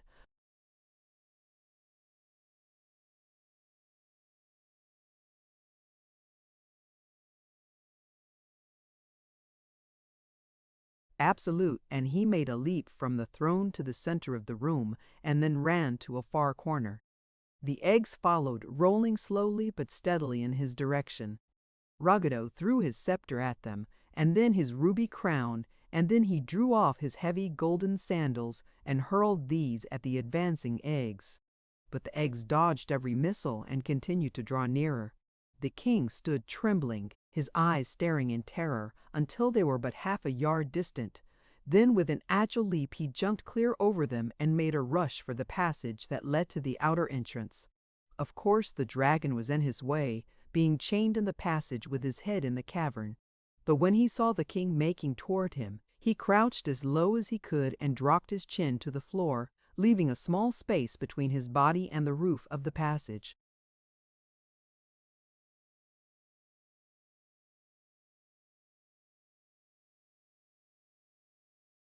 Ruggedo did not hesitate an instant. Impelled by fear, he leaped to the dragon's nose and then scrambled to his back, where he succeeded in squeezing himself through the opening. After the head was past, there was more room, and he slid along the dragon's scales to his tail, and then ran as fast as his legs would carry him to the entrance. Not pausing here, so great was his fright, the king dashed on down the mountain path, but before he had gone very far, he stumbled and fell. When he picked himself up, he observed that no one was following him. And while he recovered his breath, he happened to think of the decree of the Jinjin, that he should be driven from his kingdom and made a wanderer on the face of the earth. Well, here he was, driven from his cavern in truth, driven by those dreadful eggs.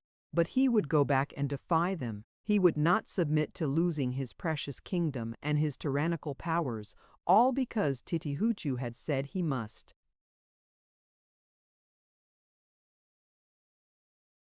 So, although still afraid, Ruggedo nerved himself to creep back along the path to the entrance, and when he arrived there he saw the 6 eggs lying in a row just before the arched opening. At first he paused a safe distance away to consider the case, for the eggs were now motionless. While he was wondering what could be done, he remembered there was a magical charm which would destroy eggs and render them harmless to gnomes. There were 9 passes to be made and 6 verses of incantation to be recited, but Ruggedo knew them all. Now that he had ample time to be exact, he carefully went through the entire ceremony, but nothing happened. The eggs did not disappear as he had expected, so he repeated the charm a second time. When that also failed, he remembered with a moan of despair that his magic power had been taken away from him, and in the future he could do no more than any common mortal.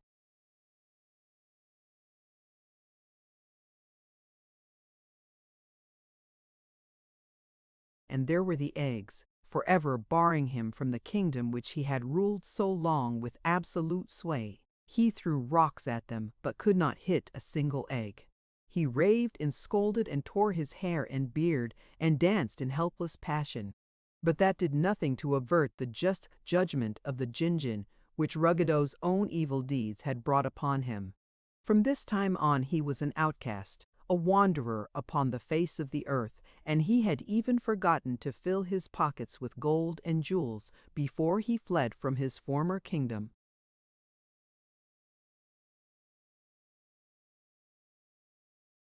Chapter 19. King Kaliko. After the king had made good his escape, Files said to the dragon in a sad voice, "Alas, why did you not come before?" "Because you were sleeping instead of conquering. The lovely Rose Princess has become a fiddle without a bow, while poor Shaggy sits there a cooing dove." "Don't worry," replied Quox. "Titty-Hoochoo knows his business, and I have my orders from the great Jinjin himself. Bring the fiddle here and touch it lightly to my pink ribbon." Files obeyed, and at the moment of contact with the ribbon, the Gnome King's charm was broken, and the Rose Princess herself stood before them as sweet and smiling as ever. The dove, perched on the back of the throne, had seen and heard all this, so without being told what to do, it flew straight to the dragon and alighted on.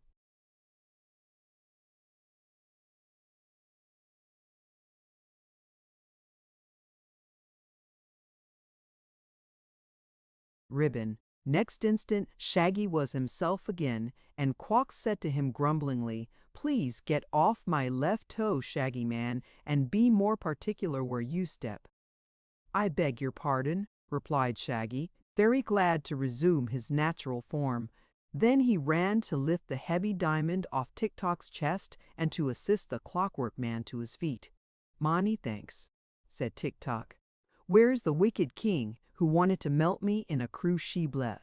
"He has gone, and gone for good," answered Polychrome, who had managed to squeeze into the room beside the dragon and had witnessed the occurrences with much interest. "But I wonder where Betsy Bobbin and Hank can be, and if any harm has befallen them."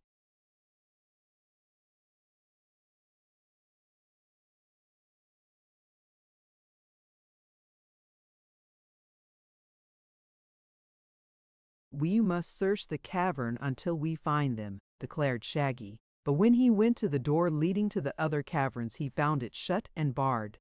"I've a pretty strong push in my forehead," said Quox, "and I believe I can break down that door, even though it's made of solid gold." "But you are a prisoner, and the chains that hold you are fastened in some other room, so that we cannot release you," Files said anxiously. "Oh, never mind that," returned the dragon. "I have remained a prisoner only because I wish to be one," and with this he stepped forward and burst the stout chains as easily as if they had been threads. But when he tried to push in the heavy metal door, even his mighty strength failed, and after several attempts he gave it up and squatted himself in a corner to think of a better way.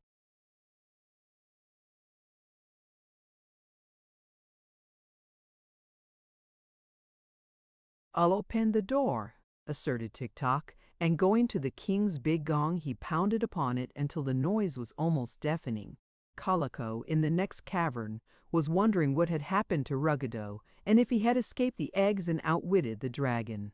But when he heard the sound of the gong, which had so often called him into the king's presence, he decided that Ruggedo had been victorious. So he took away the bar, threw open the door, and entered the royal cavern. Great was his astonishment to find the king gone and the enchantments removed from the princess and Shaggy. But the eggs were also gone, and so Calico advanced to the dragon, whom he knew to be Titi Hoochoo's messenger, and bowed humbly before the beast. "What is your will?" he inquired.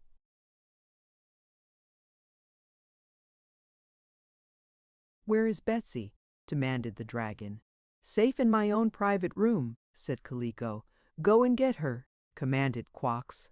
So Calico went to Betsy's room and gave 3 raps upon the door. The little girl had been asleep, but she heard the raps and opened the door. "You may come out now," said Calico. "The king has fled in disgrace, and your friends are asking for you." So Betsy and Hank returned with the royal chamberlain to the throne cavern, where she was received with great joy by her friends. They told her what had happened to Ruggedo, and she told them how kind Calico had been to her. Quox did not have much to say until the conversation was ended, but then he turned to Calico and asked,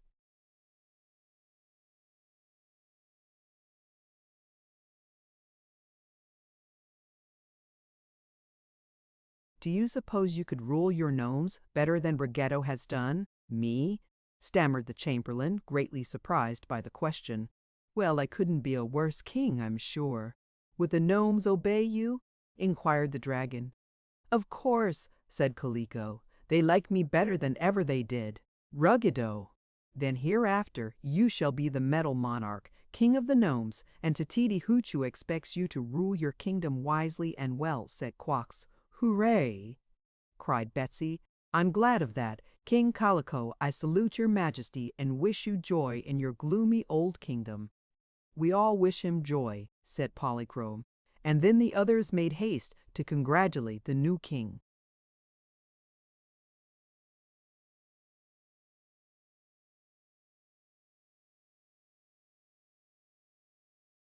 "Will you release my dear brother?"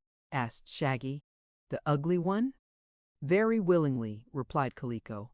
"I begged Rugged long ago to send him away, but he would not do so. I also offered to help your brother to escape, but he would not go. He's so conscientious," said Shaggy, highly pleased. "All of our family have noble natures. But is my dear brother well?" he added anxiously. "He eats and sleeps very steadily," replied the new king. "I hope he doesn't work too hard," said Shaggy. "He doesn't work at all. In fact, there is nothing he can do in these dominions, as well as our gnomes, whose numbers are so great that it worries us to keep them all busy.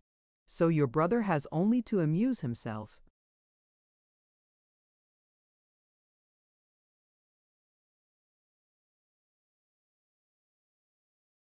"Why, it's more like visiting than being a prisoner," asserted Betsy.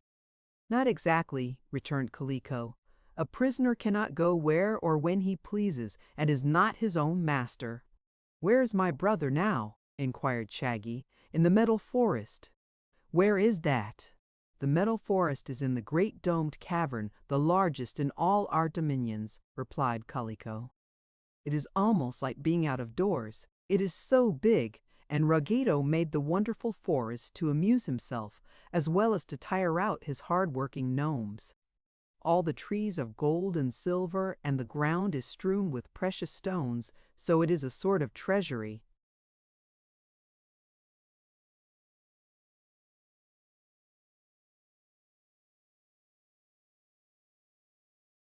"Let us go there at once and rescue my dear brother," pleaded Shaggy earnestly. Calico hesitated. "I don't believe I can find the way," said he.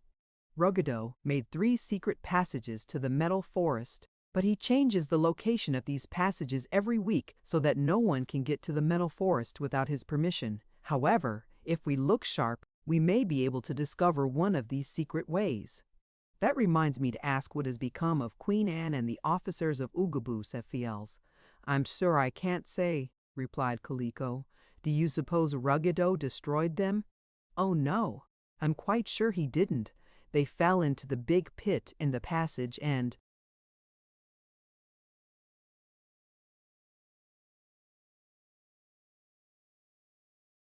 we put the cover on to keep them there, but when the executioners went to look for them, they had all disappeared from the pit, and we could find no trace of them. That's funny, remarked Betsy thoughtfully. I don't believe Anne knew any magic, or she'd have worked it before. But to disappear like that seems like magic. Now, doesn't it? They agreed that it did, but no one could explain the mystery. However, said Shaggy, they are gone, that is certain, so we cannot help them or be helped by them. And the important thing just now is to rescue my dear brother from captivity. Why do they call him the Ugly One? Asked Betsy. I do not know, confessed Shaggy. I cannot remember his looks very well, it is.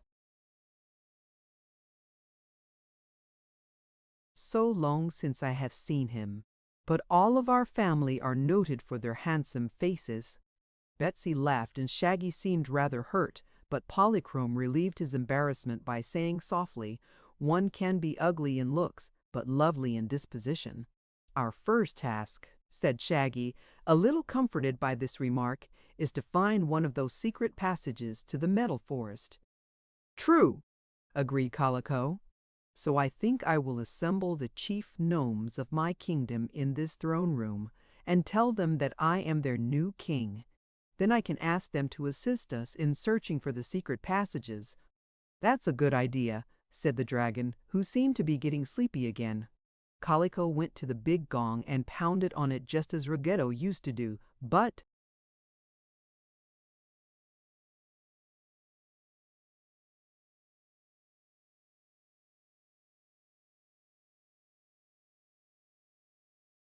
no one answered the summons.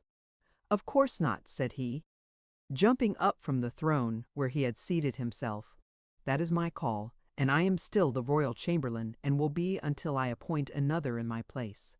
So he ran out of the room and found Guff and told him to answer the summons of the king's gong. Having returned to the royal cavern, Kaliko first pounded the gong and then sat in the throne, wearing Ruggedo's discarded ruby crown and holding in his hand the scepter which Ruggedo had so often thrown at his head. When Gulf entered he was amazed.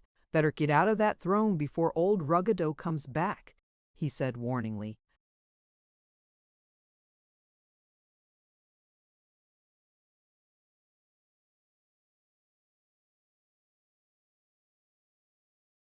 He isn't coming back, and I am now the king of the gnomes in his stead, announced Kaliko. All of which is quite true, asserted the dragon, and all of those who stood around the throne bowed respectfully to the new king. Seeing this, Goof also bowed, for he was glad to be rid of such a hard master as Ruggedo. Then Kaliko, in quite a kingly way, informed Guff that he was appointed the royal chamberlain and promised not to throw the scepter at his head unless he deserved it. All this being pleasantly arranged, the new chamberlain went away to tell the news to all the gnomes of the underground kingdom, every one of whom would be delighted with the change in kings.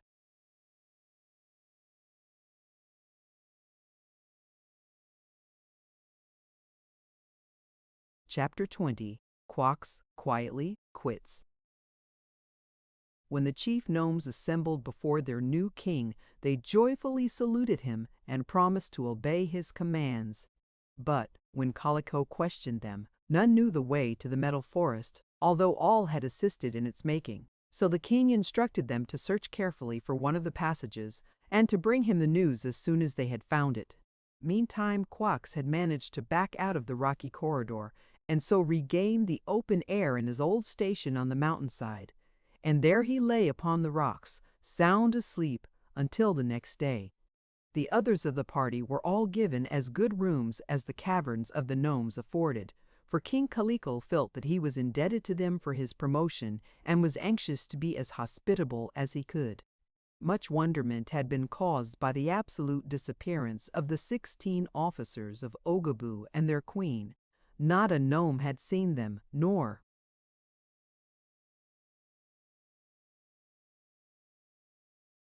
were they discovered during the search for the passages leading to the metal forest. Perhaps no one was unhappy over their loss, but all were curious to know what had become of them. On the next day, when our friends went to visit the dragon, Quock said to them, "I must now bid you goodbye, for my mission here is finished and I must depart for the other side of the world, where I belong." "Will you go through the tube again?" asked Betsy. "To be sure. But it will be a lonely trip this time, with no one to talk to, and I cannot invite any of you to go with me. Therefore, as soon as I slide into the hole, I shall go to sleep, and when I pop out at the other end, I will wake up at home." They thanked the dragon for befriending them and wished him a pleasant journey. Also they sent their thanks to the great Jinjin, whose just condemnation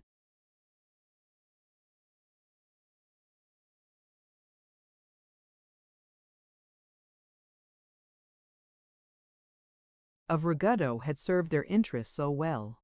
Then Quox yawned and stretched himself and ambled over to the tube, into which he slid headforemost and disappeared. They really felt as if they had lost a friend, for the dragon had been both kind and sociable during their brief acquaintance with him, but they knew it was his duty to return to his own country. So they went back to the caverns to renew the search for the hidden passages that led to the forest, but for 3 days all efforts to find them proved in vain. It was Polychrome's custom to go every day to the mountain and watch for her father, the rainbow, for she was growing tired with wandering upon the earth and longed to rejoin her sisters in their sky palaces. And on the 3rd day, while she sat motionless upon a point of rock, whom should she see slyly creeping up the mountain but Ruggedo?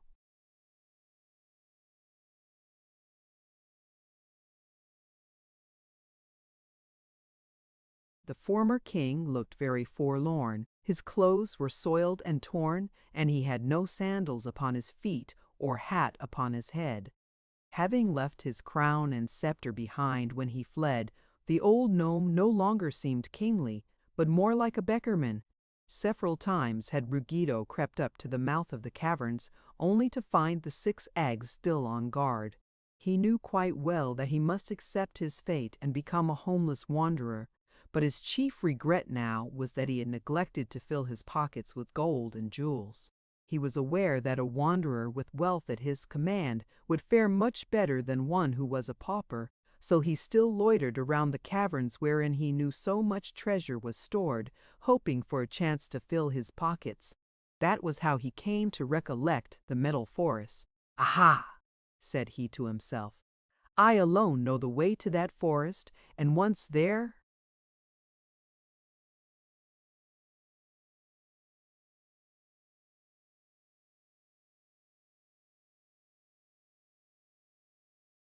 can fill my pockets with the finest jewels in all the world." He glanced at his pockets and was grieved to find them so small. Perhaps they might be enlarged, so that they would hold more. He knew of a poor woman who lived in a cottage at the foot of the mountain, so he went to her and begged her to sew pockets all over his robe, paying her with the gift of a diamond ring which he had worn upon his finger. The woman was delighted to possess so valuable a ring, and she sewed as many pockets on Ruggedo's robe as she possibly could. Then he returned up the mountain, and, after gazing cautiously around to make sure he was not observed, he touched a spring in a rock, and it swung slowly backward, disclosing a broad passageway. This he entered, swinging the rock in place behind him. However, Ruggedo had failed to look as carefully as he might have done, for Polychrome was seated only a little distance off, and her clear eyes marked exactly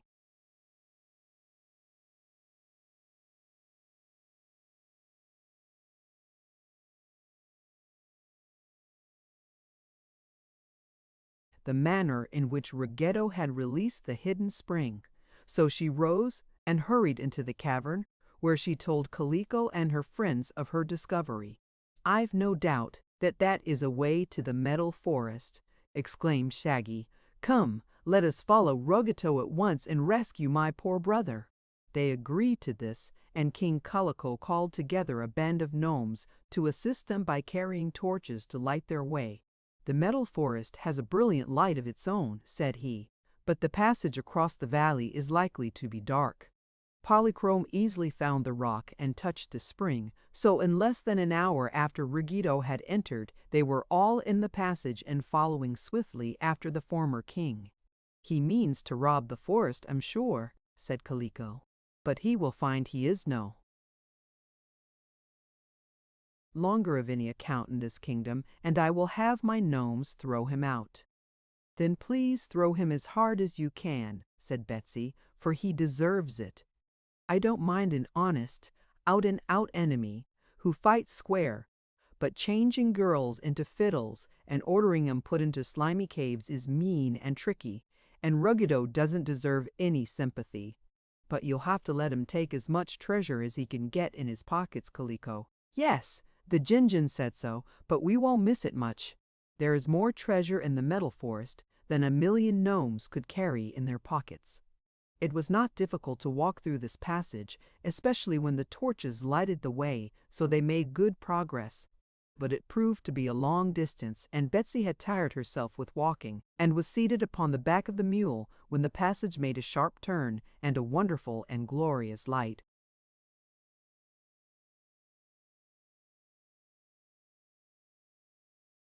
burst upon them. The next moment they were all standing upon the edge of the marvelous Metal Forest. It lay under another mountain and occupied a great domed cavern, the roof of which was higher than a church steeple. In this space the industrious gnomes had built, during many years of labor, the most beautiful forest in the world. The trees' trunks, branches, and leaves were all of solid gold, while the bushes and underbrush were formed of filigree silver, virgin pure. The trees towered as high as natural live oaks do, and were of exquisite workmanship. On the ground were thickly strewn precious gems of every hue and size, while here and there among the trees were paths pebbled with cut diamonds of the clearest water. Taken all together, more treasure was gathered in this Metal Forest than is contained in all the rest of the world, if we except the land of Oz, where perhaps its value is equaled in the famous Emerald City.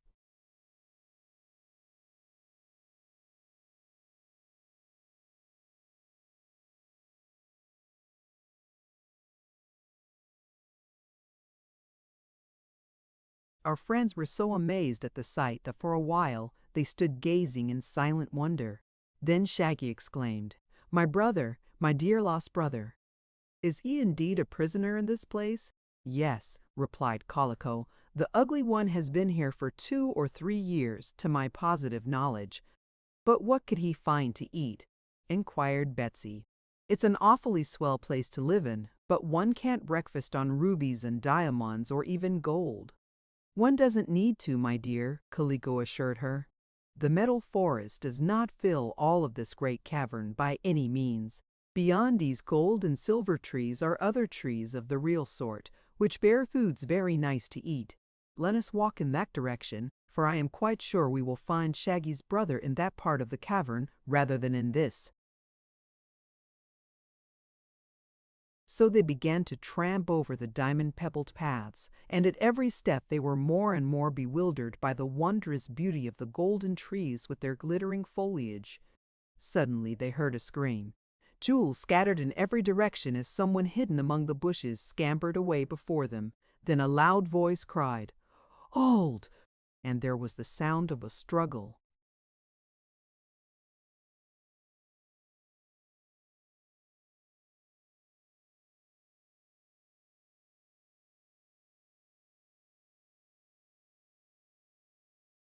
Chapter 21. A Bashful Brother. With fast-beating hearts, they all rushed forward and, beyond a group of stately metal trees, came full upon a most astonishing scene. There was Ruggedo in the hands of the officers of Oogaboo, a dozen of whom were clinging to the old gnome and holding him fast in spite of his efforts to escape. There also was Queen Anne, looking grimly upon the scene of strife. But when she observed her former companions approaching, she turned away in a shamefaced manner, for Anne and her officers were indeed a sight to behold. Her Majesty's clothing, once so rich and gorgeous, was now worn and torn into shreds by her long crawl through the tunnel, which, by the way, had led her directly into the metal forest. It was indeed one of the 3 secret passages, and by far the most difficult of the 3. Anne had not only torn her pretty skirt and jacket, but her crown had become bent and battered, and even her shoes were so cut and slashed that they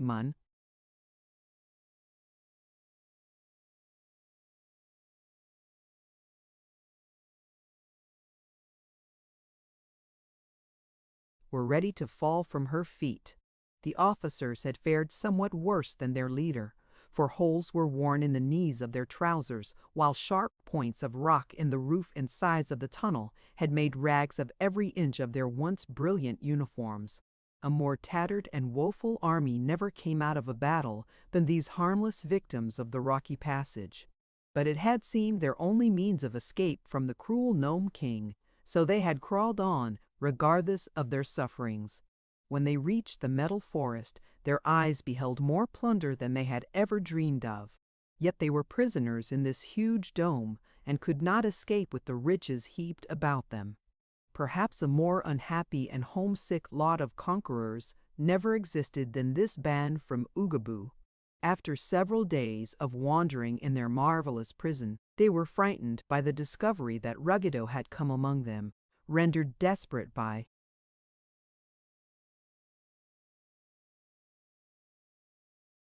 their sad condition. The officers exhibited courage for the first time since they left home, and ignorant of the fact that Ruggedo was no longer king of the gnomes, they threw themselves upon him and had just succeeded in capturing him when their fellow adventurers reached the spot. "Goodness gracious!" cried Betsy. "What has happened to you all?" Anne came forward to greet them, sorrowful and indignant.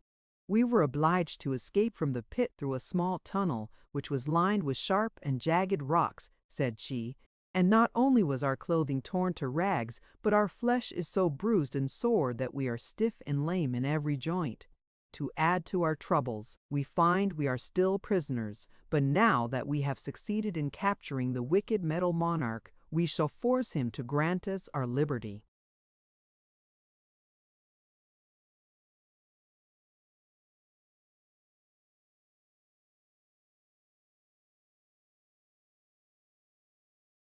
"Ruggedo is no longer metal monarch or king of the gnomes," Files informed her. "He has been deposed and cast out of his kingdom by Quox. But here is the new king, whose name is Calico, and I am pleased to assure your Majesty that he is our friend." "Glad to meet your Majesty, I'm sure," said Calico, bowing as courteously as if the Queen still wore splendid raiment. The officers, having heard this explanation, now set Ruggedo free, but as he had no place to go, he stood by and faced his former servant, who was now king in his place, in a humble and pleading manner. "What are you doing here?" asked Calico sternly. "Why, I was promised as much treasure as I could carry in my pockets," replied Ruggedo. "So I came here to get it, not wishing to disturb your Majesty."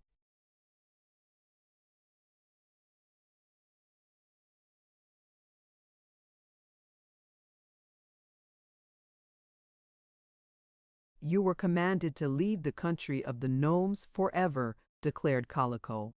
"I know, and I'll go as soon as I have filled my pockets," said Ruggedo meekly. "Then fill them and be gone," returned the new king. Ruggedo obeyed. Stooping down, he began gathering up jewels by the handful and stuffing them into his many pockets. They were heavy things, these diamonds and rubies and emeralds and amethysts and the like, so before long Ruggedo was staggering with the weight he bore, while the pockets were not yet filled. When he could no longer stoop over without falling, Betsy and Polychrome and the Rose Princess came to his assistance, picking up the finest gems and tucking them into his pockets. At last these were all filled, and Ruggedo presented a comical sight, for surely no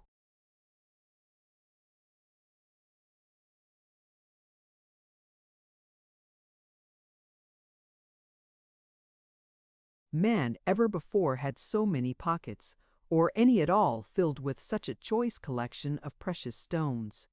He neglected to thank the young ladies for their kindness, but gave them a surly nod of farewell, and staggered down the path by the way he had come. They let him depart in silence, for with all he had taken, the masses of jewels upon the ground seemed scarcely to have been disturbed, so numerous were they. Also they hoped they had seen the last of the degraded king. "I'm awful glad he's gone," said Betsy, sighing deeply. "If he doesn't get reckless and spend his wealth foolishly, he's got enough to start a bank when he gets to Oklahoma. But my brother, my dear brother, my dear brother, where is he?"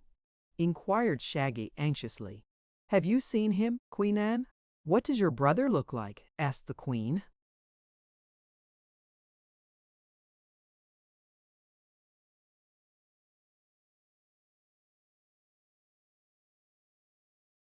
Shaggy hesitated to reply, but Betsy said, "He's called the Ugly One. Perhaps you'll know him by that." "The only person we have seen in this cavern," said Anne, "has run away from us whenever we approached him. He hides over yonder, among the trees that are not gold, and we have never been able to catch sight of his face, so I cannot tell whether he is ugly or not." "That must be my dear brother," exclaimed Shaggy. "Yes, it must be," assented Kaliko. "No one else inhabits this splendid dome, so there can be no mistake." "But why does he hide among those green trees instead of enjoying all these glittery golden ones?" asked Betsy. "Because he finds food among the natural trees," replied Kaliko. "And I."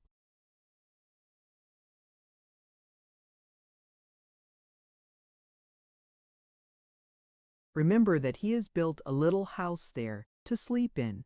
As for these glittery golden trees, I will admit they are very pretty at first sight. One cannot fail to admire them, as well as the rich jewels scattered beneath them. But if one has to look at them always, they become pretty tame." "I believe that is true," declared Shaggy. "My dear brother is very wise to prefer real trees to the imitation ones. But come, let us go there and find him." Shaggy started for the green grove at once, and the others followed him, being curious to witness the final rescue of his long-sought, long-lost brother. Not far from the edge of the grove they came upon a small hut, cleverly made of twigs and golden branches woven together. As they approached the place they caught a glimpse of a form that darted into the hut and slammed the door tight shut after him.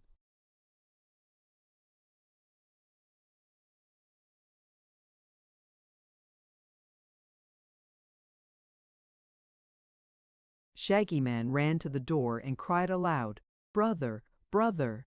"Who calls?" demanded a sad, hollow voice from within. "It is Shaggy, your own loving brother, who has been searching for you a long time and has now come to rescue you." "Too late," replied the gloomy voice. "No one can rescue me now." "Oh, but you are mistaken about that," said Shaggy. "There is a new king of the gnomes named Kaliko in Ruggedo's place, and he has promised you shall go free." "Free!" "I dare not go free," said the ugly one in a voice of despair. "Why not, brother?" asked Shaggy anxiously.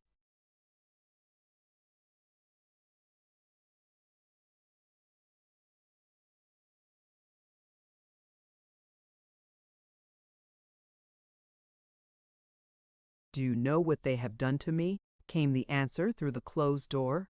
"No. Tell me, brother, what have they done?" "When Ruggedo first captured me, I was very handsome. Don't you remember, Shaggy?" "Not very well, brother. You were so young when I left home. But I remember that mother thought you were beautiful." "She was right. I am sure she was right," wailed the prisoner. "But Ruggedo wanted to injure me to make me ugly in the eyes of all the world, so he performed a wicked enchantment. I went to bed beautiful, or you might say handsome to be very modest. I will merely claim that I was good looking, and I wakened the next morning the homeliest man in all the world. I am so repulsive."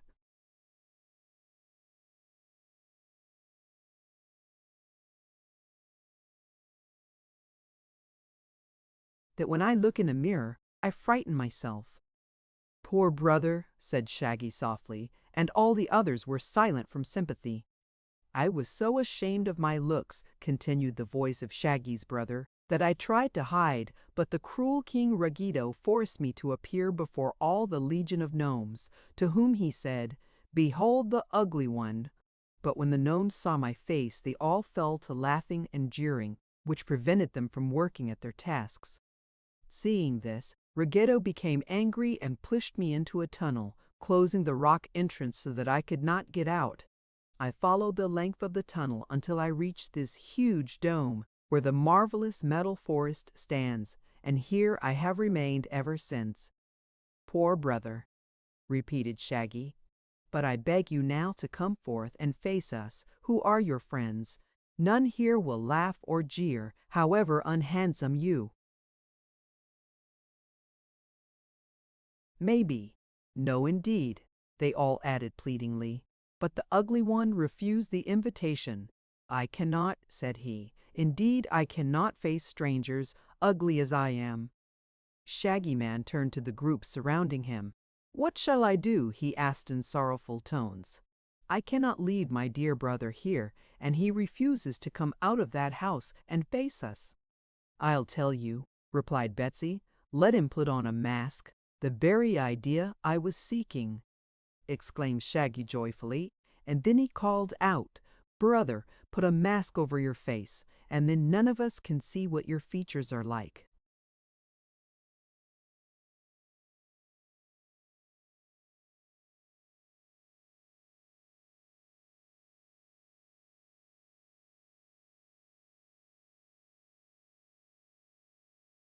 "I have no mask," answered the ugly one. "Look here," said Betsy, "he can use my handkerchief."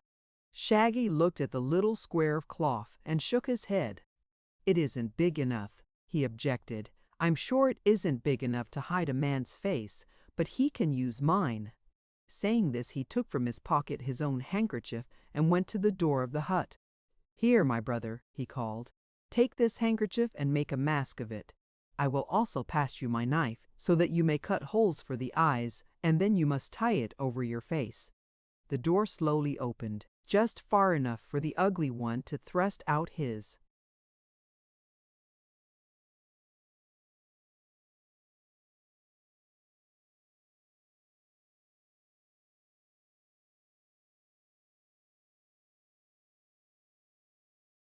Hand and take the handkerchief and the knife. Then it closed again. "Don't forget a hole for your nose," cried Betsy. "You must breathe, you know." For a time there was silence. Queen Anne and her army sat down upon the ground to rest. Betsy sat on Hank's back. Polychrome danced lightly up and down the jeweled paths, while Files and the princess wandered through the groves arm in arm. Tik-Tok, who never tired, stood motionless.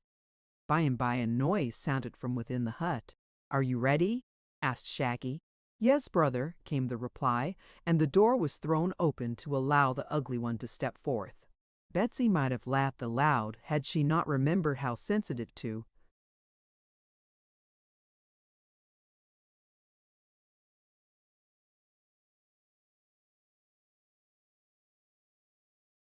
ridicule Shaggy's brother was, for the handkerchief with which he had masked his features was a red one covered with big white polka dots.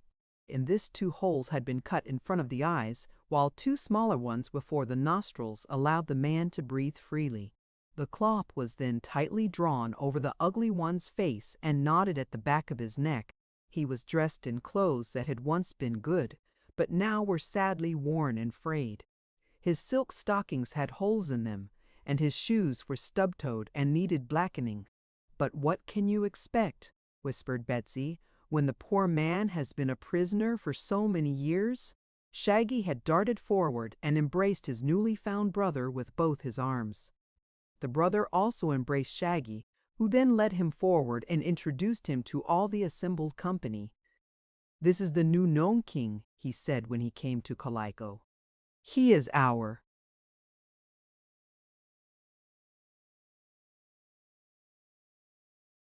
friend and has granted you your freedom.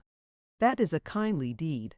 replied Ugly in a sad voice, but I dread to go back to the world in this direful condition. Unless I remain forever masked, my dreadful face would curdle all the milk and stop all the clocks. Can't the enchantment be broken in some way? Inquired Betsy. Shaggy looked anxiously at Kaliko, who shook his head. I am sure I can't break the enchantment, he said. Ruggedo was fond of magic and learned a good many enchantments that we gnomes know nothing of. Perhaps Ruggedo himself might break his own enchantment, suggested Anne, but unfortunately we have allowed the old king to escape. Never mind, my dear brother, said Shaggy consolingly. I am very happy to have found you again, although I may never see your face. So let us make the most of this joyful reunion. The Ugly One was affected to tears by this tender speech, and the tears began to wet the red handkerchief, so Shaggy gently wiped them away with his coat sleeve.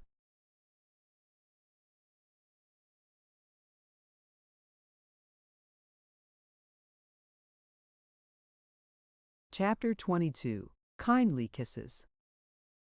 Won't you be dreadful sorry to leave this lovely place? Betsy asked the Ugly One. No, indeed, said he. Jewels and gold are cold and heartless things, and I am sure I would presently have died of loneliness had I not found this natural forest at the edge of the artificial one. Anyhow, without these real trees I should soon have starved to death. Betsy looked around at the quaint trees. I don't just understand that, she admitted. What could you find to eat here? The best food in the world, Ugly answered. Do you see that grove at your left? He added, pointing it out.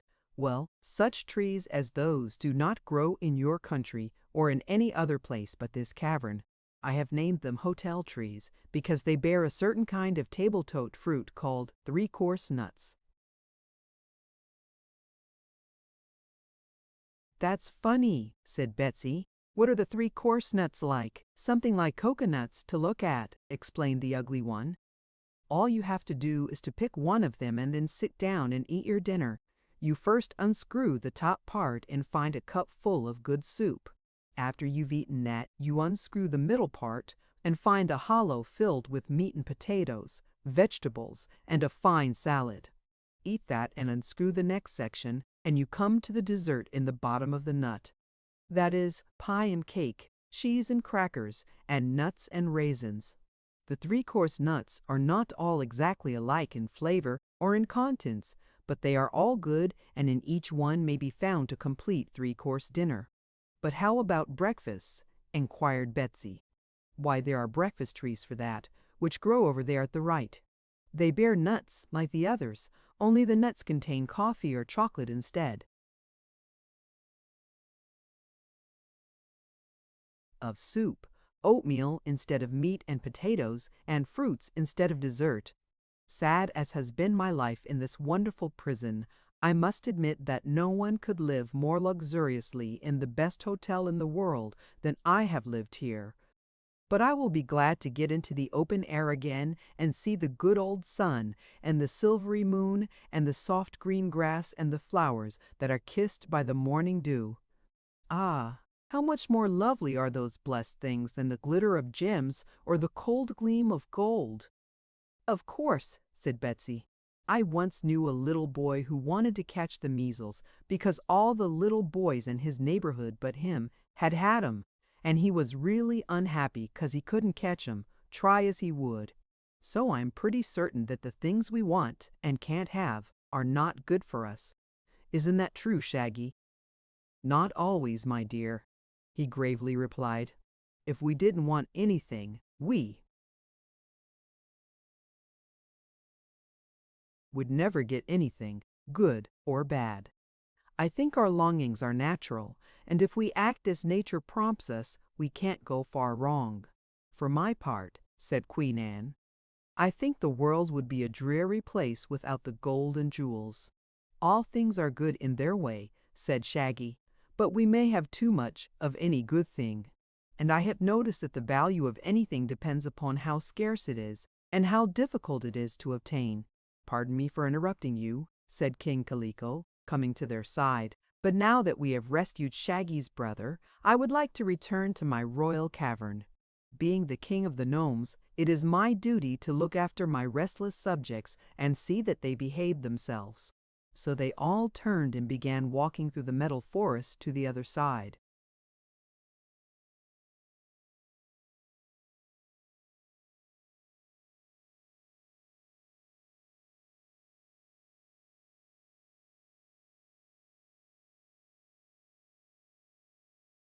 Of the great domed cave, where they had first entered it, Shaggy and his brother walked side by side, and both seemed rejoiced that they were together after their long separation. Betsy didn't dare look at the polka-dot handkerchief for fear she would laugh aloud, so she walked behind the two brothers and led Hank by holding fast to his left ear. When at last they reached the place where the passage led to the outer world, Queen Anne said, in a hesitating way that was unusual with her, "I have not conquered this gnome country, nor do I expect to do so, but I would like to gather a few of these pretty jewels before I leave this place." "Help yourself, ma'am," said King Kaliko, and at once the officers of the army took advantage of his royal permission and began filling their pockets, while Anne tied a lot of diamonds in a big handkerchief.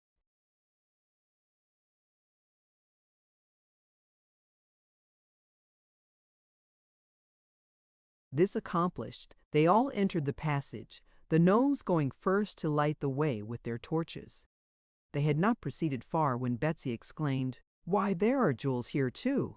All eyes were turned upon the ground, and they found a regular trail of jewels strewn along the rock floor. "This is queer," said Calico, much surprised. "I must send some of my gnomes to gather up these gems and replace them in the metal forest, where they belong. I wonder how they came to be here." All the way along the passage they found this trail of jewels. But when they neared the end, the mystery was explained. For there, squatted upon the floor with his back to the rock wall, sat old Ruggedo, puffing and blowing as if he was all tired out. Then they realized it was he who had scattered the jewels from his many pockets, which one by one had burst with the weight of their contents as he had stumbled along the passage. "But I don't mind," said Ruggedo with a deep sigh. "I now realize that I could not have carried such a weighty load very far, even had I managed to escape from this passage with it. The woman who sewed the pockets on my robe used poor thread, for which I shall thank her." "Have you any jewels left?" inquired Betsy. He glanced into some of the remaining pockets. "A few," said he, "but they will be sufficient to supply my wants, and I no longer have any desire to be rich. If some of you will kindly help me to rise, I'll get out of here and leave you, for I know you all despise me and prefer my room to my company." Shaggy and Calico raced the old king to his feet when he was confronted by Shaggy's brother, whom he now noticed for the first time. The queer and unexpected appearance of the ugly one so startled Ruggedo that he gave a wild cry and began to tremble as if he had seen a ghost. Who is this?" he faltered. "I am that helpless prisoner whom your cruel magic transformed from a handsome man into an ugly one," answered Shaggy's brother in a voice of stern reproach. "Really, Ruggedo," said Betsy, "you ought to be ashamed of that mean trick." "I am, my dear," admitted Ruggedo, who was now as meek and humble as formerly he had been cruel and vindictive. "Then," returned the girl, "you'd better do some more magic and give the poor."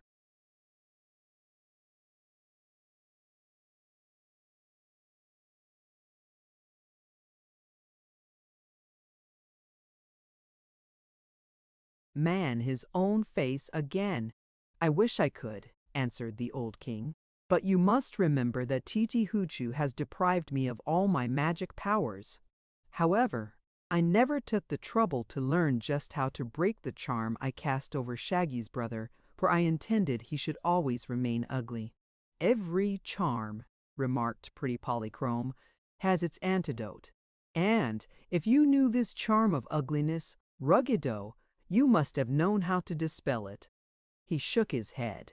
"If I did, I've forgotten." he stammered regretfully. Try to think, pleaded Shaggy anxiously. Please try to think. Ruggedo ruffled his hair with both hands, sighed, slapped his chest, rubbed his ear, and stared stupidly around the group. I've a faint recollection that there was one thing that would break the charm, said he, but misfortune has so addled my brain that I can't remember what it was.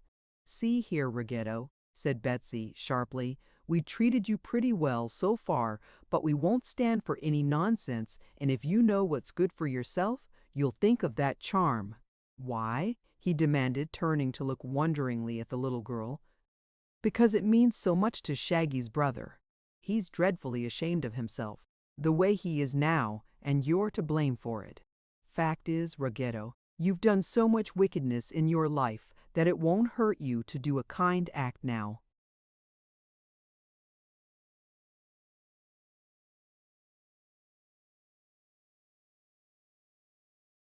Ruggedo blinked at her and sighed again, and then tried very hard to think. I seem to remember, dimly, said he, that a certain kind of a kiss will break the charm of ugliness. What kind of a kiss? What kind? Why, it was either the kiss of a mortal maid, or the kiss of a mortal maid who had once been a fairy, or the kiss of one who was still a fairy. I can't remember which, but of course no maid, mortal or fairy, would ever consent to kiss a person so ugly, so dreadfully, fearfully, terribly ugly as Shaggy's brother. I'm not so sure of that, said Betsy with admirable courage. I'm a mortal maid, and if it is my kiss that will break this awful charm, I'd do it. Oh, you really couldn't, protested Ugly. I would be obliged to remove my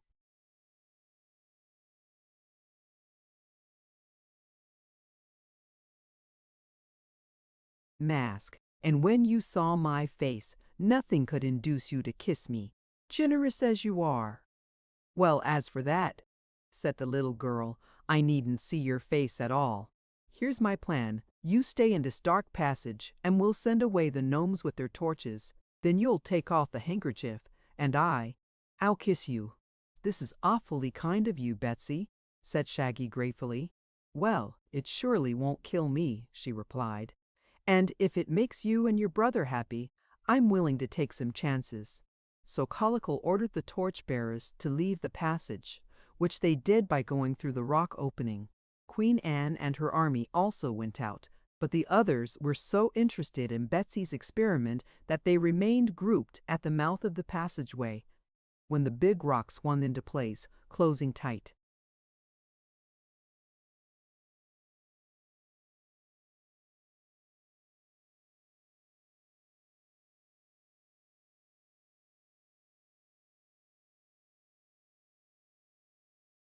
The opening, they were left in total darkness. Now then, called Betsy in a cheerful voice, have you got that handkerchief off your face, Ugly? Yes, he replied. Well, where are you then? She asked, reaching out her arms.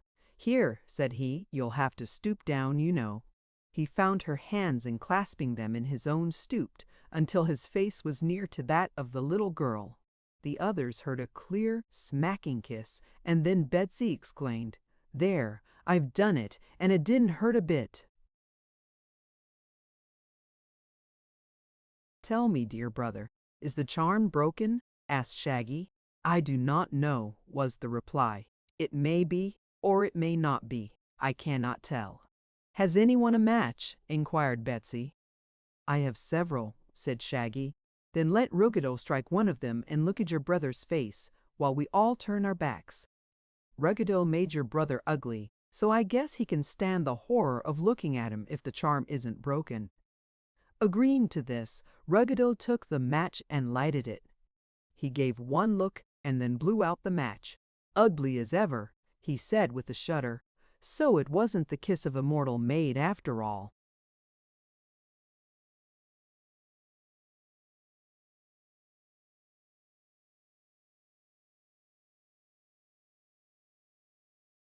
Let me try, proposed the Rose Princess in her sweet voice. I am a mortal maid who was once a fairy. Perhaps my kiss will break the charm." Files did not wholly approve of this, but he was too generous to interfere. So the Rose Princess felt her way through the darkness to Shaggy's brother and kissed him. Ruggedo struck another match while they all turned away. "No," announced the former king, "that didn't break the charm either. It must be the kiss of a fairy that is required, or else my memory has failed me altogether." "Polly," said Betsy pleadingly, "won't you try?" "Of course I will," answered Polychrome with a merry laugh. "I've never kissed a mortal man in all the thousands of years I have existed, but I'll do it to please." Our faithful Shaggy Man, whose unselfish affection for his ugly brother deserves to be rewarded. Even as Polychrome was speaking, she tripped lightly to the side of the ugly one and quickly touched his cheek with her lips. "Oh, thank you, he fervently cried. "I've changed this time, I know. I can feel it. I'm different. Shaggy dear, Shaggy, I am myself again." Files, who was near the opening, touched the spring that released the big rock, and it suddenly swung backward and let in a flood of daylight. Everyone stood motionless, staring hard at Shaggy's brother, who, no longer masked by the polka-dot handkerchief, met their gaze with a glad smile. "Well," said Shaggy Man, breaking the silence at last and drawing a long, deep breath of satisfaction, "you are no longer the ugly one, my dear brother, but, to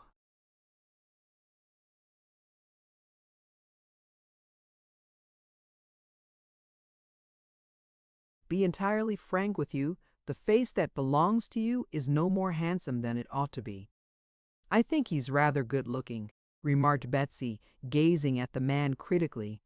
"In comparison with what he was," said King Kaliko, "he is really beautiful. You, who never beheld his ugliness, may not understand that, but it was my misfortune to look at the ugly one many times, and I say again that, in comparison with what he was, the man is now beautiful."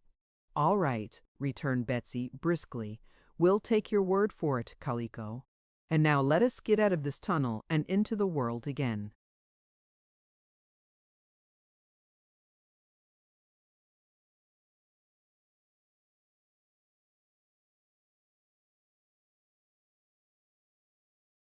Chapter 23. Ruggedo Reforms. It did not take them long to regain the royal cavern of the Gnome King, where Kaliko ordered served to them the nicest refreshments the place afforded. Ruggedo had come trailing along after the rest of the party, and while no one paid any attention to the old king, they did not offer any objection to his presence or command him to leave them. He looked fearfully to see if the eggs were still guarding the entrance, but they had now disappeared, so he crept into the cavern after the others and humbly squatted down in a corner of the room. There Betsy discovered him. All of the little girl's companions were now so happy at the success of Shaggy's quest for his brother, and the laughter and merriment seemed so general that Betsy's heart softened toward the friendless old man who had once been their bitter enemy, and she carried to him some of the food and drink. Ruggedo's eyes filled with tears at this unexpected kindness. He took the child's hand in his own and pressed it gratefully. "Look here, Kaliko," said Betsy, addressing the new king, "what's the use of being hard on Ruggedo? All his magic power is gone, so he can't do any more harm, and I'm sure he's sorry he acted so badly to everybody." "Are you?" asked Kaliko, looking down at his former master.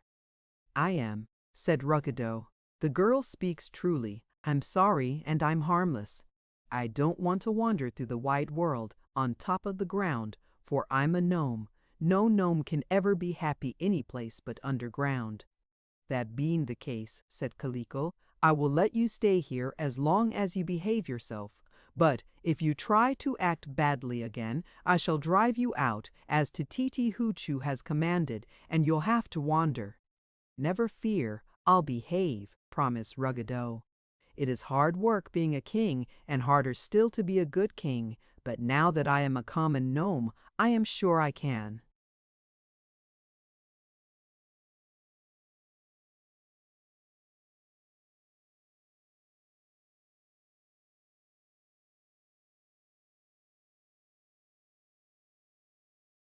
lead a blameless life. They were all pleased to hear this and to know that Ruggedo had really reformed.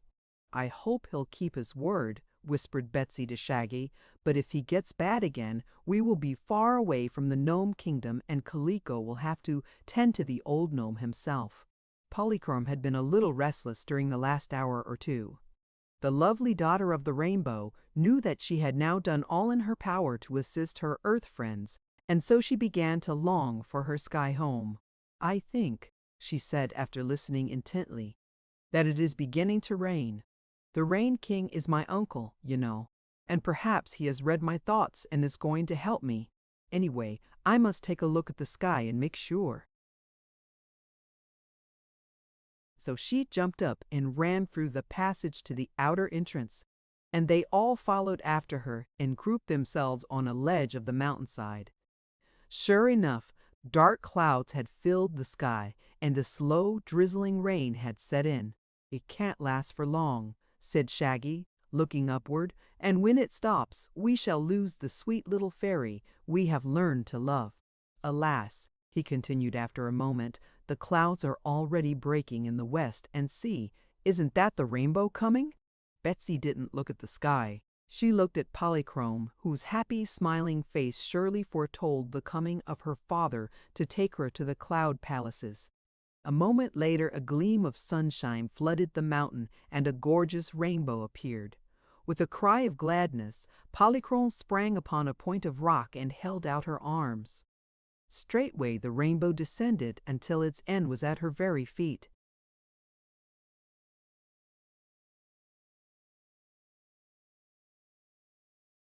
When with a graceful leap she sprang upon it and was at once clasped in the arms of her radiant sisters, the daughters of the rainbow. But Polychrome released herself to lean over the edge of the glowing arch and nod and smile and throw a dozen kisses to her late comrades. "Goodbye," she called, and they all shouted "Goodbye" in return and waved their hands to their pretty friend. Slowly the magnificent bough lifted and melted into the sky, until the eyes of the earnest watchers saw only fleecy clouds flitting across the blue. "I'm dreadful sorry to see Polychrome go," said Betsy, who felt like crying, "but I suppose she'll be a good deal happier with her sisters in the sky palaces." "To be sure," returned Shaggy, nodding gravely. "It's her home, you know, and those poor wanderers who, like ourselves, have no home, can realize what that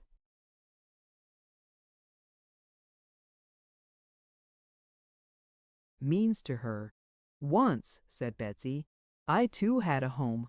Now I've only dear old Hank." She twined her arms around her shaggy friend who was not human, and he said, "Hey, hey, hey," in a tone that showed he understood her mood. And the shaggy friend who was human stroked the child's head tenderly and said, "You're wrong about that, Betsy, dear. I will never desert you." "Nor I," exclaimed Shaggy's brother in earnest tones. The little girl looked up at them gratefully, and her eyes smiled through their tears. "All right," she said, "it's raining again, so let's go back into the cavern." Rather soberly, for all loved Polychrome and would miss her, they re-entered the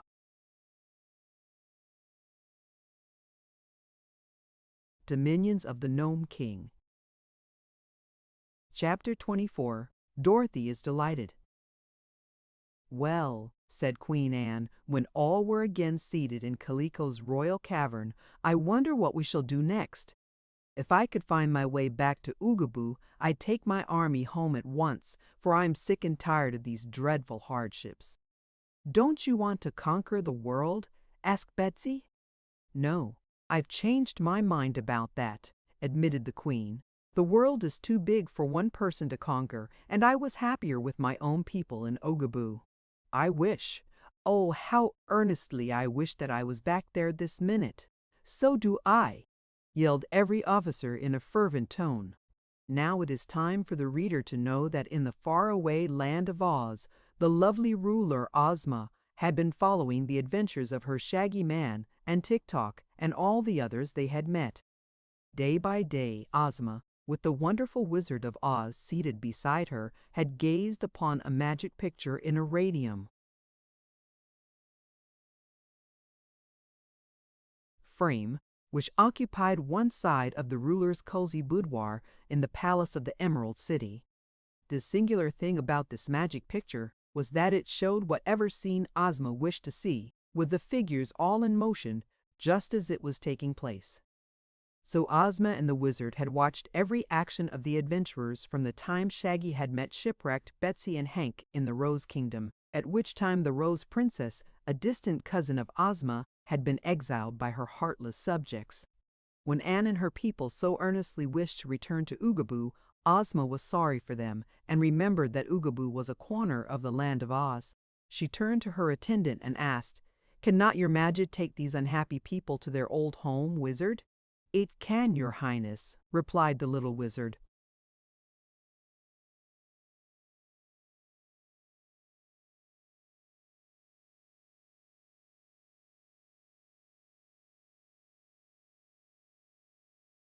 "I think the poor queen has suffered enough in her misguided effort to conquer the world," said Ozma, smiling at the absurdity of the undertaking. "So no doubt she will hereafter be contented in her own little kingdom. Please send her there, wizard, and with her the officers and files." "How about the Rose Princess?" asked the wizard. "Send her to Oogaboo with files," answered Ozma. "They have become such good friends that I am sure it would make them unhappy to separate them." "Very well," said the wizard, and without any fuss or mystery whatever he performed a magical rite that was simple and effective. Therefore those seated in the Gnome King's cavern were both startled and amazed when all the people of Oogaboo suddenly disappeared from the room, and with them the Rose Princess.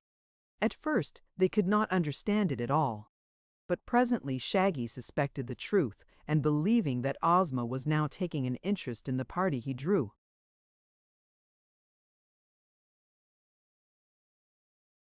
from his pocket a tiny instrument which he placed against his ear.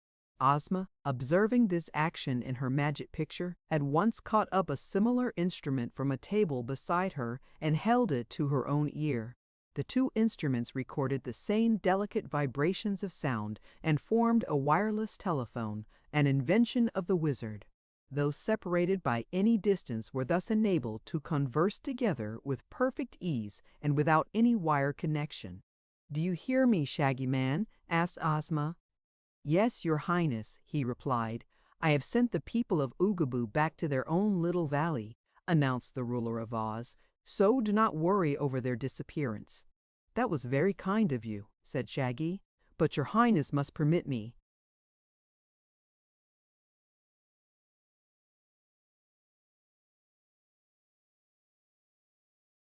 to report that my own mission here is now ended. I have found my lost brother, and he is now beside me, freed from the enchantment of ugliness which Ruggedo cast upon him. Tik-Tok has served me and my comrades faithfully, as you requested him to do, and I hope you will now transport the Clockwork Man back to your fairyland of Oz." "I will do that," replied Ozma. "But how about yourself, Shaggy?" "I have been very happy in Oz," he said, "but my duty to others forces me to exile myself from that delightful land. I must take care of my new-found brother, for one thing, and I have a new comrade in a dear little girl named Betsy Bobbin, who has no home to go to, and no other friends but me and a small donkey named Hank. I have promised Betsy never to desert her as long as she needs a friend, and so I must give up the delights of the land of Oz forever." He said this with a sigh of regret, and Ozma made no reply but laid the tiny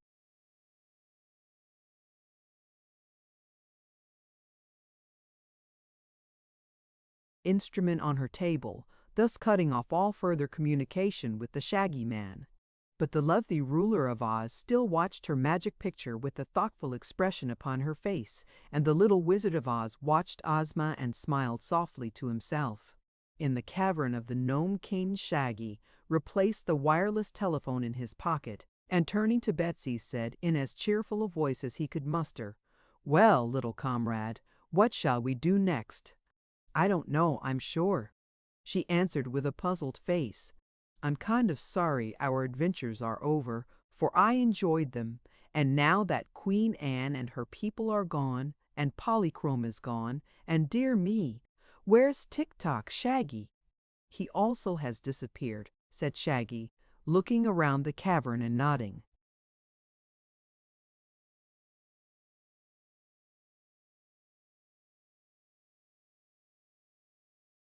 Wisely, by this time he is in Ozma's palace in the land of Oz, which is his home.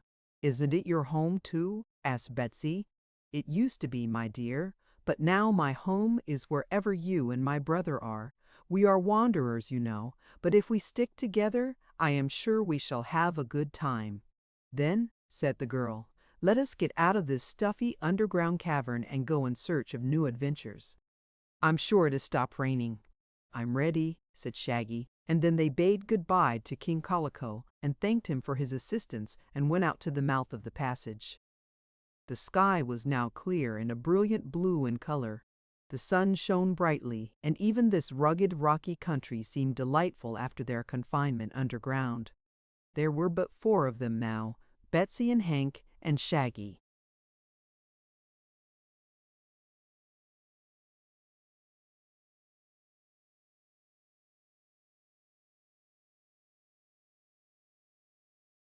And his brother and the little party made their way down the mountain and followed a faint path that led toward the southwest. During this time, Ozma had been holding a conference with the wizard and later with Tik-Tok, whom the magic of the wizard had quickly transported to Ozma's palace. Tik-Tok had only words of praise for Betsy Bobbin, who, he said, is almost as nice as Dorothy herself. "Let us send for Dorothy," said Ozma, and summoning her favorite maid, who was named Jellia-Jamb, she asked her to request Princess Dorothy to attend her at once. So a few moments later Dorothy entered Ozma's room and greeted her and the wizard and Tik-Tok with the same gentle smile and simple manner that had won for the little girl the love of everyone she met. "Did you want to see me, Ozma?" she asked.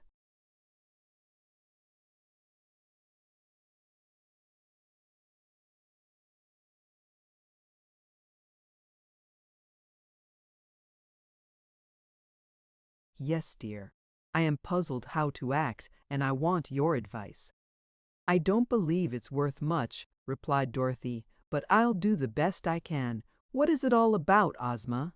"You all know," said the girl ruler, addressing her 3 friends, "what a serious thing it is to admit any mortals into this fairy land of Oz. It is true I have invited several mortals to make their home here, and all of them have proved true and loyal subjects. Indeed, no one of you 3 was a native of Oz. Dorothy and the wizard came here from the United States, and Tik-Tok came from the land of Ev, but of course he is not a mortal. Shaggy is another American, and he is the cause of all my worry, for our dear Shaggy will not return here and desert the new friends he has found in his recent adventures, because he believes they need his services." "Shaggy Nan was always kind-hearted," remarked Dorothy. "But who are these new friends he has found?"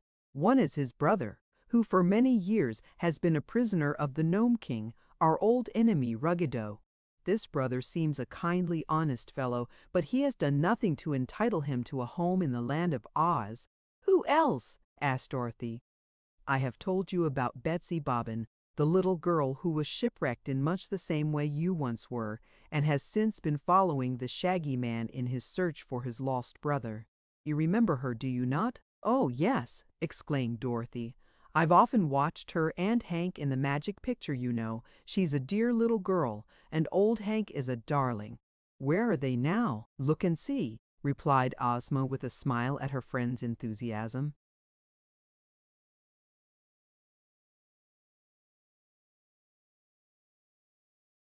Dorothy turned to the picture which showed Betsy and Hank, with Shaggy and his brother, trudging along the rocky paths of a barren country. "Seems to me," she said musingly, "that they're a good way from any place to sleep or any nice things to eat." "You are right," said Tik-Tok. "I have been in that country, and it is a dear nest. It is the country of the gnomes. explained the wizard, who are so mischievous that no one cares to live near them. I'm afraid Shaggy and his friends will endure many hardships before they get out of that rocky place. Unless, he turned to Ozma and smiled. Unless I ask you to transport them all here, she asked.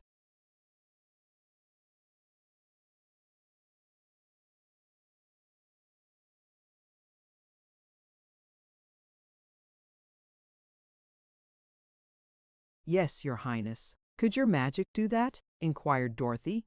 I think so, said the wizard. Well, said Dorothy, as far as Betsy and Hank are concerned, I'd like to have them here in Oz. It would be such fun to have a girl playmate of my own age, you see.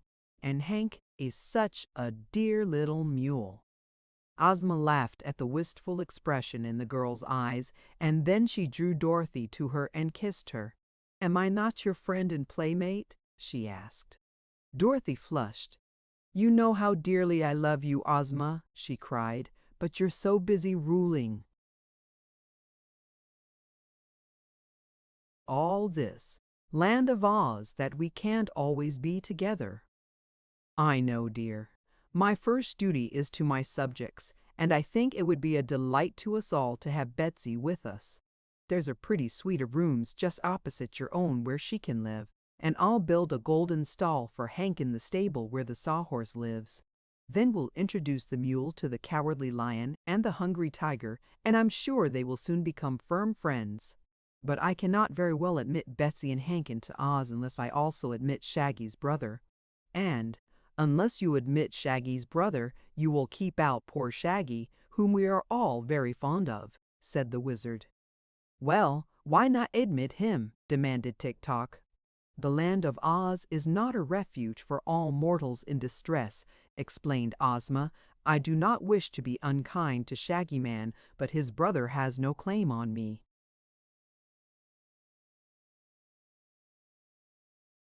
The land of Oz isn't crowded, suggested Dorothy. Then you advise me to admit Shaggy's brother? Inquired Ozma. Well, we can't afford to lose our Shaggy Man, can we? No, indeed, returned Ozma. What do you say, wizard? I'm getting my magic ready to transport them all. And you, Tik-Tok? Shaggy's brother is a good fellow, and we can't spare Shaggy. So then, the question is settled, decided Ozma. Perform your magic, wizard. He did so, placing a silver plate upon a small standard and pouring upon the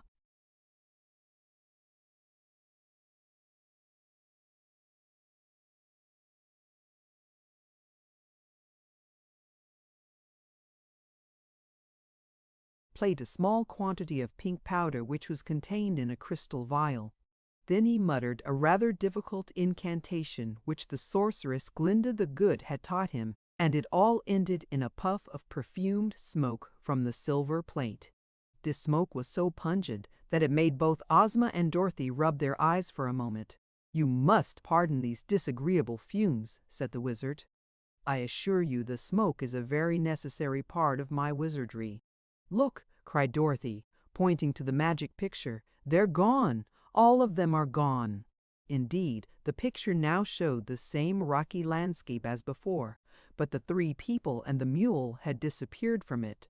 They are gone, said the wizard, polishing the silver plate and wrapping it in a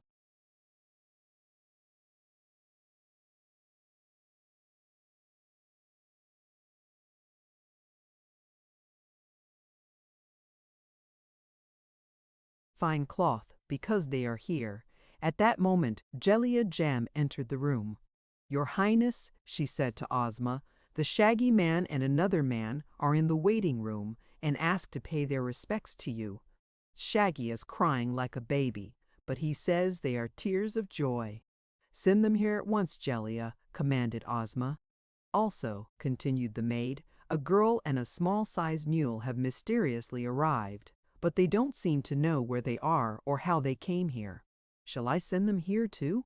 Oh no, exclaimed Dorothy, eagerly jumping up from her chair. I'll go to meet Betsy myself, for she'll feel awful strange in this big palace.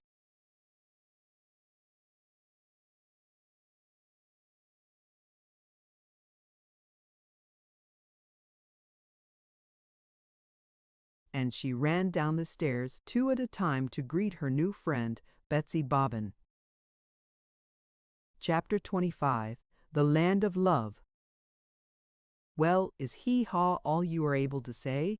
inquired the Sawhorse, as he examined Hank with his knot eyes and slowly wagged the branch that served him for a tail. They were in a beautiful stable in the rear of Ozma's palace, where the wooden Sawhorse, very much alive, lived in a gold-paneled stall, and where there were rooms for the Cowardly Lion and the Hungry Tiger, which were filled with soft cushions for them to lie upon and golden troughs for them to eat from. Beside the stall of the Sawhorse had been placed another for Hank, the mule. This was not quite so beautiful as the other, for the Sawhorse was Ozma's favorite steed, but Hank had a supply of cushions for a bed which the Sawhorse did not need, because he never slept, and all this luxury was so strange to the little mule that he could only stand still and regard his surroundings and his queer companions with wonder and amazement.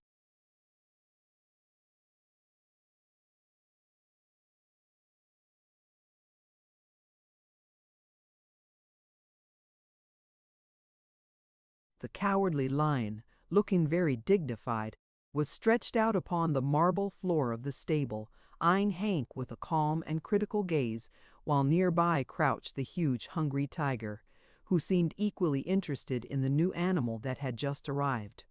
The Sawhorse, standing stiffly before Hank, repeated his question, "Is hee-haw all you are able to say?"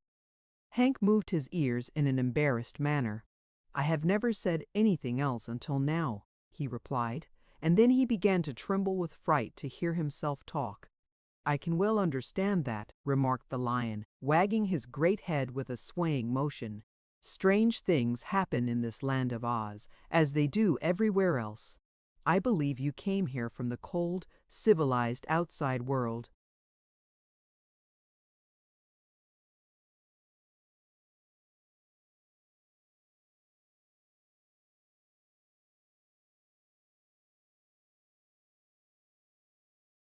"Did you not?"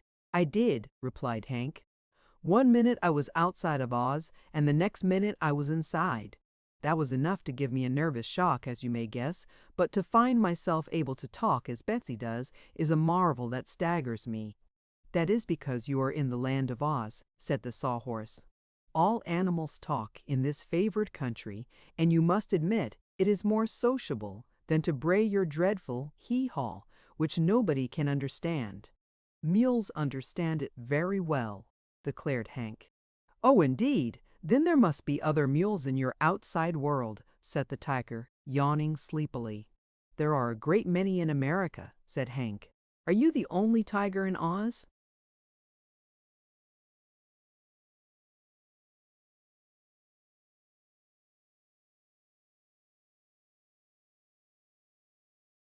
"No," acknowledged the Tiger. "I have many relatives living in the jungle country, but I am the only tiger living in the Emerald City." "There are other lions, too," said the Sawhorse, "but I am the only horse of any description in this favored land." "That is why this land is favored," said the Tiger. "You must understand, friend Hank, that the Sawhorse puts on airs because he is shod with plates of gold, and because our beloved ruler, Ozma of Oz, likes to ride upon his back." "Betsy rides upon my back," declared Hank proudly. "Who is Betsy?" "The dearest, sweetest girl in all the world." The Sawhorse gave an angry snort and stamped his golden feet. The Tiger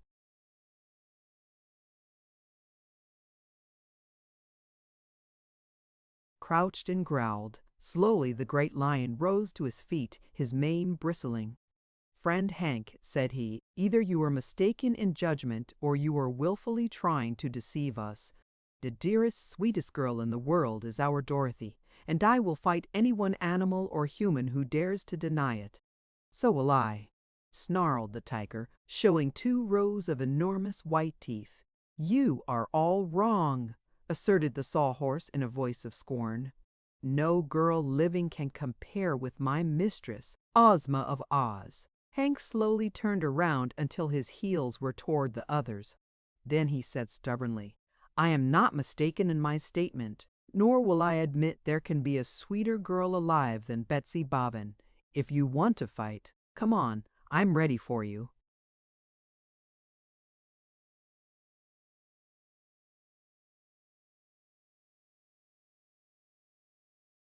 While they hesitated, eyeing Hank's heels doubtfully, a merry peal of laughter startled the animals, and turning their heads, they beheld three lovely girls standing just within the richly carved entrance to the stable. In the center was Ozma, her arms encircling the waists of Dorothy and Betsy, who stood on either side of her. Ozma was nearly half a head taller than the two other girls, who were almost of one size. Unobserved, they had listened to the talk of the animals, which was a very strange experience indeed to little Betsy Bobbin. "You foolish beasts!" exclaimed the ruler of Oz, in a gentle but chiding tone of voice. "Why should you fight to defend us, who are all three loving friends and in no sense rivals? Answer me," she continued as they bowed their heads sheepishly. "I have the right to express my opinion, your Highness," pleaded the lion. "And so have the others," replied Ozma. "I am glad you and the hungry tiger loved Dorothy best, for she was your first friend and companion. Also I am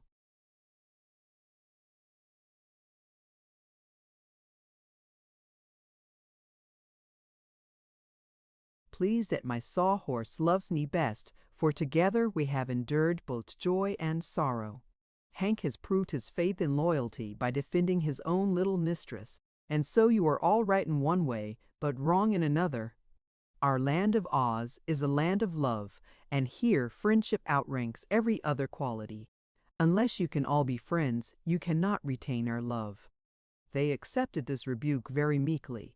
"All right," said the Sawhorse, quite cheerfully. "Shake hoofs, friend Mule."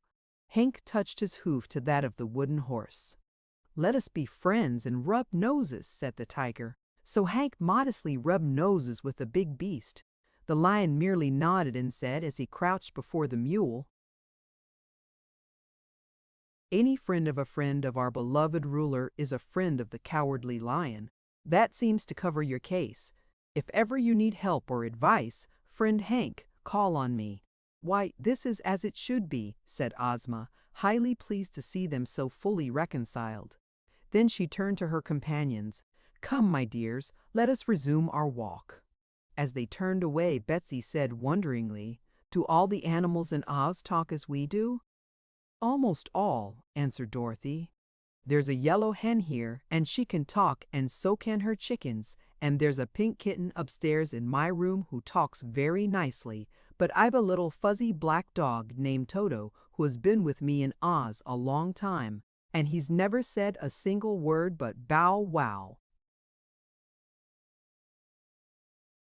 "Do you know why?" asked Ozma.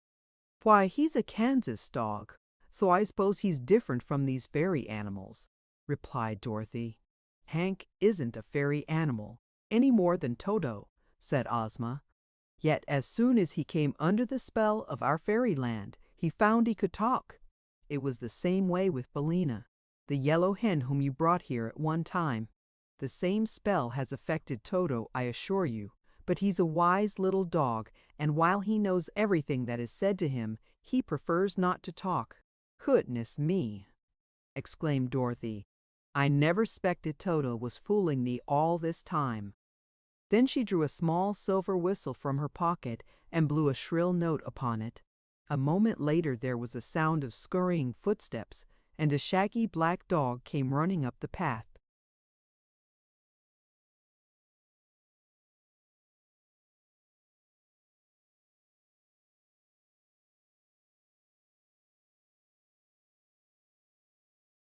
Dorothy knelt down before him, and shaking her finger just above his nose, she said, "Toto, haven't I always been good to you?"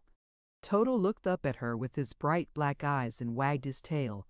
"Bow wow," he said, and Betsy knew at once that meant yes, as well as Dorothy and Ozma knew it, for there was no mistaking the tone of Toto's voice. "That's a dog answer," said Dorothy. "How would you like it, Toto, if I said nothing to you but bow wow?" Toto's tail was wagging furiously now, but otherwise he was silent. "Really, Dorothy," said Betsy. "He can talk with his bark and his tail just as well as we can. Don't you understand such dog language?"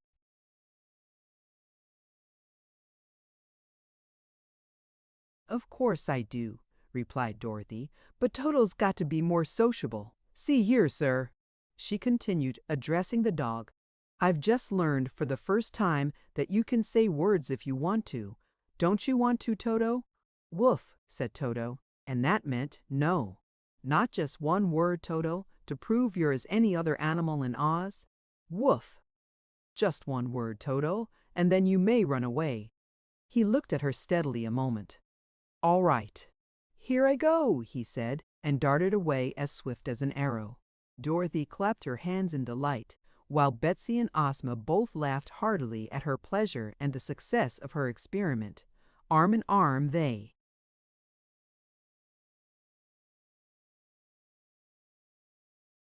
sauntered away through the beautiful gardens of the palace, where magnificent flowers bloomed in abundance and fountains shot their silvery sprays far into the air.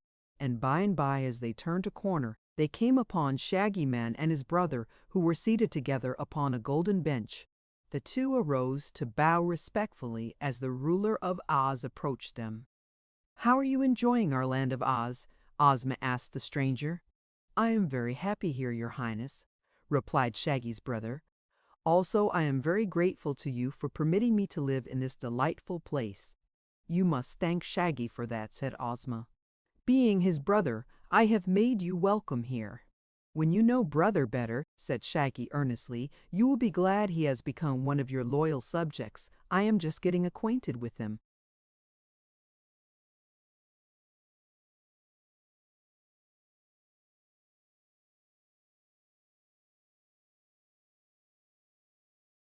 Myself and I find much in his character to admire. Leaving the brothers, Ozma and the girls continued their walk.